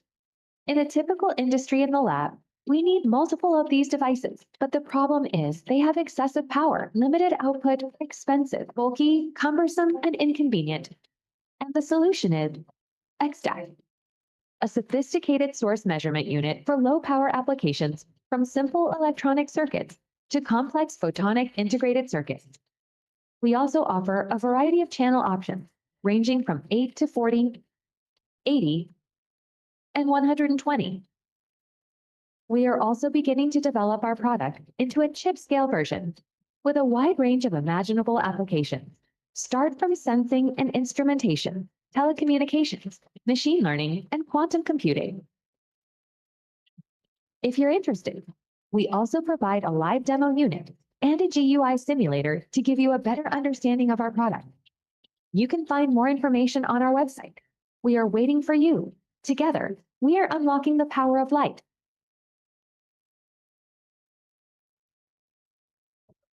At FLIR, we asked a simple question. Why choose between what you see and what you don't? For years, we've relied on visible light to define structure. But structure alone doesn't tell the full story. Infrared reveals transformation, heat radiating from machinery, stress forming in materials, energy shifting before failure occurs. But these two perspectives have always been separate until now.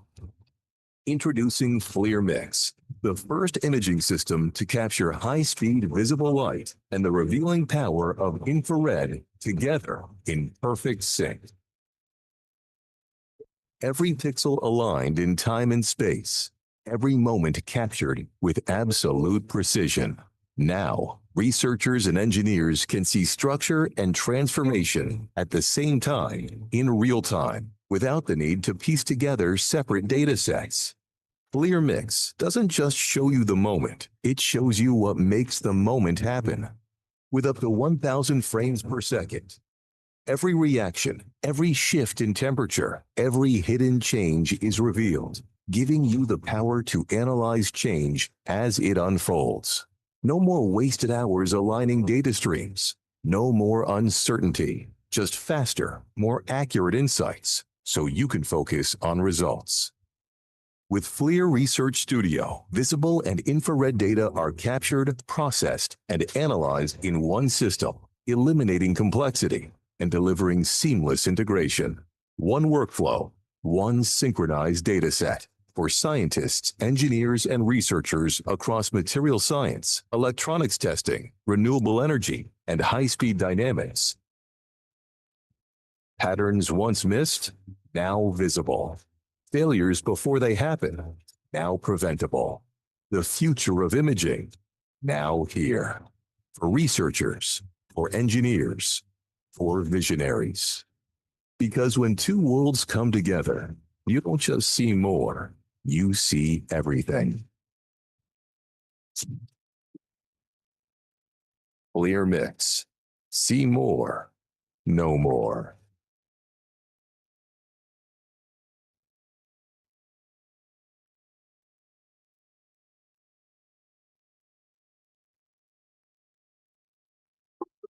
If you're designing photonic systems, ANSYS Lumerical lights the way. From virtual reality to display technology, from auto sensors to smartphone cameras, from laser design to quantum computing, from 5G to data centers, ANSYS Lumerical is a world leader in photonic simulation. We've been helping engineers meet product development deadlines for nearly 20 years.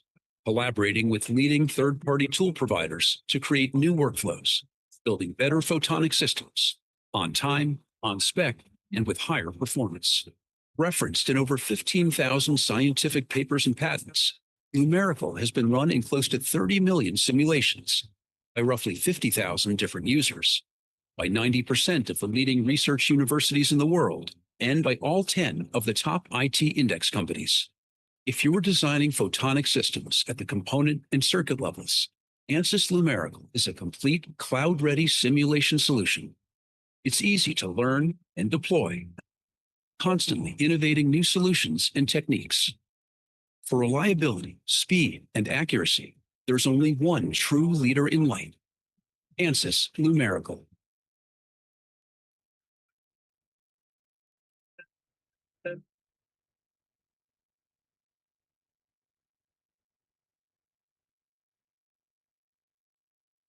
Power supply, multimeter, and oscilloscope are used for the standard electrical test.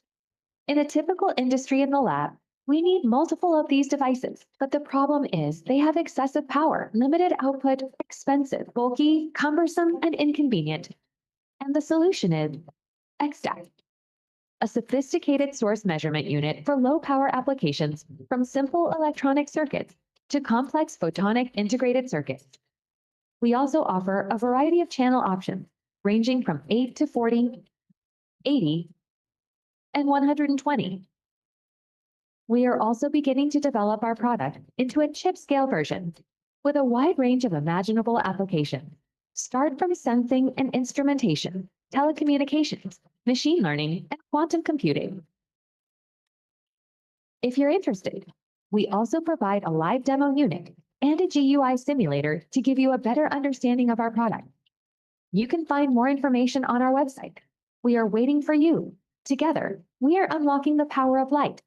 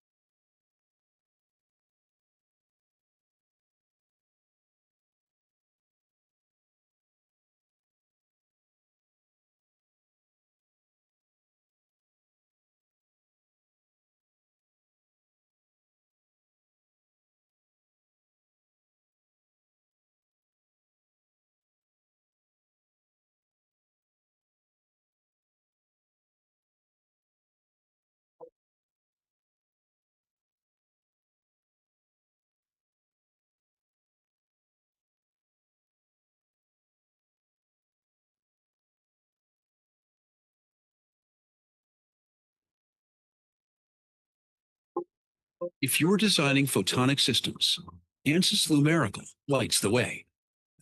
From virtual reality to display technology, from auto sensors to smartphone cameras, from laser design to quantum computing, from 5G to data centers, ANSYS Lumerical is a world leader in photonic simulation. We've been helping engineers meet product development deadlines for nearly 20 years, collaborating with leading third-party tool providers to create new workflows, building better photonic systems on time, on spec, and with higher performance.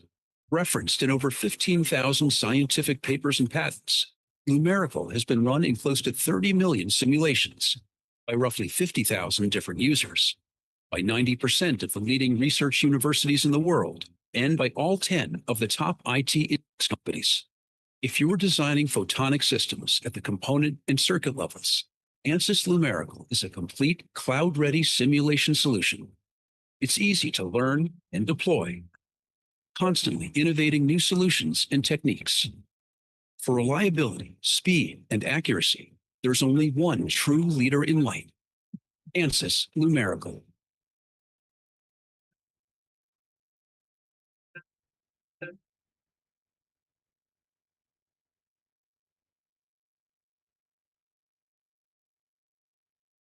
Power supply, multimeter, and oscilloscope are used for the standard electrical test. In a typical industry in the lab, we need multiple of these devices, but the problem is they have excessive power, limited output, expensive, bulky, cumbersome, and inconvenient. And the solution is XDAC, a sophisticated source measurement unit for low power applications from simple electronic circuits to complex photonic integrated circuits. We also offer a variety of channel options ranging from 8 to 40, 80, and 120. We are also beginning to develop our product into a chip scale version with a wide range of imaginable applications. Start from sensing and instrumentation, telecommunications, machine learning, and quantum computing. If you're interested, we also provide a live demo unit and a GUI simulator to give you a better understanding of our product. You can find more information on our website. We are waiting for you. Together, we are unlocking the power of light.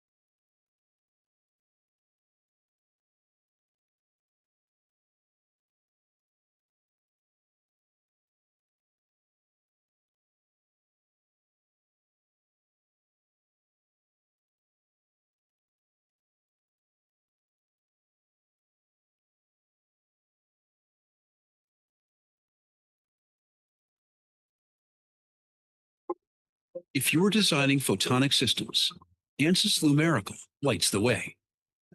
From virtual reality to display technology, from auto sensors to smartphone cameras, from laser design to quantum computing, from 5G to data centers, ANSYS Lumerical is a world leader in photonic simulation.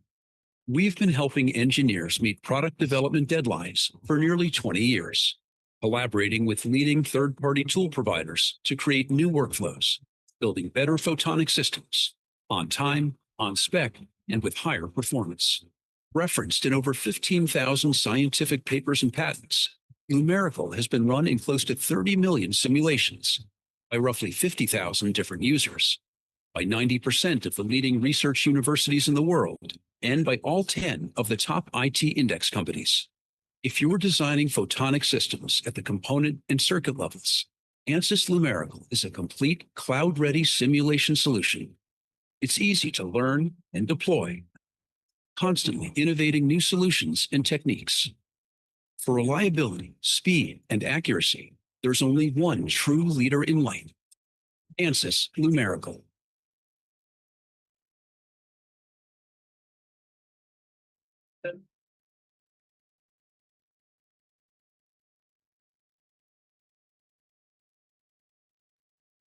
Power supply, multimeter, and oscilloscope are used for the standard electrical test. In a typical industry in the lab, we need multiple of these devices, but the problem is they have excessive power, limited output, expensive, bulky, cumbersome, and inconvenient. And the solution is XDAC, a sophisticated source measurement unit for low power applications from simple electronic circuits to complex photonic integrated circuits. We also offer a variety of channel options ranging from 8 to 40, 80, and 120. We are also beginning to develop our product into a chip scale version with a wide range of imaginable applications. Start from sensing and instrumentation, telecommunications, machine learning, and quantum computing.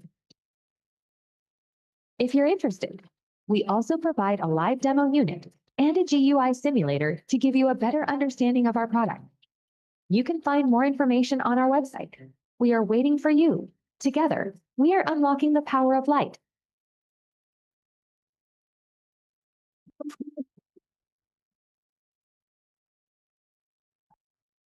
If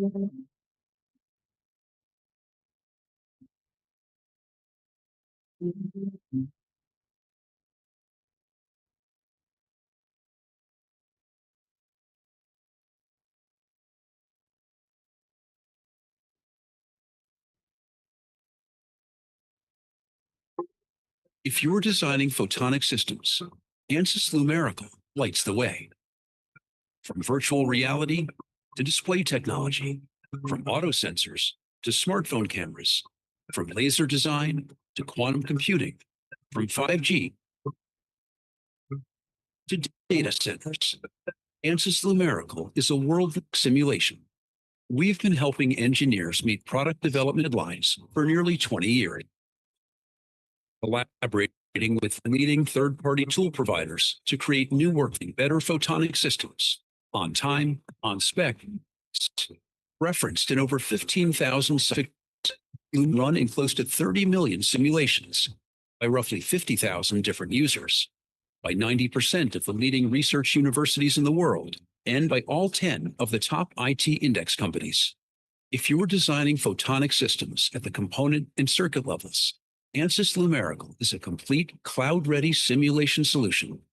It's easy to learn and deploy, constantly innovating new solutions and techniques. For reliability, speed, and accuracy, there's only one true leader in light, ANSYS Lumerical.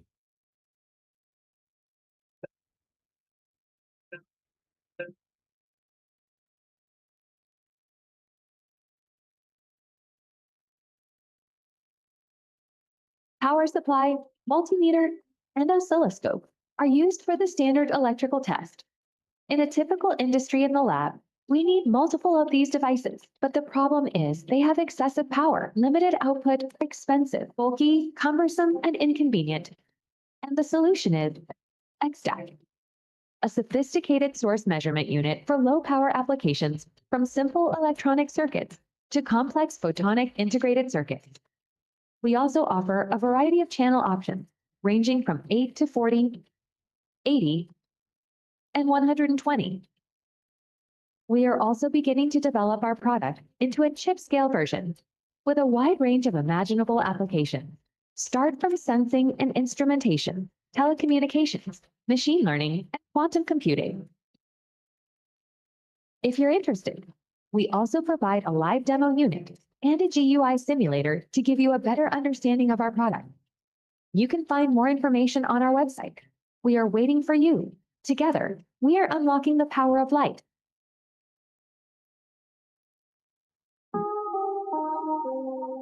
I'm Dr. Yvette Matley, and I'm thrilled to be here today to tell you about the next generation of our NIR spectrometer, the NearQuest Plus. The NearQuest Plus is available in configurations covering the complete NIR wavelength range from 900 to 2500 nanometers, and it's customizable to fit your specific application needs. We have put our 30+ years of experience to squeeze every ounce of performance out of the components that we're using in the NearQuest Plus. So it won't look any different to you than your standard NearQuest, but the performance of the NearQuest Plus will look much different. I'm very excited to report that we are seeing a 2.5 times increase in the sensitivity into the bench. For those of you who have ever worked in the NIR region, you know that we're always starved for light. And the best way to get the most accurate measurements is to get more light into the system. And that is precisely what the NearQuest Plus will do for you. To accomplish this, we're using various indium gallium arsenide or InGaAs detectors, a thermoelectrically cooled detector that will let you cool the detector down 40 degrees Celsius below ambient temperature. This keeps the noise very low, which also improves on your ability to detect low signal levels. Ocean Insight was the first to develop a modular spectrometer approach. And in the case of the NearQuest Plus, we've kept that going with different levels of throughput based on the slit that we use, with different responsivities based on the gratings, and can actually find its way out of the lab to make measurements, or can be taken and set up very easily where the measurements need to occur. And as a whole, this enables our customers, our partners, to do so much more than they could ever do with these benchtop integrated type of systems. A very important part of the whole picture involving the NearQuest Plus is having the tools that you need to use the data that you're acquiring from that spectrometer. OceanView will enable you to use the NearQuest Plus in absorbance, transmission, or reflectance mode, in addition to providing a full range of features, including strip charting, customization of your data processing, and many other features. We want to quantify, and we want to be able to determine sugar for fruit sorting, for example. Ocean has a companion to the NearQuest Plus, Ocean Intelligence, which is really going to allow you to take that spectral data to the next level.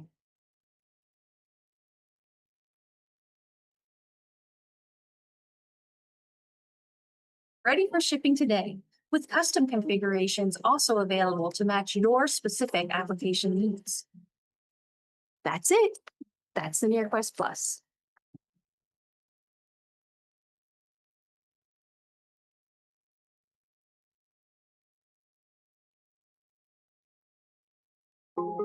If you're designing photonic systems, ANSYS Lumerical lights the way. From virtual reality to display technology, from auto sensors to smartphone cameras, from laser design to quantum computing, from 5G to data centers, ANSYS Lumerical is a world leader in photonic simulation. We've been helping engineers meet product development deadlines for nearly 20 years, collaborating with leading third-party tool providers to create new workflows, building better photonic systems on time, on spec, and with higher performance. Referenced in over 15,000 scientific papers and patents, Lumerical has been run in close to 30 million simulations by roughly 50,000 different users, by 90% of the leading research universities in the world, and by all 10 of the top IT index companies. If you're designing photonic systems at the component and circuit levels, ANSYS Lumerical is a complete cloud-ready simulation solution. It's easy to learn and deploy, constantly innovating new solutions and techniques. For reliability, speed, and accuracy, there's only one true leader in light, ANSYS Lumerical.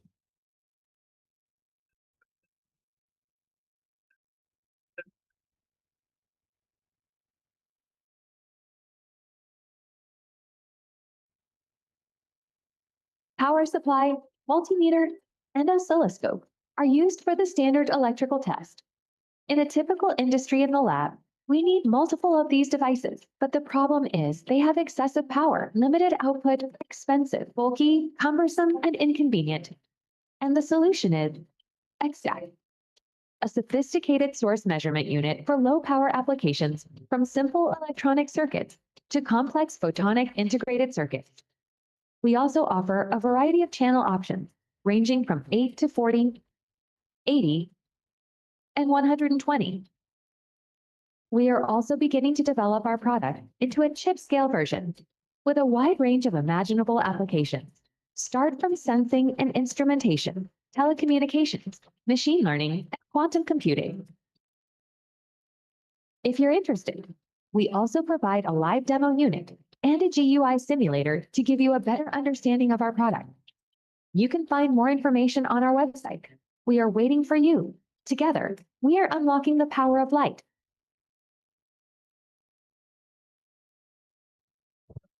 At FLIR, we asked a simple question.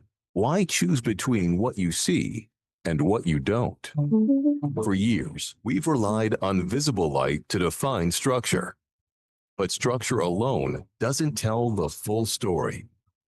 Infrared reveals transformation, heat radiating from machinery, stress forming in materials, energy shifting before failure occurs. But these two perspectives have always been separate until now. Introducing FLIR Mix, the first imaging system to capture high-speed visible light and the revealing power of infrared together in perfect sync. Every pixel aligned in time and space, every moment captured with absolute precision. Now, researchers and engineers can see structure and transformation at the same time, in real time, without the need to piece together separate data sets.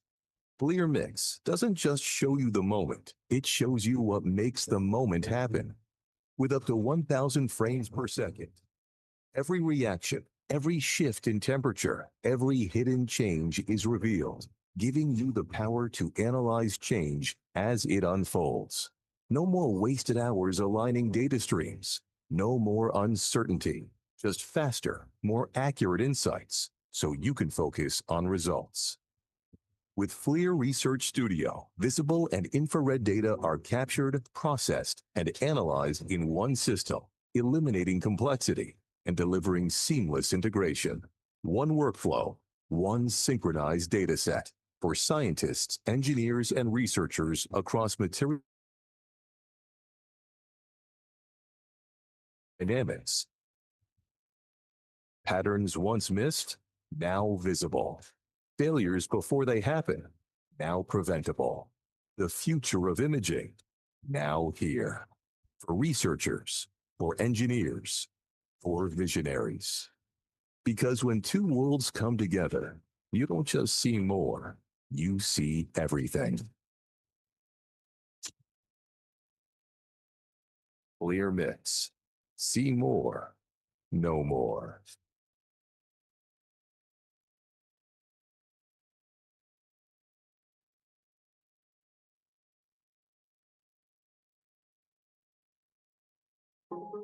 If you're designing photonic systems, ANSYS Lumerical lights the way. From virtual reality to display technology, from auto sensors to smartphone cameras, from laser design to quantum computing, from 5G to data centers, ANSYS Lumerical is a world leader in photonic simulation. We've been helping engineers meet product development deadlines for nearly 20 years, collaborating with leading third-party tool providers to create new workflows, building better photonic systems on time, on spec, and with higher performance. Referenced in over 15,000 scientific papers and patents, Lumerical has been run in close to 30 by roughly 50,000 different users, by 90% of the leading research universities in the world, and by all 10 of the top IT index companies. If you are designing photonic systems at the component and circuit levels, ANSYS Lumerical is a complete cloud-ready simulation solution. It's easy to learn and deploy, constantly innovating new solutions and techniques. For reliability, speed, and accuracy, there's only one true leader in light, ANSYS Lumerical.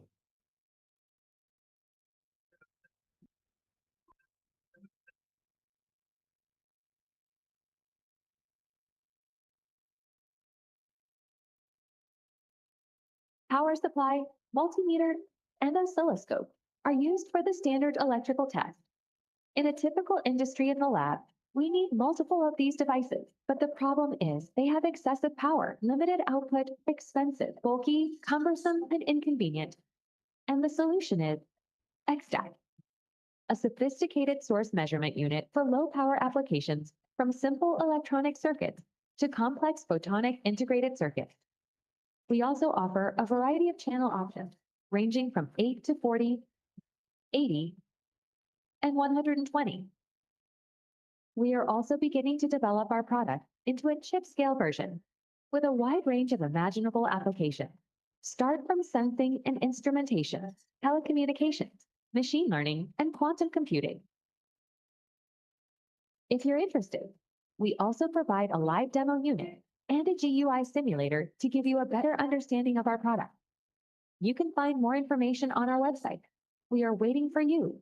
Together, we are unlocking the power of light.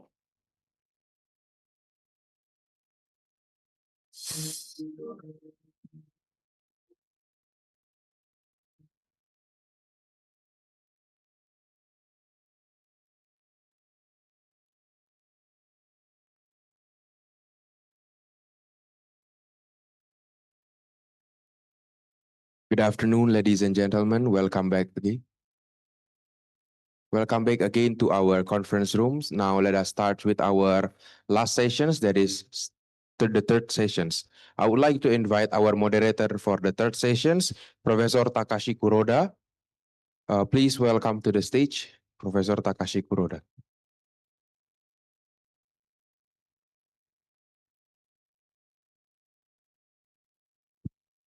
Good afternoon, everyone. So, yes, now that we are going to start the third session of this conference, I'm Takashi Kuroda of NIMS, and I'm happy to chair this session. Okay, so in this session that we are going to invite two speakers. Yes, and the first speaker is Professor Aslam Beg. Oh, he's here. So unfortunately, he cannot attend this meeting here, but he can give his talk that are online. So the title of his talk is Leaves. Leaves are attractive technique for qualitative and quantitative analysis of any sample.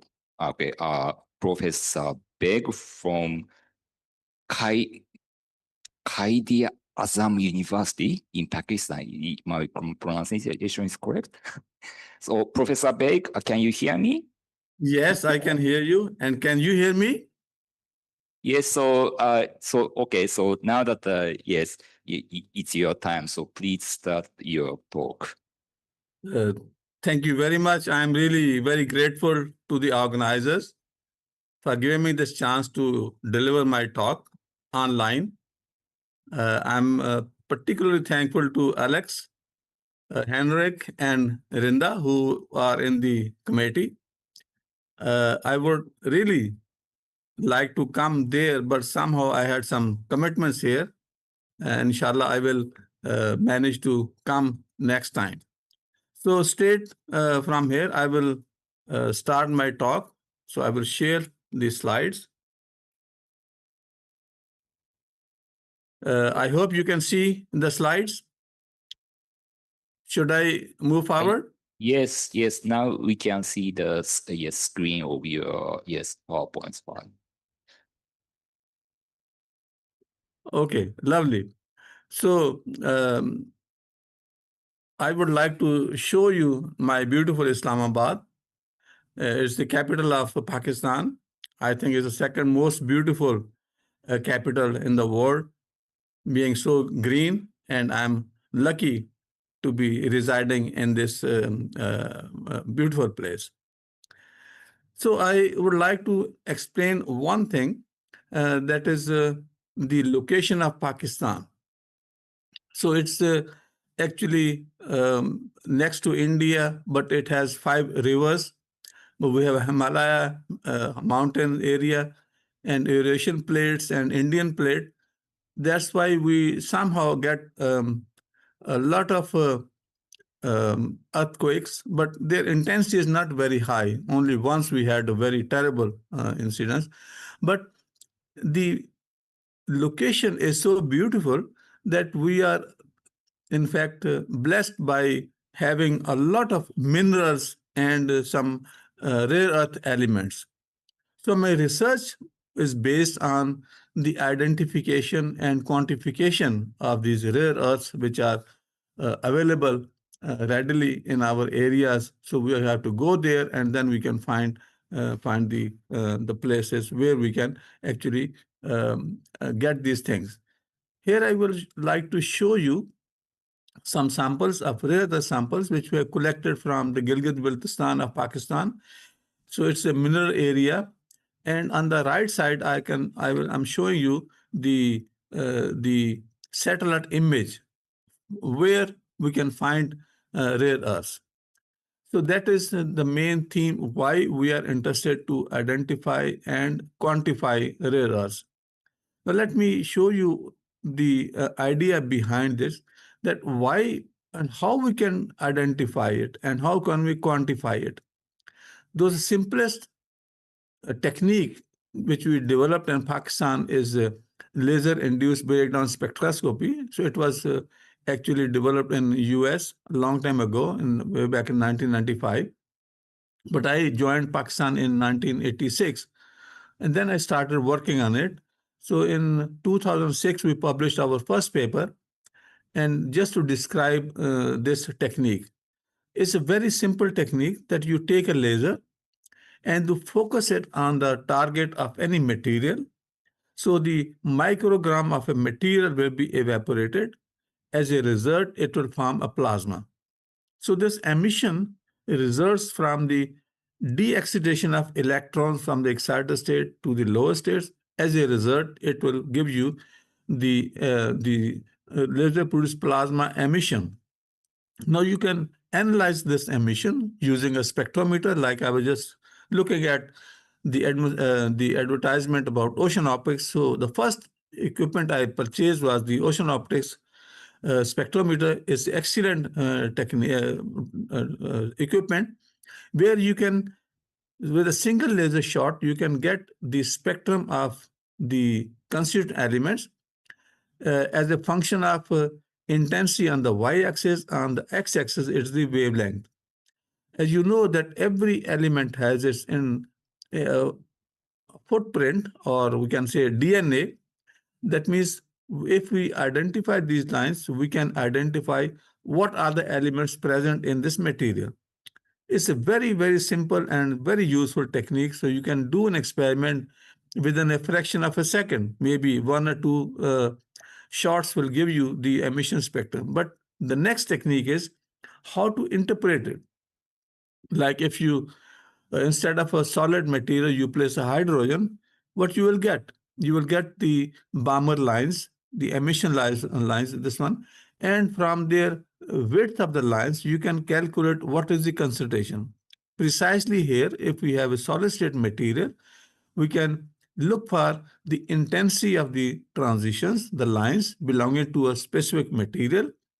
And this intensity is directly proportional to the population of the excited state.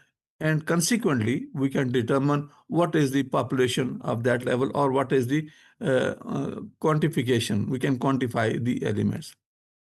So for the qualitative analysis, what we need, we have to get some information, the atomic spectral database, which is compiled by NIST. And if you are a spectroscopist, you know exactly what lines are important. Like in hydrogen, is Lyman alpha, or 1 to 121.5 nanometers, or 656.32 nanometer is the Balmer line. So whenever you want to detect hydrogen in any system, you look for that line. Or if you want to see a sodium, so you look for 586 spectral line and 589. So these are, in fact, very crucial, or one can say one very interesting information we can gather from it. And now the wavelength is well tabulated, very well known. So you can record the spectrum, you compare the wavelength, and as a result, you can identify it. And what you need is, you need the transition probability, or you can determine the energy of the upper level from where the electron is decaying, and you can use the statistical weight. That means in how many components it is being populated. Now, for the quantitative analysis, you have to do a little bit more thing. Means you have to ensure that your plasma is optically thin, and it is actually the following the local thermodynamic equilibrium. And from there, you can calculate the plasma temperature and electron density. So that will give you information how you can quantify the elements. And there are 2 methods. One is the calibration-free method, and second is the calibration curve method. Means you can take one line which has some known concentration, and you compare the intensity of the line with the other ones. And as a result, you can make a very nice calibration curve, and you can determine the quantification of the level. So the condition for optical thin plasma is that the intensity you measure experimentally must be equal to the spectroscopic data, like the wavelength of the 2 lines we are using, and the transition probability ratio and the statistical weight ratio. The exponential term can be eliminated if the energy of the 2 upper levels are nearly the same. And in this table, I have shown you the example of a calcium, and look at the lines we have used. 431 line, we are not using any resonance line, because the resonance line is bound to give you some kind of self-absorption, so we are not using it. So this is the relative intensity, and this is the transit probability multiplied by the statistical weight, the upper state energy, and the ratio of the intensities. This is from the spectroscopic data, which is compiled by NIST, and this is our experimental data. So the error is very, very small. In the second case, 0.559 and 0.554. 0.005 is the difference, which is very less than 0.01%. And as a result, we can confirm that plasma is following the optically thin. Second is the local thermodynamic equilibrium. So this condition is very important. It was actually suggested by McWriter, and he gave a criterion that unless your density in the plasma is approaching roughly 10 to the power 15 at plasma temperature of 10,000 degrees Kelvin, only then your collision will be dominated as compared to the emission. So that's the basic criteria, that your density has to be greater than 10 to the power 15.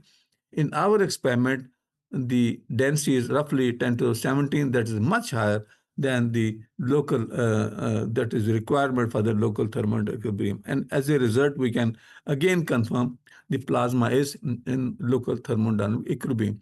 So how to determine the plasma temperature and number density?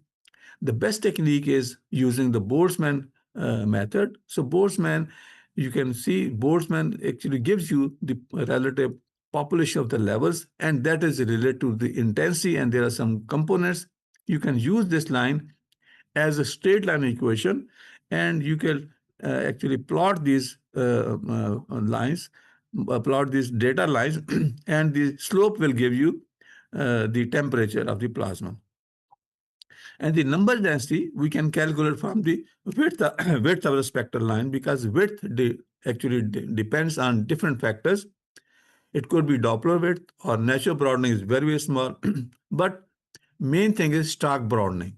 Stark broadening is nothing but it is, in fact, when you apply a magnetic field, the electrons and the ions, they move and create kind of a Stark effect.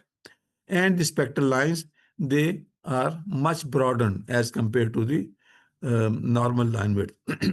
So this is related to the density. So you can determine the number density like in this relation here, and that gives you what is the density from determined from the observed lines. Here I will show you some examples like cerium, neodymium, and lanthanum. These are the rare earth elements. For each case, we plotted the spectral lines against the energy of the upper level, and its slope gives you the plasma temperature. So in this case, is 9,000 is 10,500, and this 10,000. You can take an average about, let's say, 10,000, and that means your plasma can be considered as local thermodynamic equilibrium. And to determine the number density, we take the spectral line of a spectral line width, and then fit the work profile. We can also use Lorentzian profile fitting. So here I'm taking the titanium line at 368, and that gives you the number density 5.7 times 10 to the power 17 with the error of 0.2. So this ensures that our method is very reliable and we can use it. Now, for the quantitative analysis, I said, we can calculate the concentration or population of the neutral species using Boltzmann equation. This is the equation. Or similarly, we can calculate the considered ionized species using the Saha-Boltzmann equation is this one. And the total concentration can be sum of these two. And from there, we can actually calculate the relative concentration as a percent of 100. And this was demonstrated by Chiki way back in 1999. It's very well established technique, and we are using it quite a lot. And almost in the world, a lot of people are using. So here I will just show you a typical setup, very simple one. You take a laser. We are using neodymium YAG laser. A second harmonic, you shine on the mirror, and here is a sample. And as soon as it falls on the sample here, it generates a plasma, and you can use that plasma, focus it, and you can use a spectrometer which is coupled with CCD camera, and this is the result, wavelength versus intensity. So this is a very useful kind of technique. Here I will show you one example of a functional alloy, and you can see all these spectral lines which are being emitted by the emission. So you can see silicon, this is tin, and this is tin spectral lines, aluminum, zinc, tin, and you can use these intensities to determine what are the plasma parameters, and then you can also calculate the concentration of the elements. Here I will show you the high entropy alloys we have fabricated here, and we wanted to see how the concentration determined from LIBS is compared with the concentration with which we have made it ourselves, the relative population of the concentration of these elements like chromium, cobalt, chromium, iron, nickel, and molybdenum. So we are using molybdenum as a base. So you can see the spectral lines of molybdenum here, very dominating, and the other spectral lines are in the alloy are very small quantity. Here I will show you one nylon polymer, and with the increasing density of energy, you can see the emission of CN bands, which appears as we increase the density, the SWAN bands here, and these are the CO2 bands, and at the same time, the lines of zinc are present. Here I will show you the example of a calcium. Is a calcium fluoride, and calcium fluoride gives you a lot of kinks here. If you look at this one, and these are in fact the molecular bands.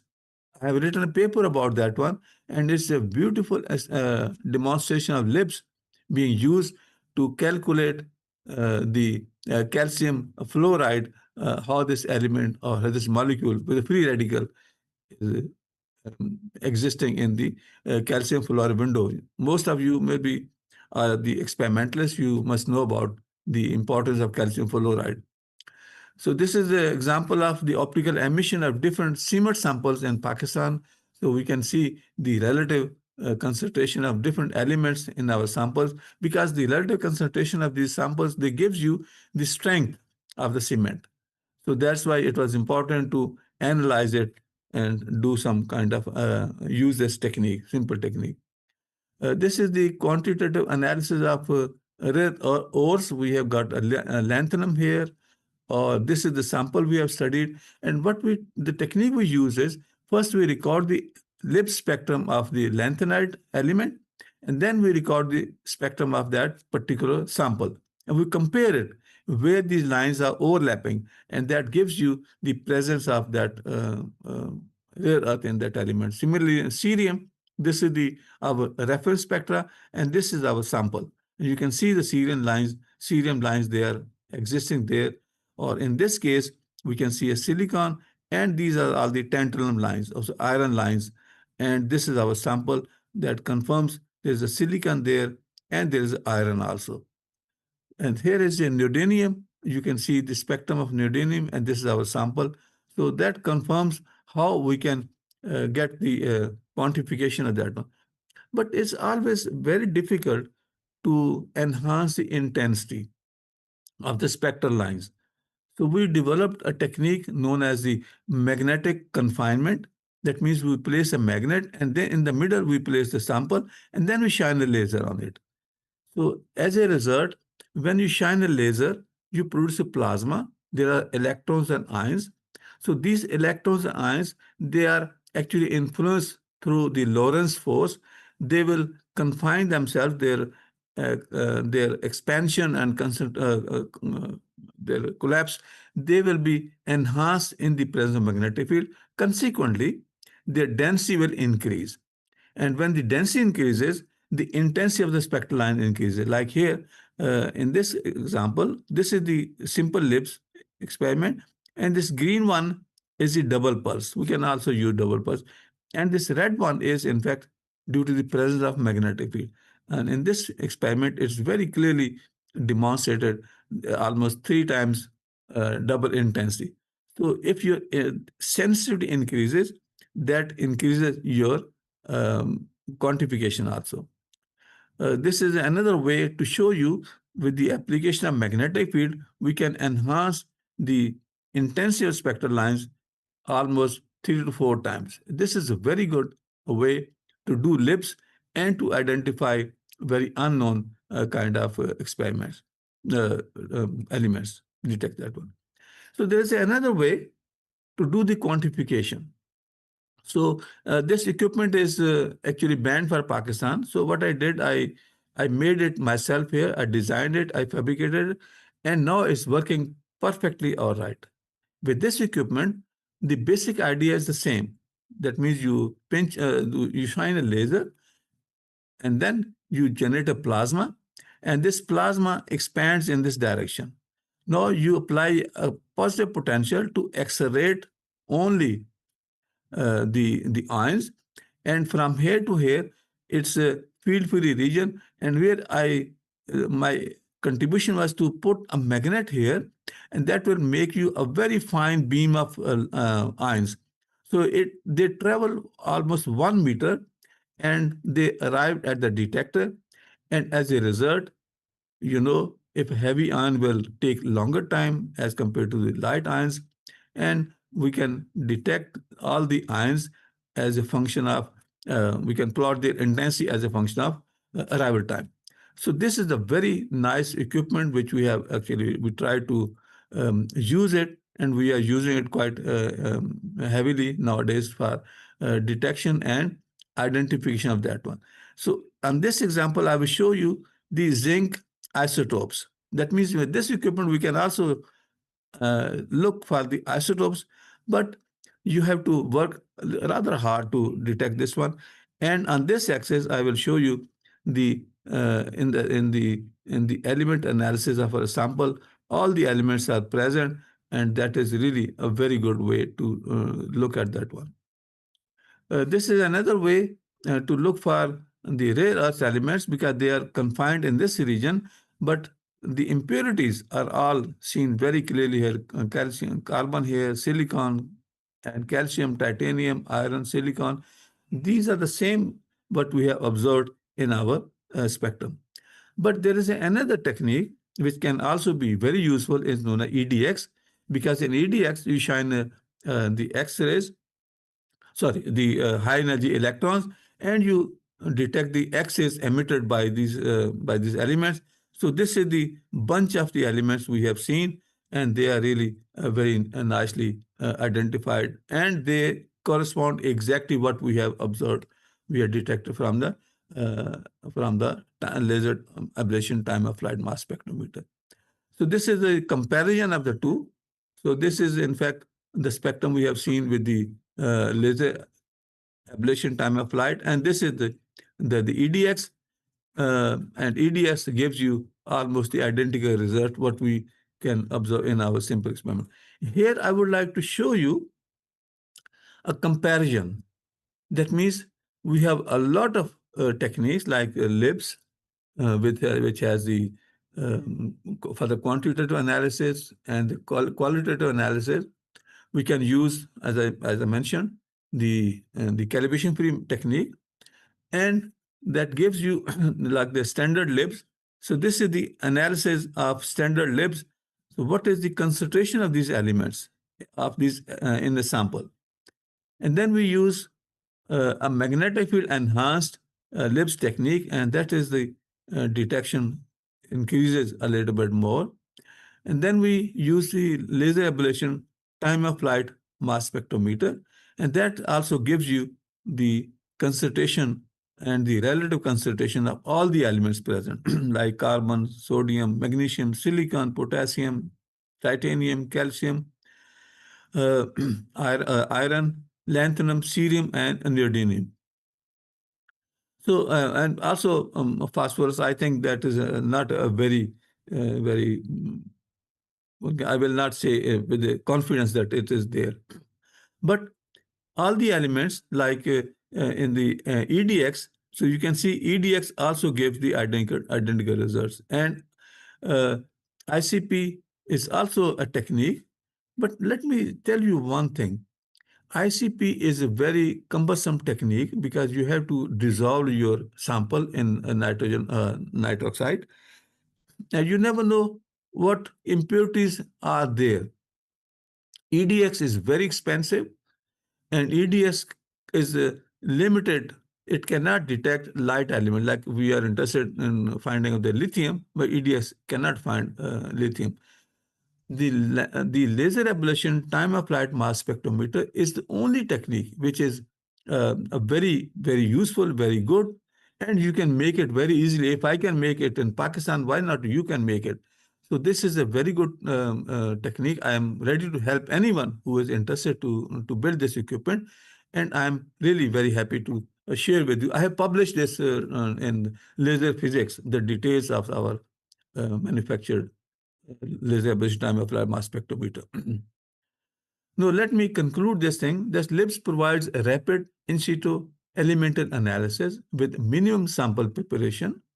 So coupling LIBS with laser ablation time of flight mass spectrometer enhances sensitivity, selectivity, and enables isotopic analysis.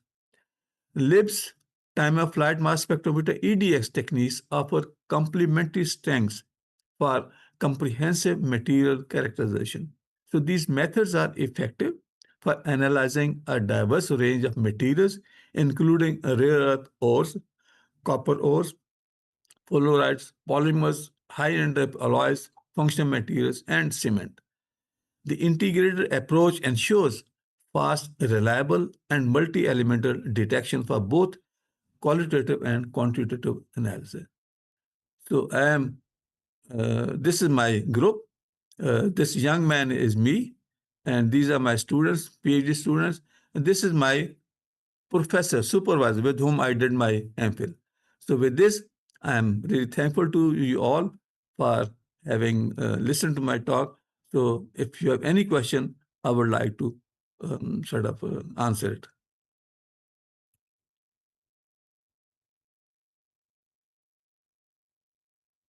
Thank you very much, Professor Beck. So Yeah. now the talk is open for discussion. So please keep questions or comments, please. Okay.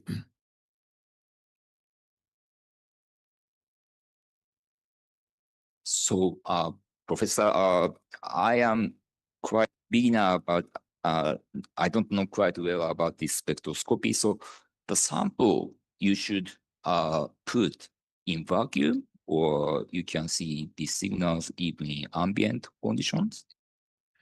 Well, this technique is so beautiful and so simple that you don't have to prepare any samples.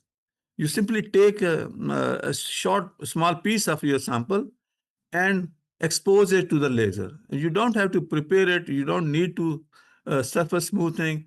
And that's why this technique can be used in situ. You can go to mountains and just shine a laser and register the emission. And that is why it is so popular.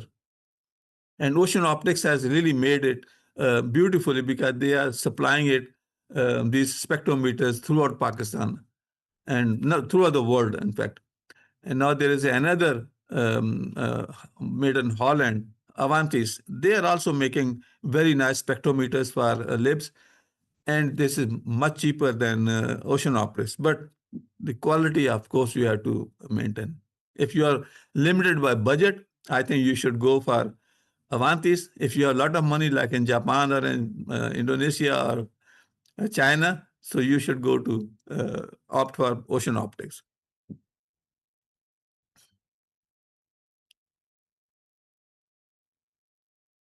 Any other question? Still, yeah.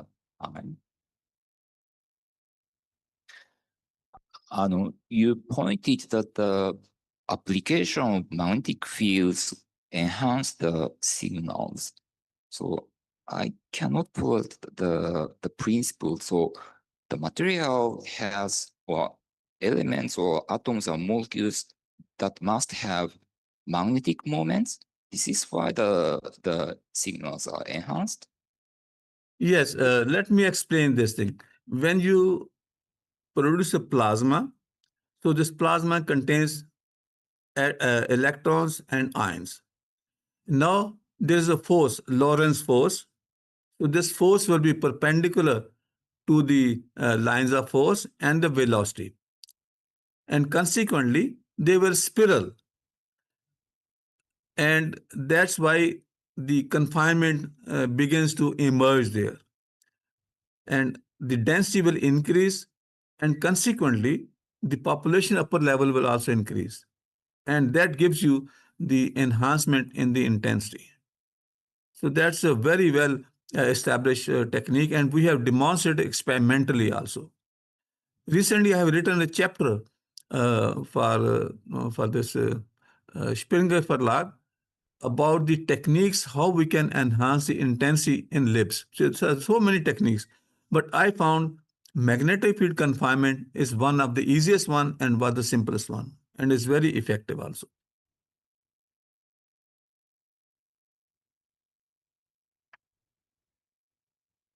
We can get this enhancement independent of the choice of elements, right?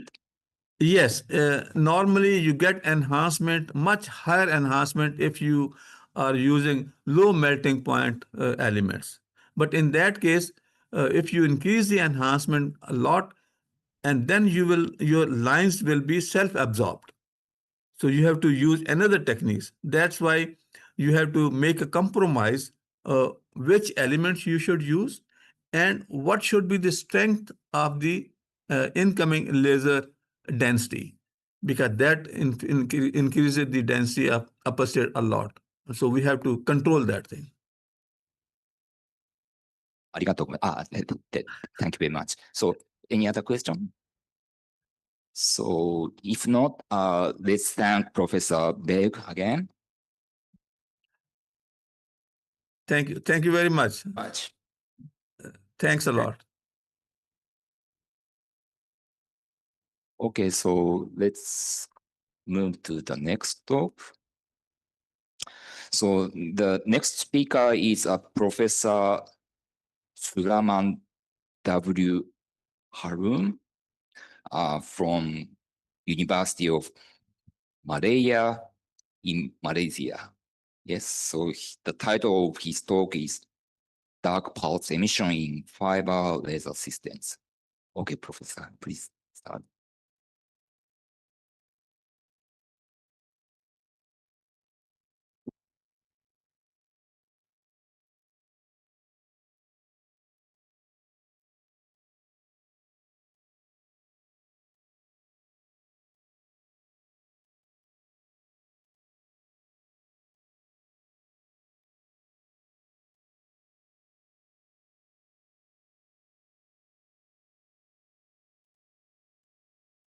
Okay, good afternoon to everyone, and thank you very much for organizer Enos for always inviting me to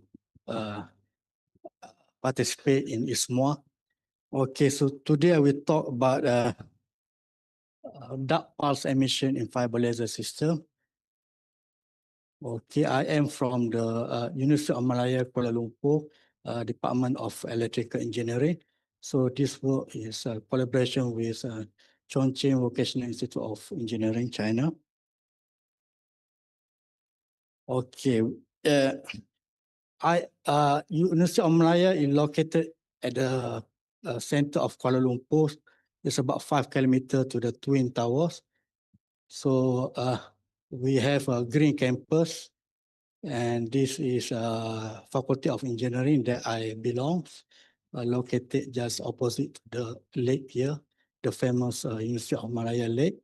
And our university is ranked at 58 according to the World University Rankings. And we are a comprehensive university that consists of 14 faculties, 2 academic. We have more than 70 research centers, more than 200 academic programs, And enrollment normally for undergrad is 20,000 approximately, and postgraduate is 14,000. So we have a large number of postgraduate students. And we have also a large number of international students, more than 8,000 students, especially for the postgraduate program from more than 90 countries. Okay, so today talk I will introduce a little bit on fiber lasers, then talk about the mod-lock fiber lasers and the generations of dark pulse, and talk about domain world type dark pulse generations, and we map both dark pulse and bright pulse and do the transmission test, transmissions of dark pulse through the optical fibers, and talk about the application and challenges of dark pulse lasers. Okay, the first laser was actually ignited by Tido Maiman in 1960, 16 May 1960. There is a ruby laser using a ruby rock as an active medium, pumped by the flash lamp, and emit light at 694.3 nanometer. There is a red colors. And this emission is due to the chromium ion inside the ruby rock. So this chromium ion will absorb the visible light, the green and blue, go to the excited state, fast decay to the metastable level, and because of transition from this level to the ground state, emit light at 964.3 nanometers. So to remember this, we photonic community celebrate International Day of Light every 16 May. And fiber laser, so fiber laser use optical fiber as a gain medium, active medium. So this fiber it will be docked by various medium like erbium, thulium, for operation at different wavelengths. So the advantage of fiber laser is a light propagating inside the core, so there is no free space propagations. So alignment is very easy. Alignment is very easy and very robust. And they immune to, again, the thermo-optical problems. They have excellent beam quality because light, the core size is very small, about 9 microns or less. So the M square for single mode laser is 1 after come out from the fibers. They have high gain, efficient, and can be used diode pump operations. So the operating of fiber laser depend on the active medium that you use. If you use erbium, they operate at 1.5 at the telecommunication wavelength. And for infrared region, so thulium, they can emit at 2 microns, holmium 2.1, and ytterbium, widely used for industrial application because they can emit very high power because two laser system, ytterbium, the pump wavelength and the lasing wavelength are very close. We pump with 980 and emit at 1060. So the efficiency is about more than 99%. So it's useful for high power, operate at the 1 microns. So BISMOS operate in the O band, is 1310 nanometers. Thulium also will give very high efficiency, more than 90%. And lately, people interested for medical application, so they focus on the mid-infrared at the 3 microns. So you can use erbium, but in Z-blank host materials to get emission at 2.9 or 3 point something. Generating the pulse in fiber lasers, there is 2 techniques. Q switching, or mode locking. So Q switching normally operate in the kilohertz region, repetition rate in the kilohertz, and mode locking in the megahertz. So Q switching actually we can use to obtain high energy pulse by modulating the intracavity loss. We just modulate intracavity loss to produce a Q switch laser. And mode locking, we also need to modulate the loss, but we also need to buy phase locking of longitudinal mode inside the laser cavity. If we have laser cavity like this, these two mirrors, so the oscillation of light between these two mirrors will generate many longitudinal modes. So this longitudinal mode will interfere and we generate the pulse. So the repetition rate of the pulse depend on the cavity length. It depend on the L here. So the shorter the cavity length, the higher repetition rate. And the repetition rate is not depend on the pump power. Okay, so normally we put the mode locking elements in the laser cavity and also controlling dispersion and nonlinear effects. So this is typical laser cavity that we use in our lab. So we have a laser diode pump that we combine with the oscillating laser using the WDM couplers. We have a gain mediums here to determine the operating wavelengths. We have isolator. Normally we put isolator to ensure unidirectional propagations of light inside the cavity.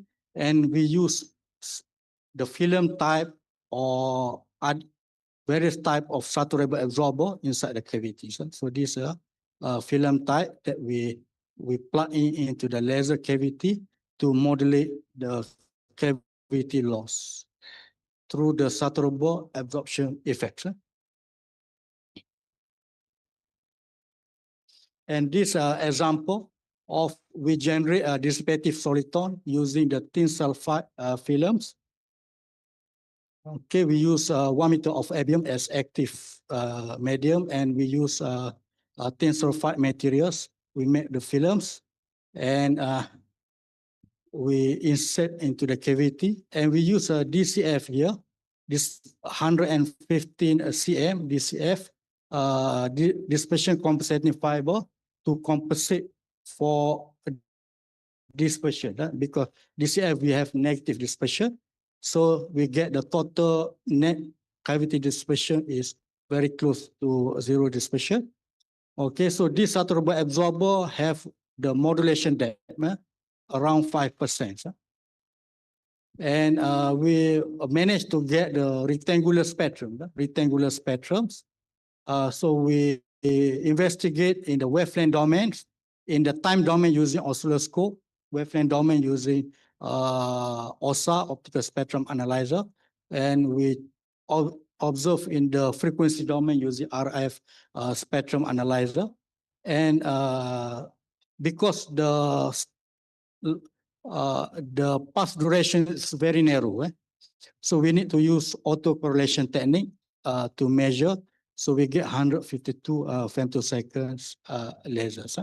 So very narrow pulse duration. So we get many harmonics. If you see in the frequency domain, you get a lot of harmonics here. And this for the fundamental frequency. So laser operate at 29.6 megahertz, determined by the cavity length. Because we use 7 meter of cavity length, so they have very large signal to noise ratio that show they have very good stability laser. So this laser we can use maybe for a terabyte optical communication transmission for ultra fast spectroscope. And dark pulse. So you see this normal laser, so the pulse is in the positive. They have peak power. Peak power, but dark pulse, they have a negative.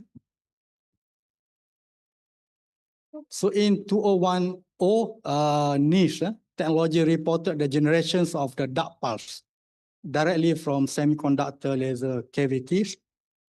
Okay, you see here the red pulse indicating the light output nearly shut down about every 2.5 nanoseconds. So dark pulse people observe and got interested by the scientific community. So what is a dark pulse?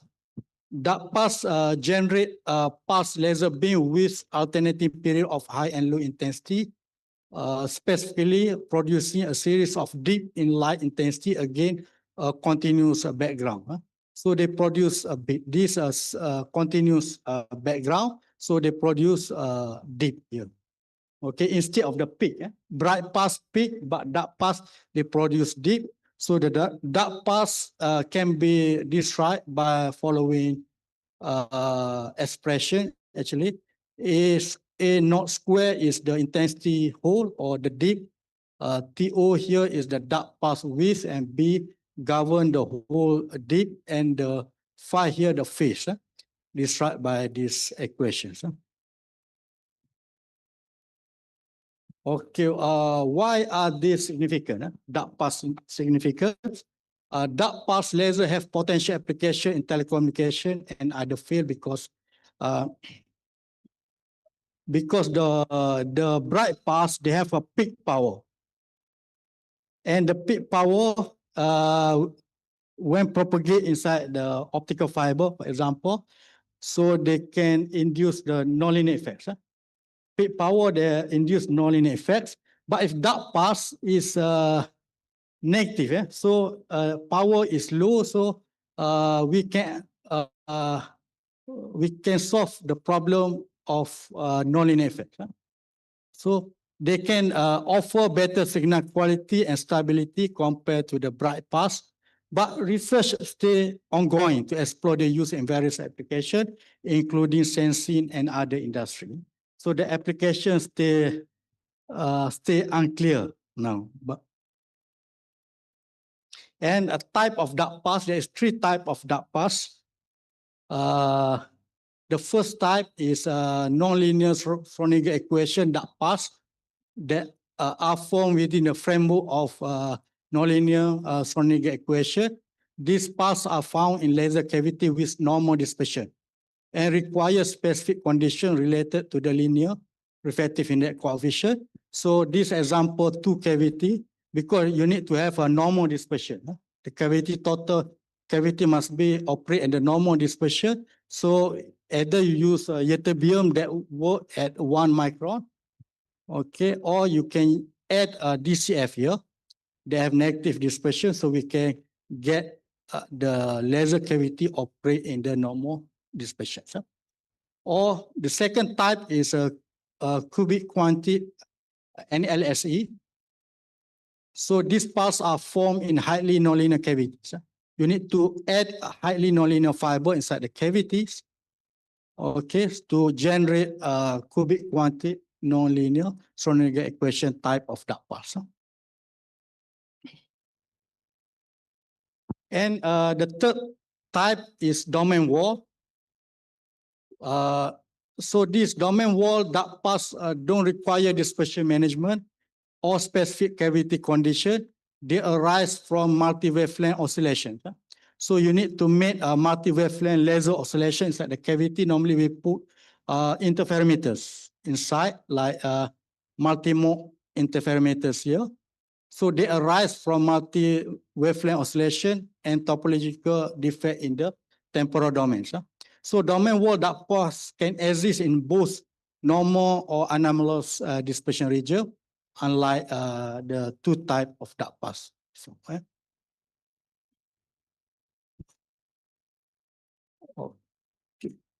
So this example of the result based on this cavity.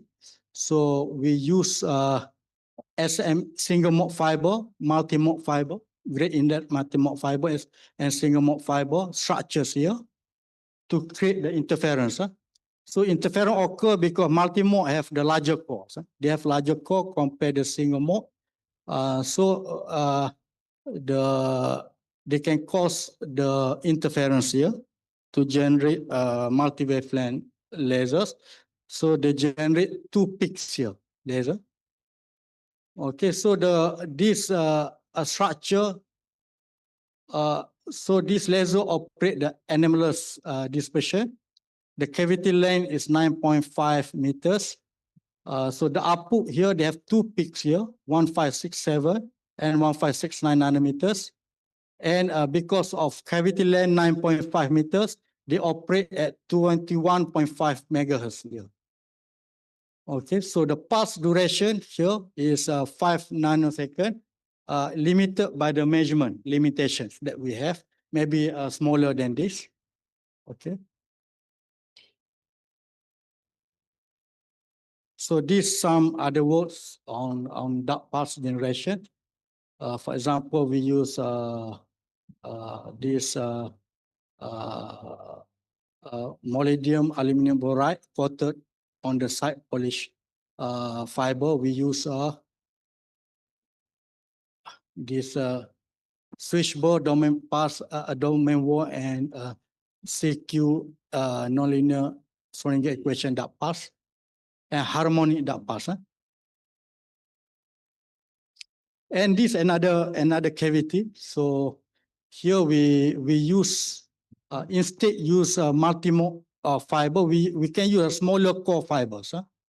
So we have a normal fiber SMF28. The core size is 9 micron. So we use this fiber that have a 6.5 micron smaller core. So they can excite the cladding modes.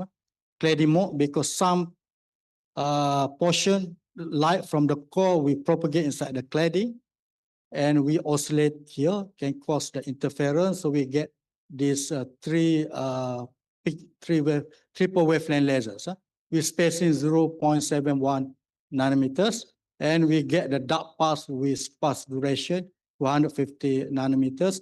We can also control the. We have harmonic.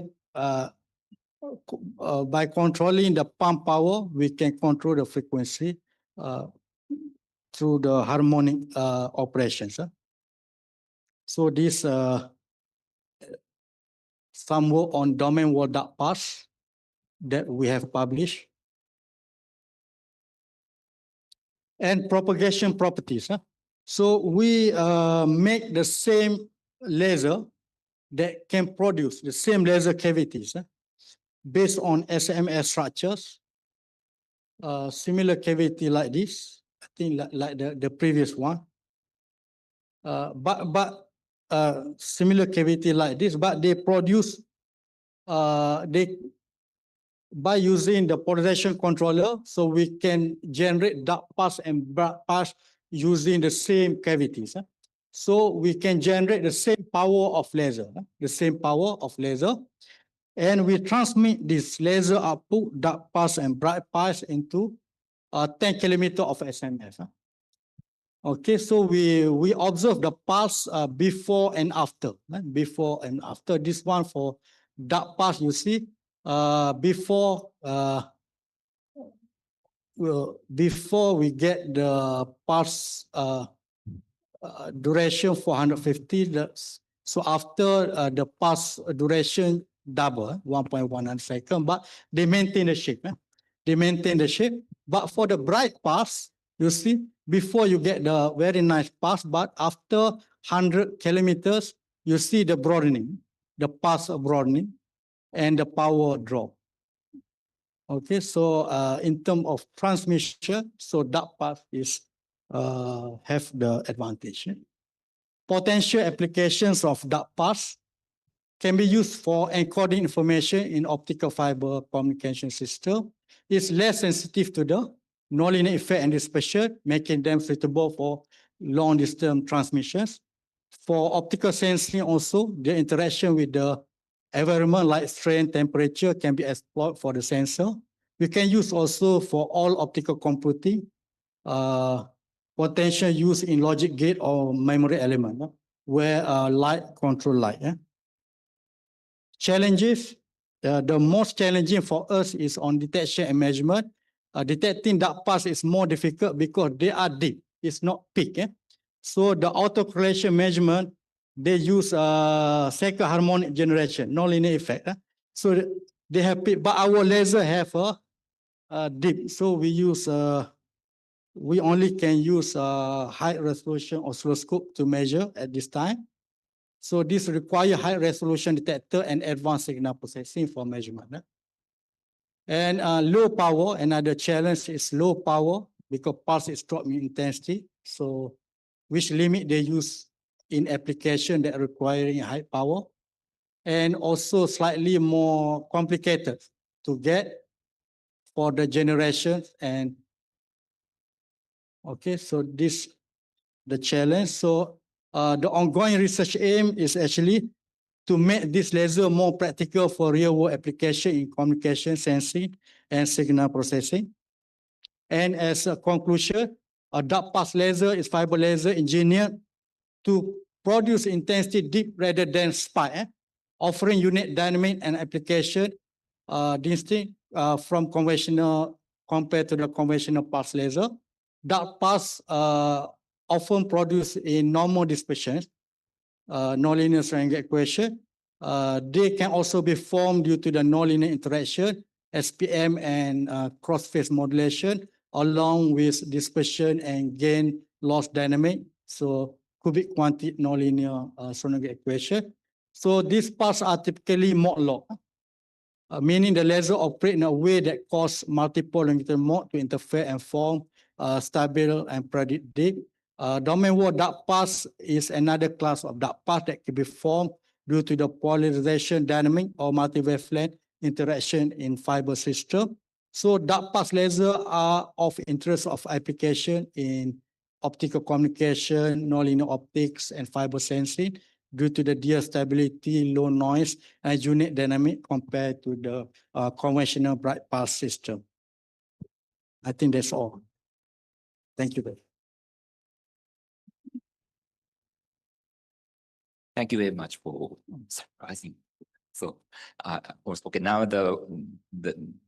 now the time for questions and comments. Okay, please.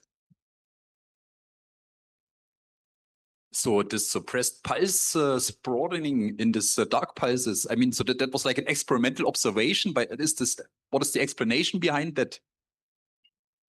So you had these sort of slides where you looked into the pulse propagation, or like the pulse evolves after propagation through the sort of 10-kilometer fiber or what it was. And then you showed that the sort of spread of this pulse was heavily reduced for this dark pulse. And then the question was not fully obvious to me. What was the reason then behind this one? Yeah. This one, we observe the propagations after 10 kilometers. This experimental work. Yeah, this I understand. It's an experimental fact, but is there a reason behind that, or? Because we want to see how the dark pulse behave after propagate a long distance of optical fibers. 10 kilometer standard single mode fibers.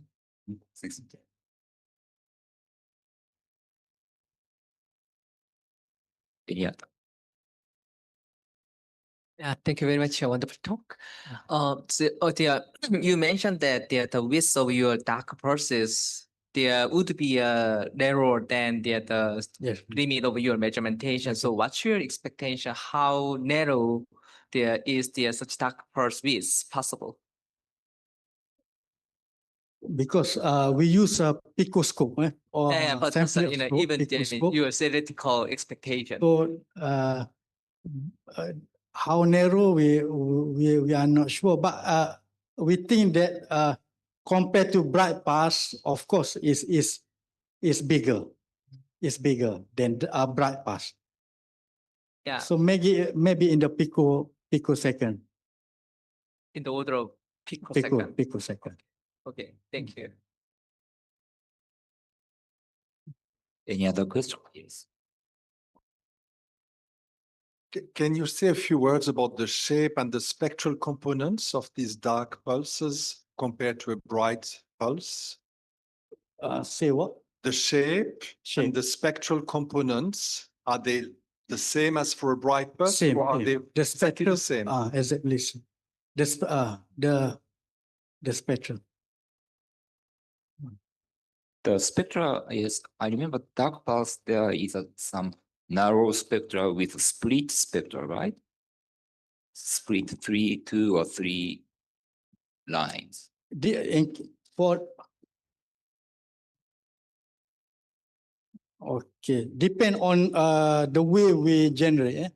Depend on the way we generate. But this one, because we use artificial satellite absorbers, so when we because this is solitons, so this not solitons. But normally is the same in terms of spectrum. Spectrum is same. Repetition rate are the same, but only this part. Sometimes we get bright and dark together. These two conditions, you can measure these two conditions with essentially the same cavity design? Cavity design, same cavity design, we just change the polarization. We put PC there. So because we want to get the same power. The idea to get the same power so that at the output, the condition will be same lah. So now, yes, it's time to, okay, let's thank thank you. again the speaker. Yes.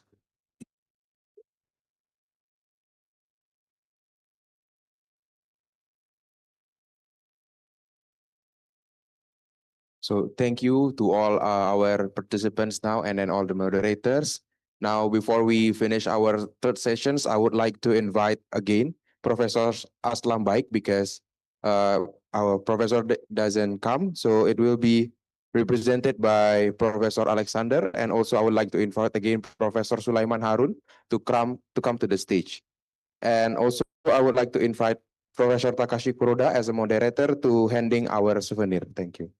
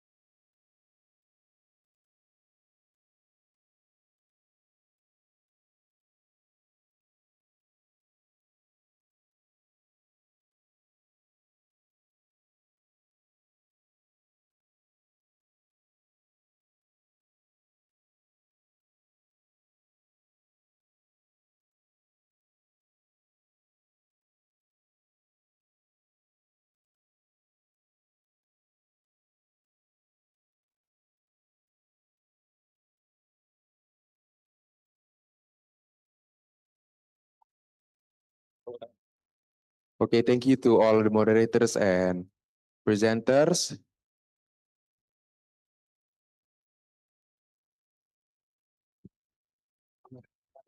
Zoom. Hello, Aslam.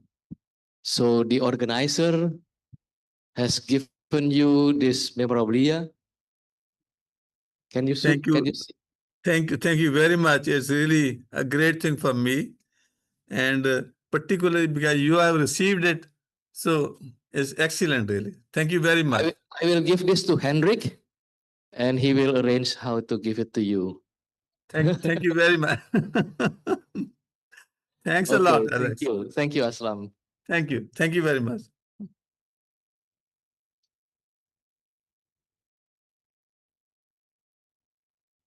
Okay, at the end of this session 3 is mark our end for the presentation session. Now we will move to our oral presentations. The sessions will be divided by two groups. There is room A and room B. Room A is located exactly here, and then room B is located in the right side of us. For this room A, it will be the participant numbers OP01 until OP04. it will be in the room A, and then OP05 until OP08 will be located in room B. So for all oral presenters, please joining your own room that have been divided. And also I would like to inform to all the presenters that haven't submitted their slides, can please submit their slide in the link that have been given by the committee. And also if you didn't submit it and then you want to use your own laptop, please confirm to the technical staff there because they need to prepare your laptop. Thank you.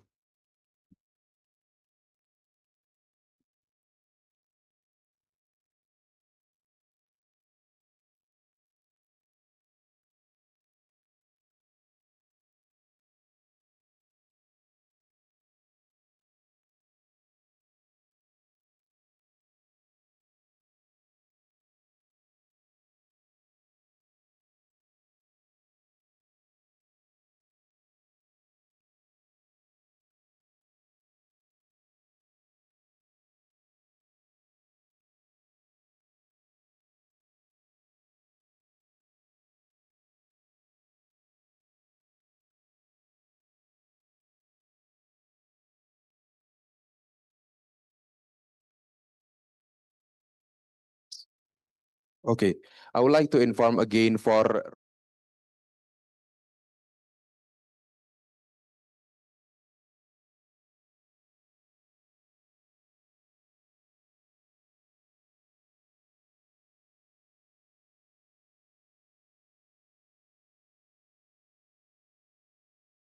University Kebangsaan Malaysia to get prepared.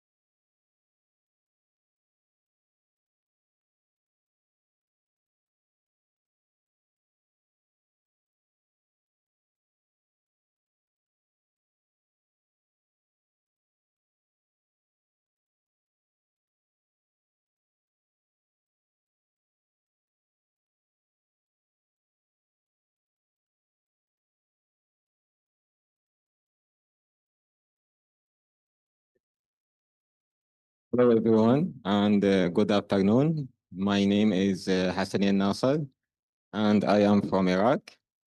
And just recently finished my PhD in Malaysia from the National University of Malaysia under Prof. Sulaiman's supervision.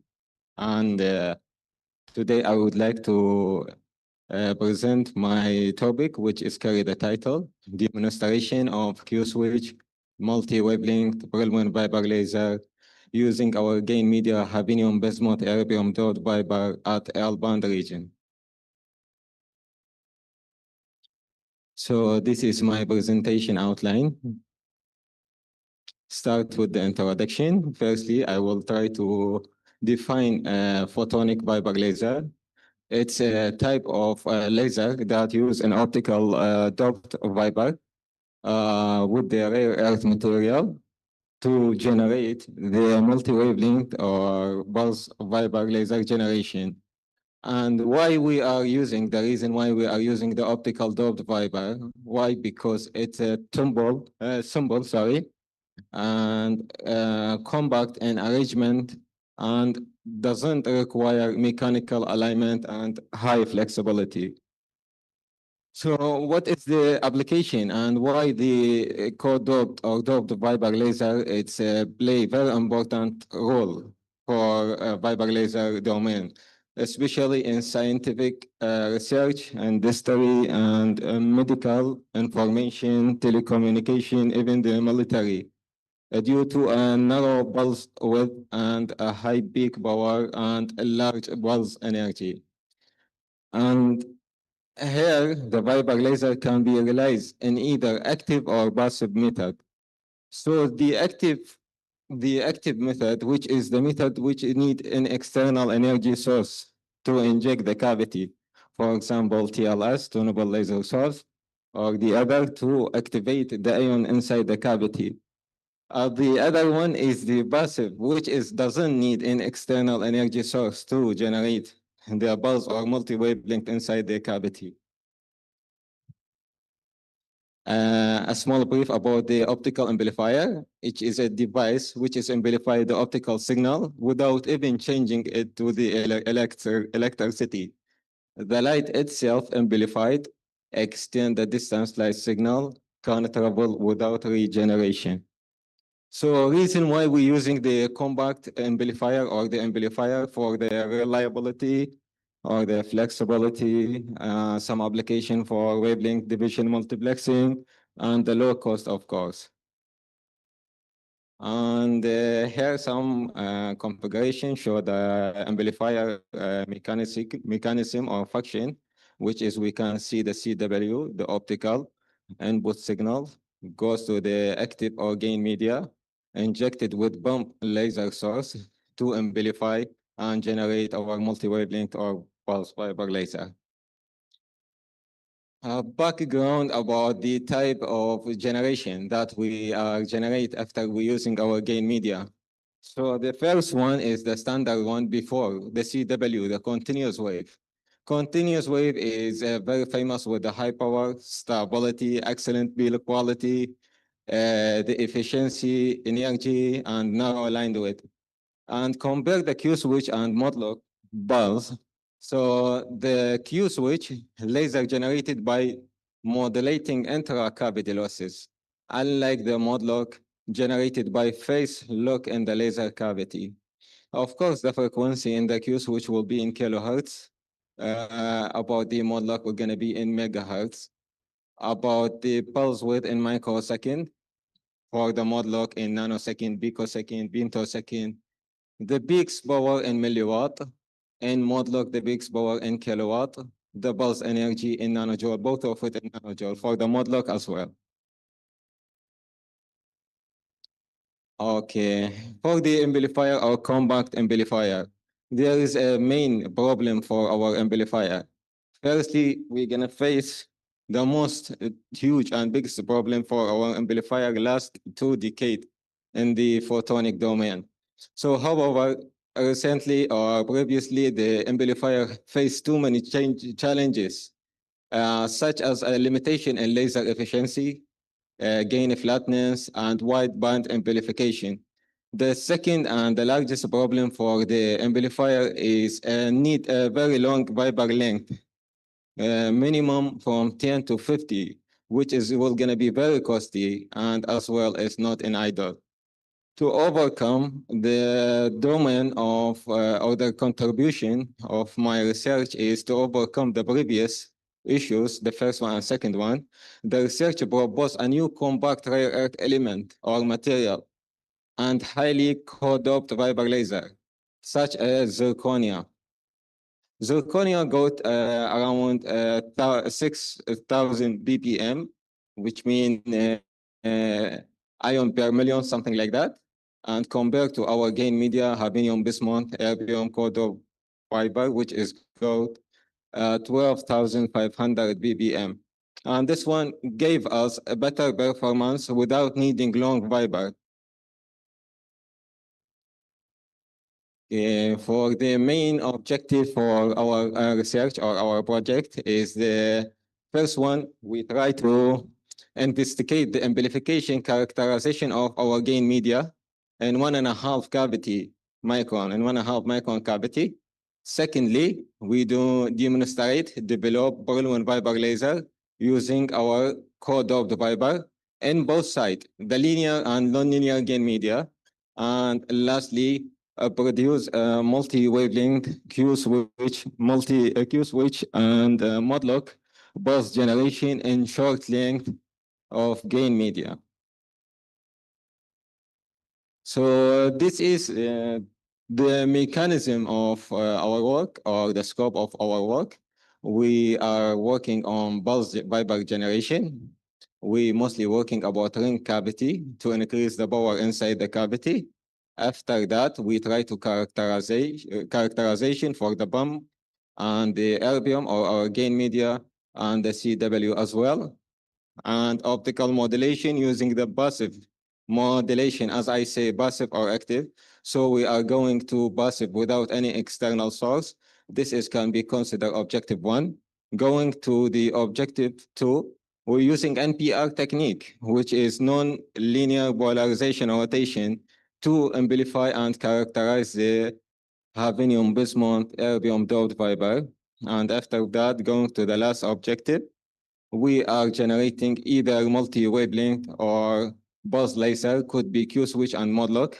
And after that, tap out the power for analyzing, such as output power, repetition rate, pulse width, polarization state, and evaluate the long-term stability and the Q switch mod lock based on NPR technique.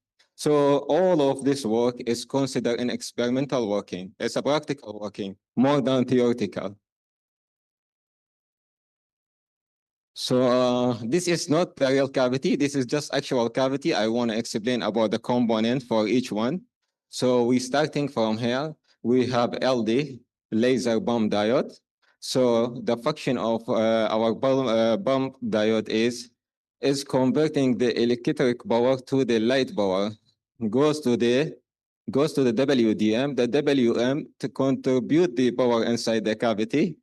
And then after that, of course, we are going to amplification for our laser using the erbium, the standard erbium I-25 erbium doped fiber. And another, in the second cavity, I'm using the hafnium. The other thing, I'm using the isolator to isolate the backward propagation, and the ultra power goes back to the cavity and accuse the damage for the devices. And of course, coupler to tap out the output for analyze the data, of course, OSA, optical spectrum analyzer, oscilloscope, and this is TLS, it's outside the, the working. Okay, here make a comparison between my gain media and another gain media, which is the most famous and the compact optical amplifier. Mostly or recently, some of the researchers, they are working or using zirconia to generate the compact optical fiber, which is a co-doped fiber laser to generate either the multi-wavelength or the pulse generation. For me, I'm using the hafnium bismuth, and we can see here the different. The range is approximately same according their properties, but for the power is totally different. The hafnium, because got high dope than the erbium twice or treble, so if it gave us is a high power compared to the zirconia. So this is our cavity using here the erbium for amplification and hafnium for generation. So we got a multi-wavelength erbium, multi-wavelength Perlmutter fiber laser, and we can see here the maximum power 259 milliwatt at range center wavelength 1597 nanometer. And here we do a comparison between the minimum power and maximum power. And we can see when we increase our power, we can generate more peaks. That's because the absorption for our gain media. And here we are testing our gain media, the linear absorption for the hafnium. And we can see clearly here, as starting from the minimum, the C band goes to the maximum is the L band, which is make it idle for the amplifier. And here the typical pulse Q switch pulse that we generate with the multi-wavelength. And that pulse got a repetition rate starting from 22 to 10. The repetition rate, yes, starting from 22 kilohertz, and the pulse width maximum 10 microsecond. Results. At the beginning of the results, we can here combine our radio frequency, and we can check the SNR, signal noise ratio, and compare this one with our pulses. So the repetition rate at the maximum power 22 it gave us SNR around 52.7, which is make it an ideal for our work, while it's more than 40 SNR compared to the others. So the total of our working, like we are generating Q switch Viper laser with the Brilliant Viper laser. The center wavelength for the whole previous working is 1597. The input approximately 41 to 110 milliwatt. This one in milliwatt by milliampere 120 to 240 milliwatt. The output start from 0.2 to the maximum 2 milliwatt, and maximum pulse energy around 77.3. Repetition rate from 9 to 22. The pulse with 22 to 10 microsecond, and signal noise ratio is 52.7. Okay, we going to the conclusion. According to my objective, what we are aim. So we achieve, we amplify, and characteristic the Brilliant Viper laser using the rare earth element or material and 1.5 region ring cavity. It's actually investigated successfully. Secondly, a narrow bandwidth for the Brilliant Viper laser using our gain media in both sides. The linear and nonlinear gain media were developed and demonstrated. Lastly, the length issue were overcome by utilizing a short length 1.5, such as a gain media, or some people, they are using artificial saturable absorber or SA to enable the compact optical amplifier to generate either the multi-wavelength or Q switch and modular Viper pulse laser. Thank you for listening. That's all. Okay, thank you for the presentation. Maybe one question. We have, okay. Thank you very much for your talk. If we can go to the spectrum of your laser emission, I just would like some clarification.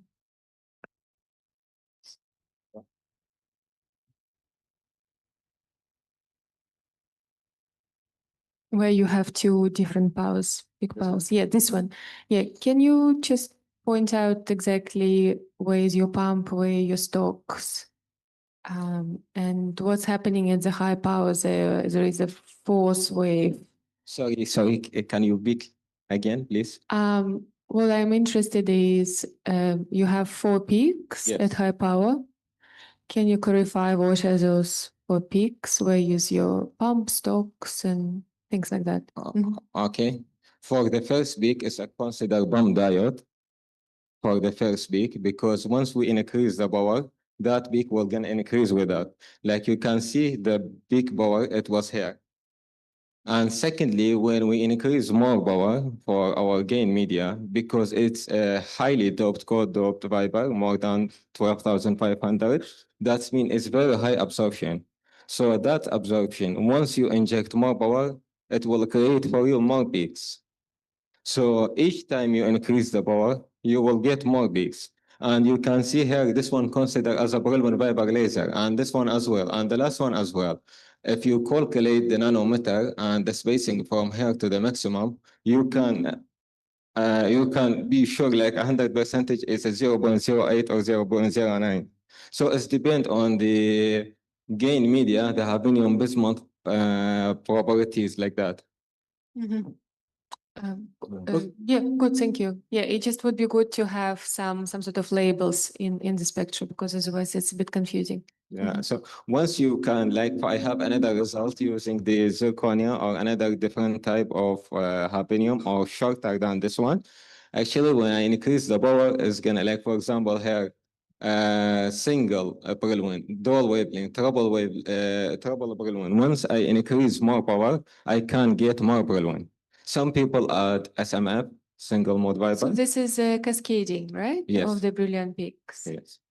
Okay, excuse me, time's up. Yeah, okay. Thank you very much for the question, and thank you for the presentation. Most welcome, most welcome. Thank you so much. Please applause. And the next speaker is Ilyana.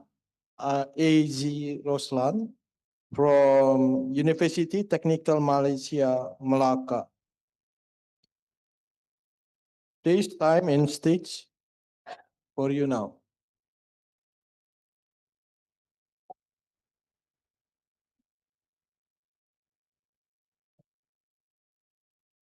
Time 15 minutes, including the question session. Assalamualaikum and a good day to everyone.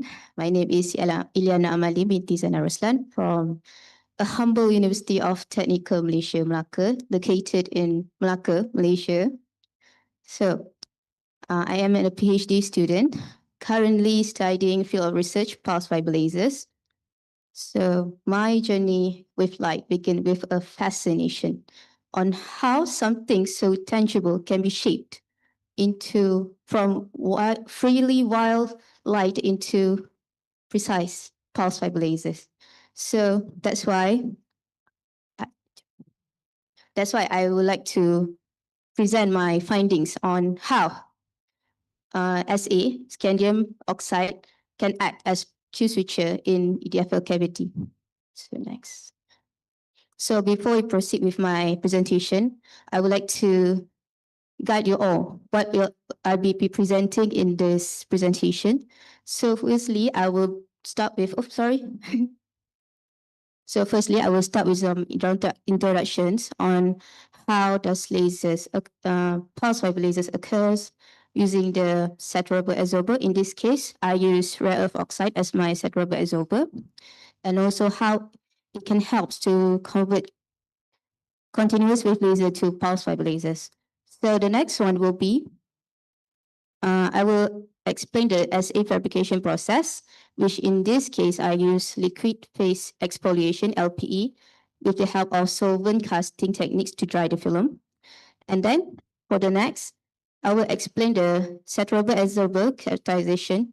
In this part, I will present my findings in terms of linear absorption profile characteristics and also nonlinear absorption profile characteristics to see how the SA interacts with light. So last but not least, the core of the study is to present my pulse laser performance to see how does it works, how does SA can help to produce pulse fiber lasers and how it performs. So next. So in my introductions, I will explain how does continuous wave laser with the help of saturable absorber, in this case, rare earth oxides, scandium, especially scandium oxides, can help to convert continuous wave laser into pulse fiber lasers. So continuous wave laser is like a steady stream of water. It's very uninterrupted, free flow, but with the help of saturable absorber, it can help to convert into rapid short bursts of light. So how does that happen? So with the incorporation of saturable absorber, in this case, scandium oxides, it will help to modulate the light in the cavity using the principle of polyblocking principle. So how does that work? Imagine in an empty room,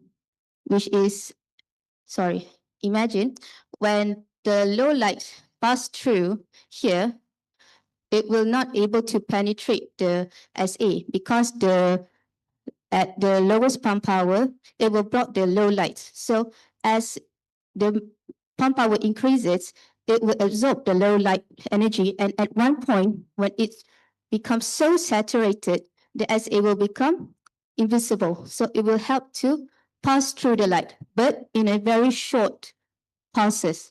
And that's how it produces pulse lasers. So this is the cavity.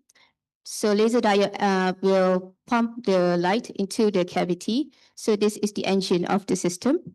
So through the WDM, it's like a traffic controller where it will channel all the light into a light in 1550 nanometer that will go through EDF, which is the gain medium, helps to amplify the signal light. Then for isolator, it will prevent back forward laser light, which means that it will pass through in single way.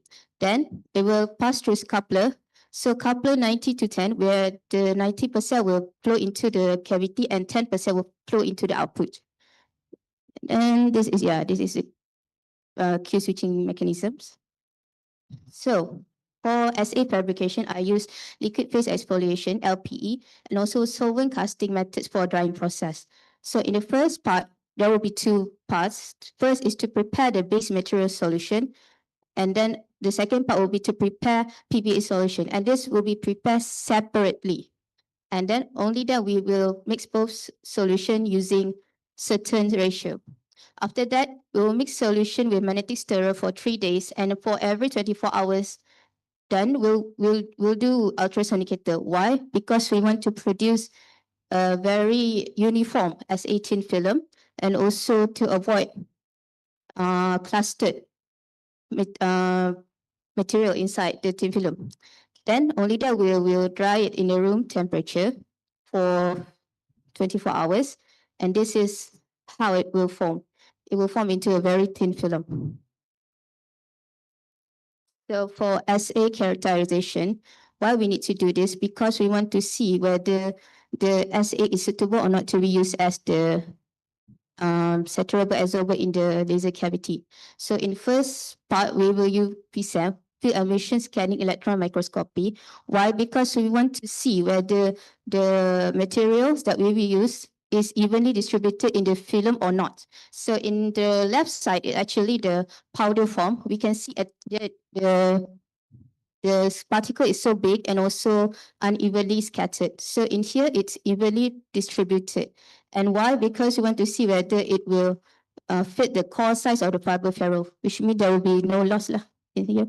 So PSAM is used to analyze the surface morphology and structure features. So for SA characterization, we will also use EDX, energy dispersive X-ray spectroscopy, because we want to ensure that since we are using scandium oxide, SC2O3, we want to see whether is it the right component containing in the thin film or not. So in here we can see the scandium 45.3%, oxygen 34.1%, which validates SC2O3. And the carbon actually comes from the PBA, since we mix with the PBA. So this proves that the material that we've done did contain SC2O3. And there's no foreign substance. Okay, for the next part, we will do non-linear absorption profile. So in here, we want to see how the light interacts with the SA. So that's why we use modulation depth experiment. So in here, we can see the saturable absorption is 4.8%. Actually, the higher, the better. But in here, we can see 4.8%. The energy, the SA able to absorb the light. And then for non-saturable absorption, there is 34.4%, maybe due to scattering. And then the saturable intensity is 0.5 kilowatt per centimeter square, which is quite low. So which means it able to generate Q switch pulse in using at the very low pump power. So in here, we want to see the pulse laser performance. So the first part is RF spectrum. We doesn't just want to create a pulse laser that just operates. We need to create a stable pulse laser. That's why we do RF spectrum to see whether it's stable or not. So in here, we can see the signal noise ratio is 42.8, which is quite stable. And then in here, we can see that at the maximum pump power, the repetition rate is 58.79, which show a strong laser energy.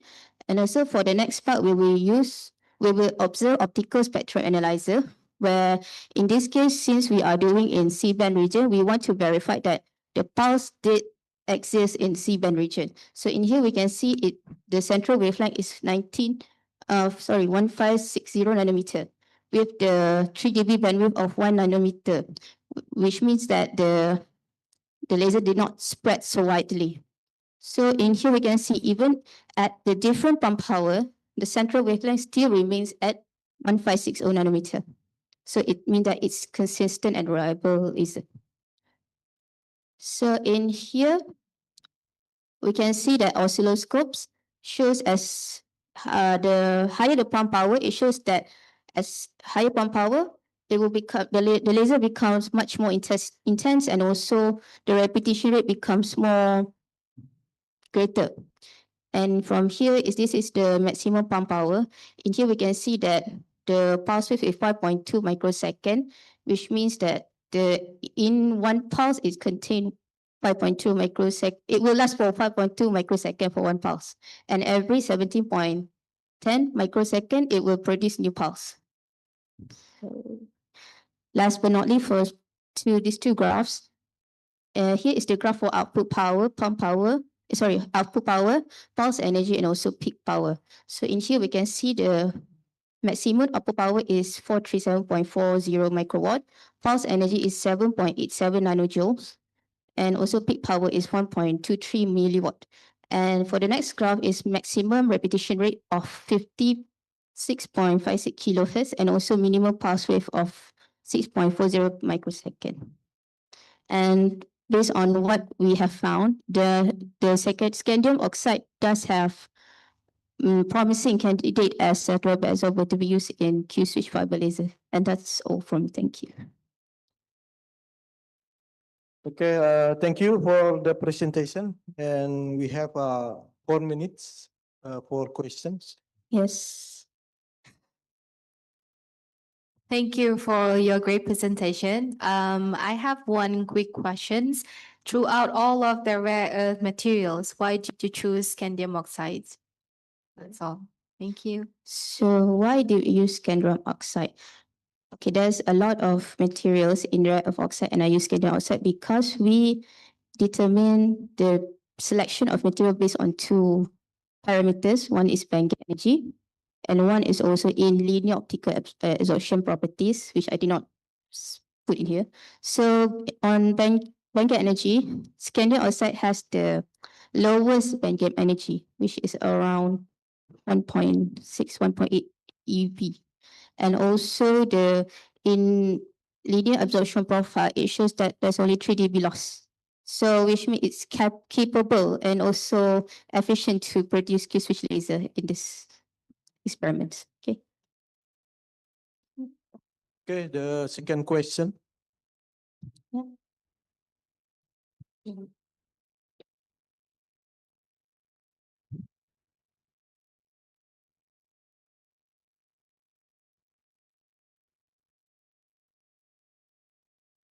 Okay, thank you for your presentation. If I'm not mistaken, you mentioned in your slide that the onset of your Q switching occurs at 50 milliwatt.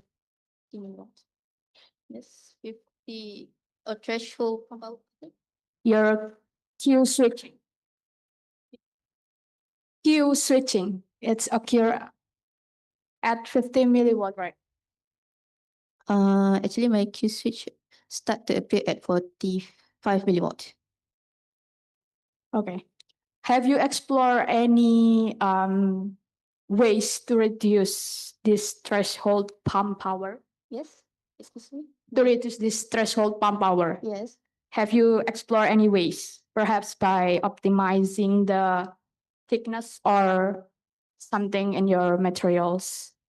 Apparently, for the thickness, did not cover in my scope. Probably we can put in our research later. And for threshold pump power, actually, for SA, there's a lot of parameters or factors that could affect the efficiency. So one is the way of fabrication, actually, because when we use fabrication, we disrupt the structure itself. So in here, I use LPE, actually the easiest method, but maybe there is another way to minimize the threshold pump power instead of this one. So yeah, actually that's probably another way, but we don't actually focus on that. Okay. So thank you. Okay, thank you very much for your answer. Okay, thank you for the questions, and maybe only 30 seconds, but maybe enough. Okay, thank you. Give applause. Okay,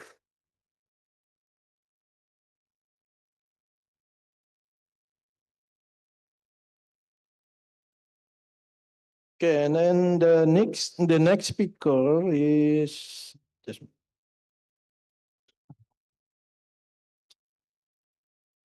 Pak Hatta, ya?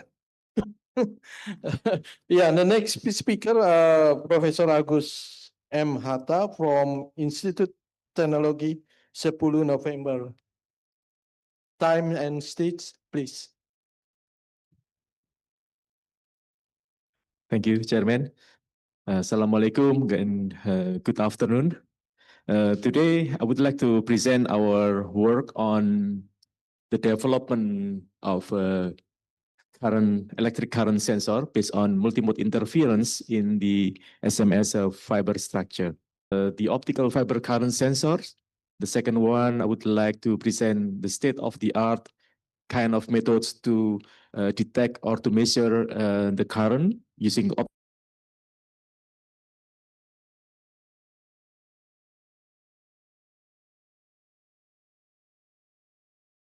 principle, set up how it works, the results, discussion, and end by a conclusion. So it is the conventional electric current sensor by using the Hall effect. This is already commercial and widely used in electric industry. So this system, yeah, of course, it has some limitation in perspective of conventional current measurement system. It is a heavy bulk and also prone to magnetic saturation, suffer from electromagnetic interference, and it has some limitation in dynamic range and bandwidth. So that is why we consider the optical fiber current sensor for the next generation of the electrical current measurement. So giving advantages from the optical fiber, it has the immunity to electric magnetic interference. It has a compact and lightweight size. So it is enabled to be integrated into existing devices like circuit breakers or other electrical components.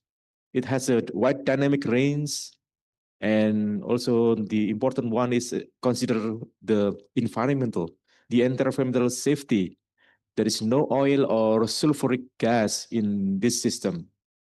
So there is also emergent need, which is for the development of smart grid and high voltage DC transmission system.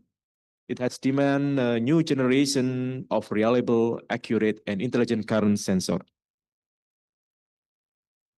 Most of optical fiber current sensor utilize the Faraday effect, where an electric current induces a magnetic field that rotates the light polarization within the fiber. This is the illustration how the polarization of light rotate by optical material, which is induced by electric field, and there is a magnetic field around this optical material. So the polarization of light rotates in certain angle or degree with a degree of rotation due to this equation. So this principle was found very long time ago by Faraday in 1845 with magneto-optical effect. So however, this method is just used recently in the past few decades due to the development of fiber optics technology. So this is some of method how to detect to measure the electric current. The first method is called polarimetric based sensor. In the polarimetric sensor, the design is measuring light intensity change after a polarizer. So the introduce of polarizer component is very important. However, this technique requires a complex polarimetric measurement scheme. This is the schematic diagram proposed in 2000, in the year of 2000. So we have a laser source, coupler, and then here we introduce a polarizer and also a Faraday rotator component. And then continues to the sensing fiber, it is spoon of fiber. And then inside spoon of fiber, this conductor wire, that's the current flowing inside this wire. So the second method that we can utilize is called interferometric-based sensor. In interferometric-based sensor, one of interferometric system is called Saknak interferometric scheme. It is very sensitive and it was adapted from fiber optic gyroscope. So it measures the phase shifts. It's offering a higher stability.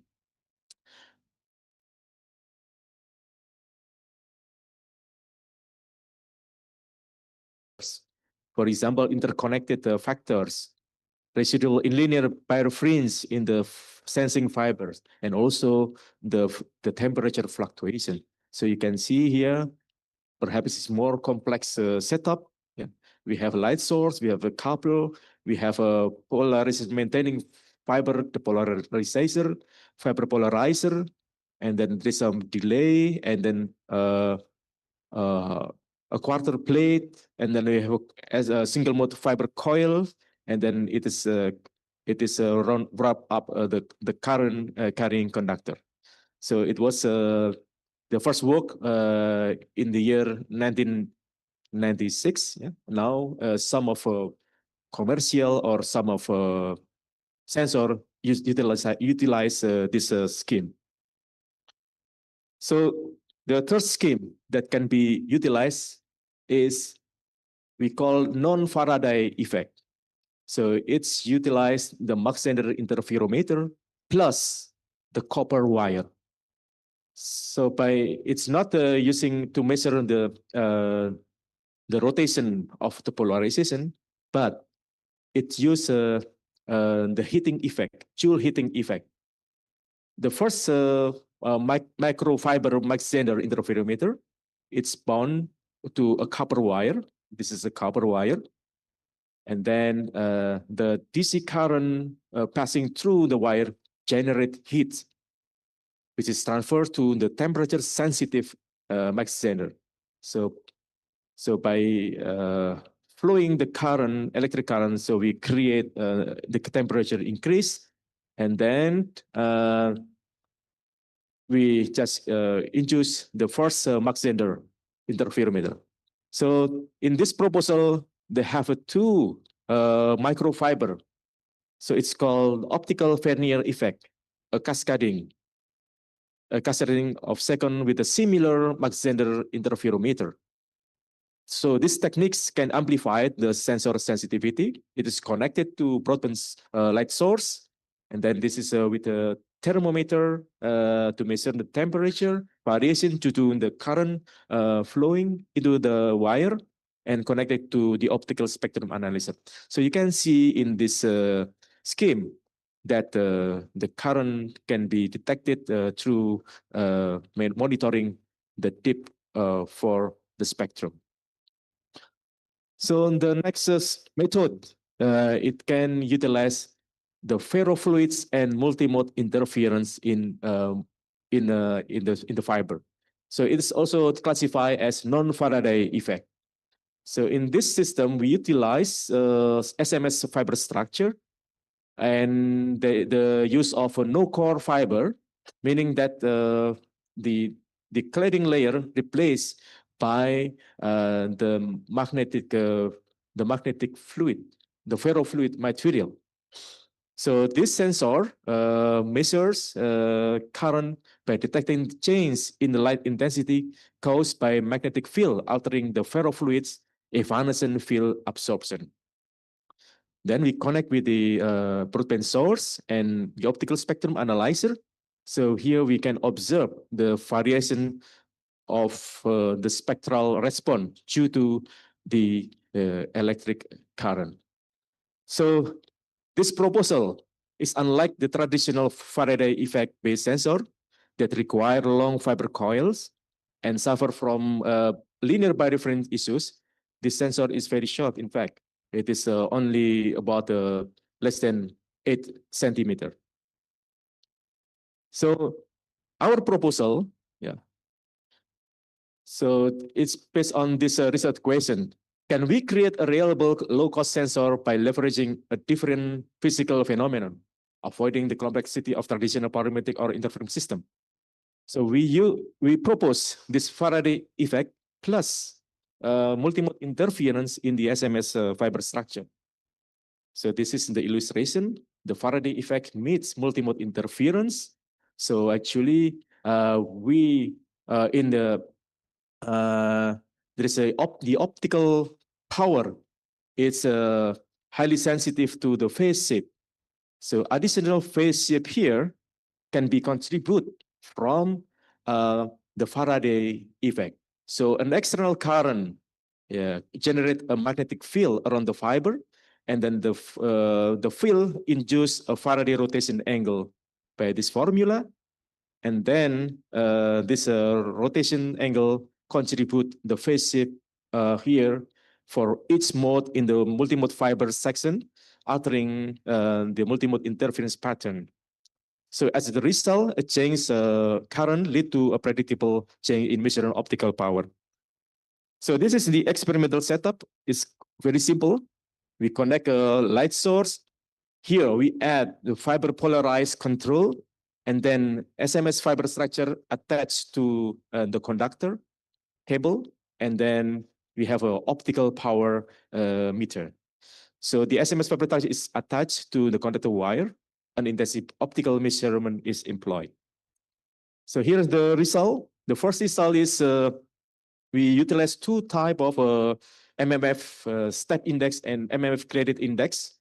So here we can observe the variation due to the current, but it also should be noted that stable output power variation due to increasing electric current for the absence of fiber polarizer. So the key finding is the fiber SMF index is more sensitive to the credit index percent. The second result is effect of MMF length. So you can see here. So depending on the length, it can vary the output power response. And the third result, the effect of sensor to conductor distance. So as expected from magnetic field theory, sensor sensitivity is inversely proportional to the distance from the current carrying conductor. So I think this last slide, yeah. We have successfully demonstrated a novel direct current sensor based on multimode interference in simple SMS fiber structure. So this approach addresses the challenge of complexity and cost in many advanced, by eliminating the need of polarimeter, magneto-optics material, key special material or complex interference. We just observe key performance factors, and this the result, yes, the sensitivity at a certain configuration. Okay, thank you, and return back to Master Rofsen. Okay, thank you for interesting presentations. We have 2 minutes, for questions. First questions, maybe.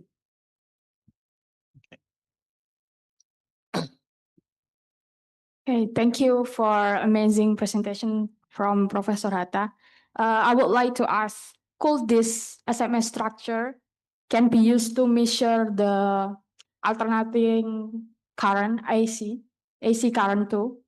And what is the considerations would need to be addressed when we use this SMS structure sensor to measure the AC current? Yeah, it is an interesting question. Yes, so it could be. Yeah, we can explore how to measure the alternating current by using this interferometric system. But in this case, we need a more high speed measurement system, yeah, in order to can detect the phase variation of the currents. Okay. Another question? Okay, yeah, please. Thanks for your talk. My question is your sensor output changes with temperature, with ambient temperature? Oh, yes. Yes, this is very a good question about the temperature. Yeah, yes, this system, since we just measure from 0 to 10 ampere, it's induced the temperature variation about 3 to 5 centigrade. So of course, it is have an impact to the optical system, but it's less than the influence from this measurement. Okay, thank you. Okay, thank you very much for the questions. And thank you also for the presentations. Please give applause.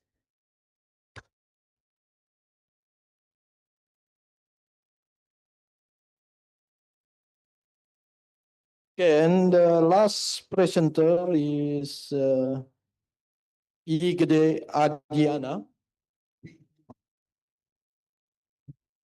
Oh, okay. Please, time and stage your time now.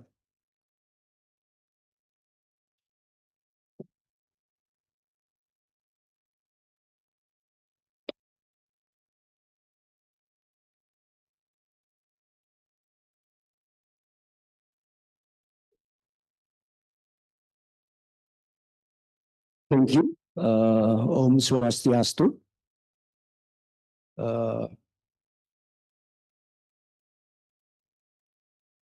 I will present my research and title non-invasive diabetes detection via urine, analyzing using laser-induced breakdown spectroscopy lead. This research I conduct with my friend, my colleagues, Mr. Aulia, Mrs. Nimade Raiswarni, Mr. Komang Raswarbaho, and Mr. Heri Suyanto. First, my name, I introduce my name, Igusti Agung Putra Adnyana. I come from the physics program study in Udayana University. To be honest, I'm very nervous stand up here to make presentation. I think I will do sing before. No.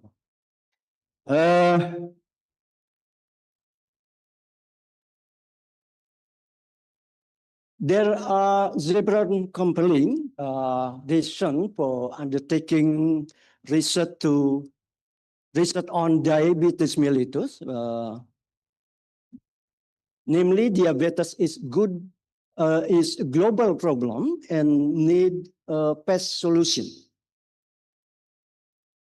Second, many people feel uncomfortable with current blood testing method. And so needs for solution, non-invasive method is important to make regular testing easier and more acceptable. Why live? There are many advantages of the live. The live need a minimal sample preparation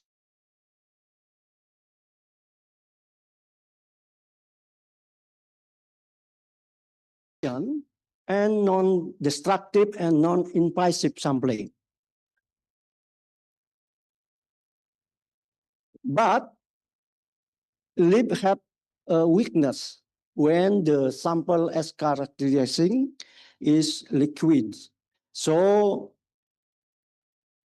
in my research, I make the sample drop on sample on some coconut to absorber. The recent study about the lib is application to differentiated non-diabetic urine and diabetic urine accepting 96.5% accuracy. This demonstrates lib promise as minimal invasive, rapid analytical tool for diabetes screening, although the study still involves sample handling procedure. Using libs without regard on complex simple preparation is an important adjustment toward making the technique more practical and easier to adopt.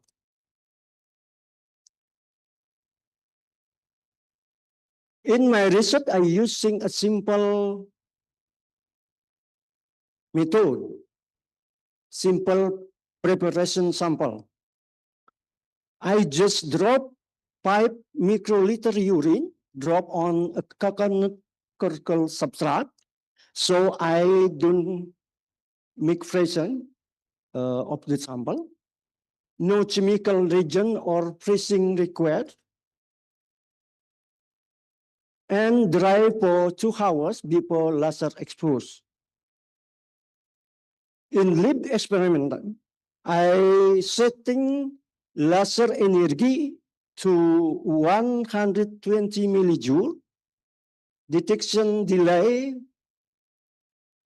0.5 microsecond, signal accumulation is 3 laser shot, like. Okay, the following are the characteristic spectra for non-diabetic and diabetic urine observed at specific wavelength corresponding to certain element. I found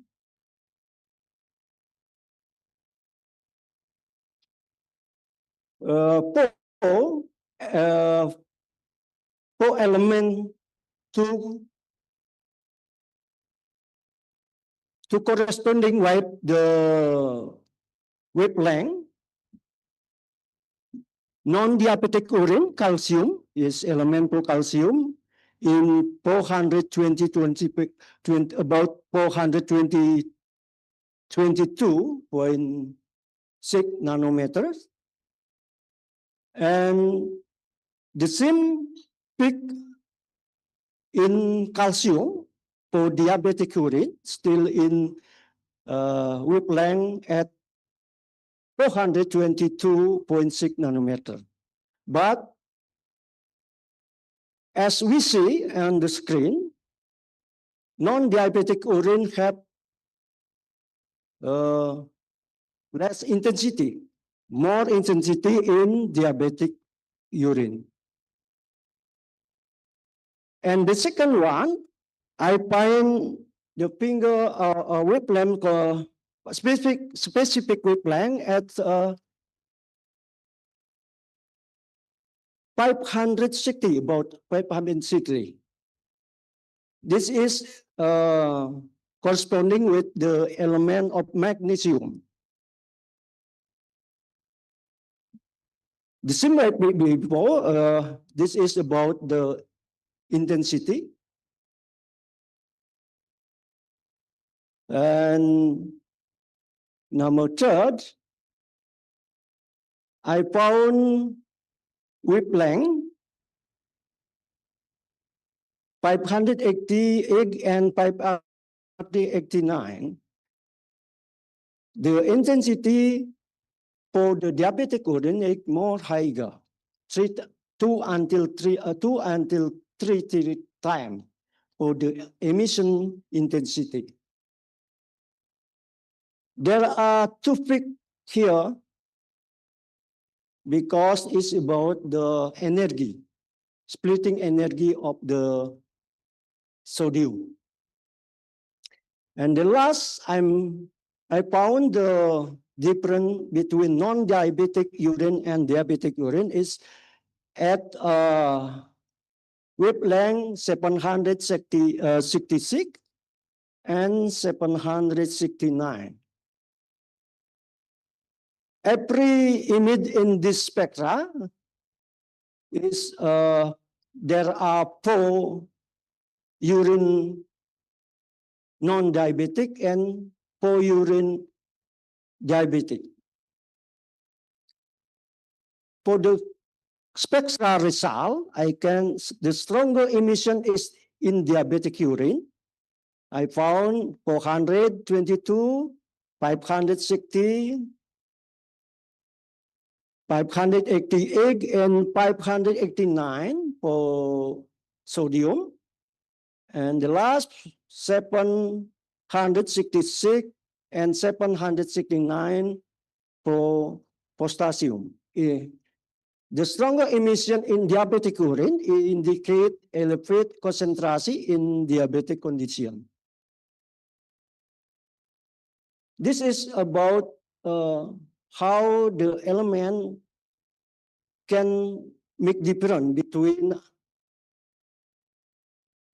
non-diabetic and diabetic urine. Elevated calcium, magnesium, and sodium and potassium in diabetic urine might replicate kidney dysfunction caused by diabetes. Electrolyte imbalance in common in the diabetic patient. In diabetes mellitus, hyperglycemia trigger osmotic diuresis leading to increased urinary loss of sodium, potassium, kalium, and magnesium.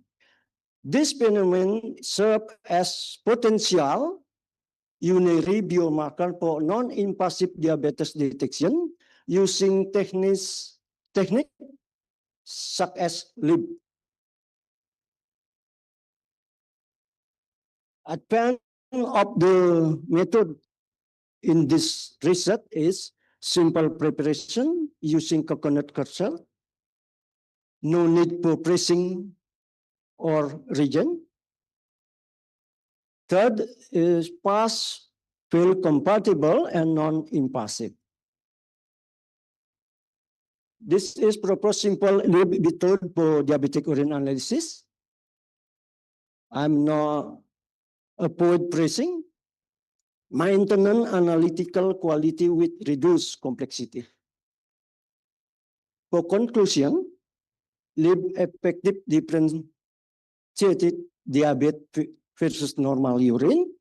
Key element kalium, magnesium, sodium, potassium serve as spectra marker. And the last potential tool for rapid diabetes screening. Jadi, this is the select reference I use in this research. And then matur suksema. It's mean thank you. Thank you for the presentation. Yeah, we have 3 minutes. I hope no question because it's last. I will ask. Okay. Yeah. From the audience, yeah, participants. Thank you. It is interesting research, I think. My name is Hefi. I hear that you explained that in your research use charcoal substrate, if I'm not mistaken, charcoal substrate to decompose the urine. Is there any consideration why you use the charcoal for this research, and is there any specific impact to the optical phenomenon in this research? Thank you. Thank you. I use coconut charcoal in this research because coconut charcoal substrate can make the plasma more stable. then the liquid pressure for the sample. And then coconut is good for the element of differentiation of diabetic or not diabetic urine, like kalium, potassium, natrium, or sodium, magnesium, and kalium. Thank you. Okay, another questions. One more questions, please. Okay, we can.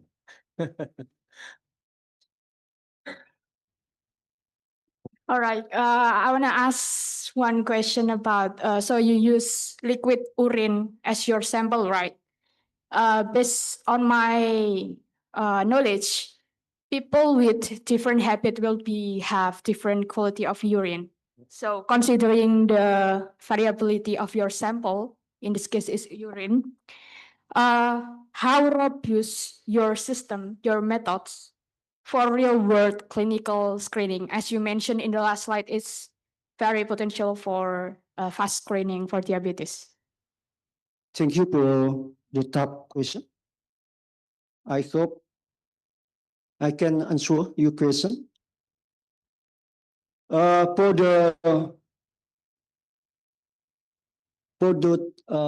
sorry. In my research, I use coconut cordial substrate and using sample urine in the morning. Yeah, in the morning for testing for egg Howard. Okay, thank you.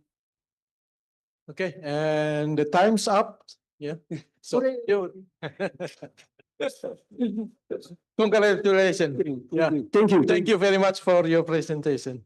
And all question also. Thank you. Okay, I return back this stage to Mr. Kenny, the chairman. Okay, thank you very much. Okay, thank you, Professor Rahmat, for become a moderator for the sessions. Because this is the end of the presentations, now we will close the last sessions. So this is the end of today's agenda for in these rooms. So for all the participants that have been involved here, so I'm really thank you, because without you all guys, this event can be held. And also after this agenda, I would like to inform that we will have a coffee break for 20 minutes. And after coffee breaks, to all participants that have been attending the gala dinner at this night, so please, we'll be gathering around 6:30 in front. So please don't be late, and then pay attention to the time, because we need 16:30. Yeah, 16:30. So please pay attention to the times, and then don't be late, because we just really need to go to Jimbaran at that time. Thank you. Oh yeah, in this coffee break, you can guys also see our poster there, just in the coffee break time.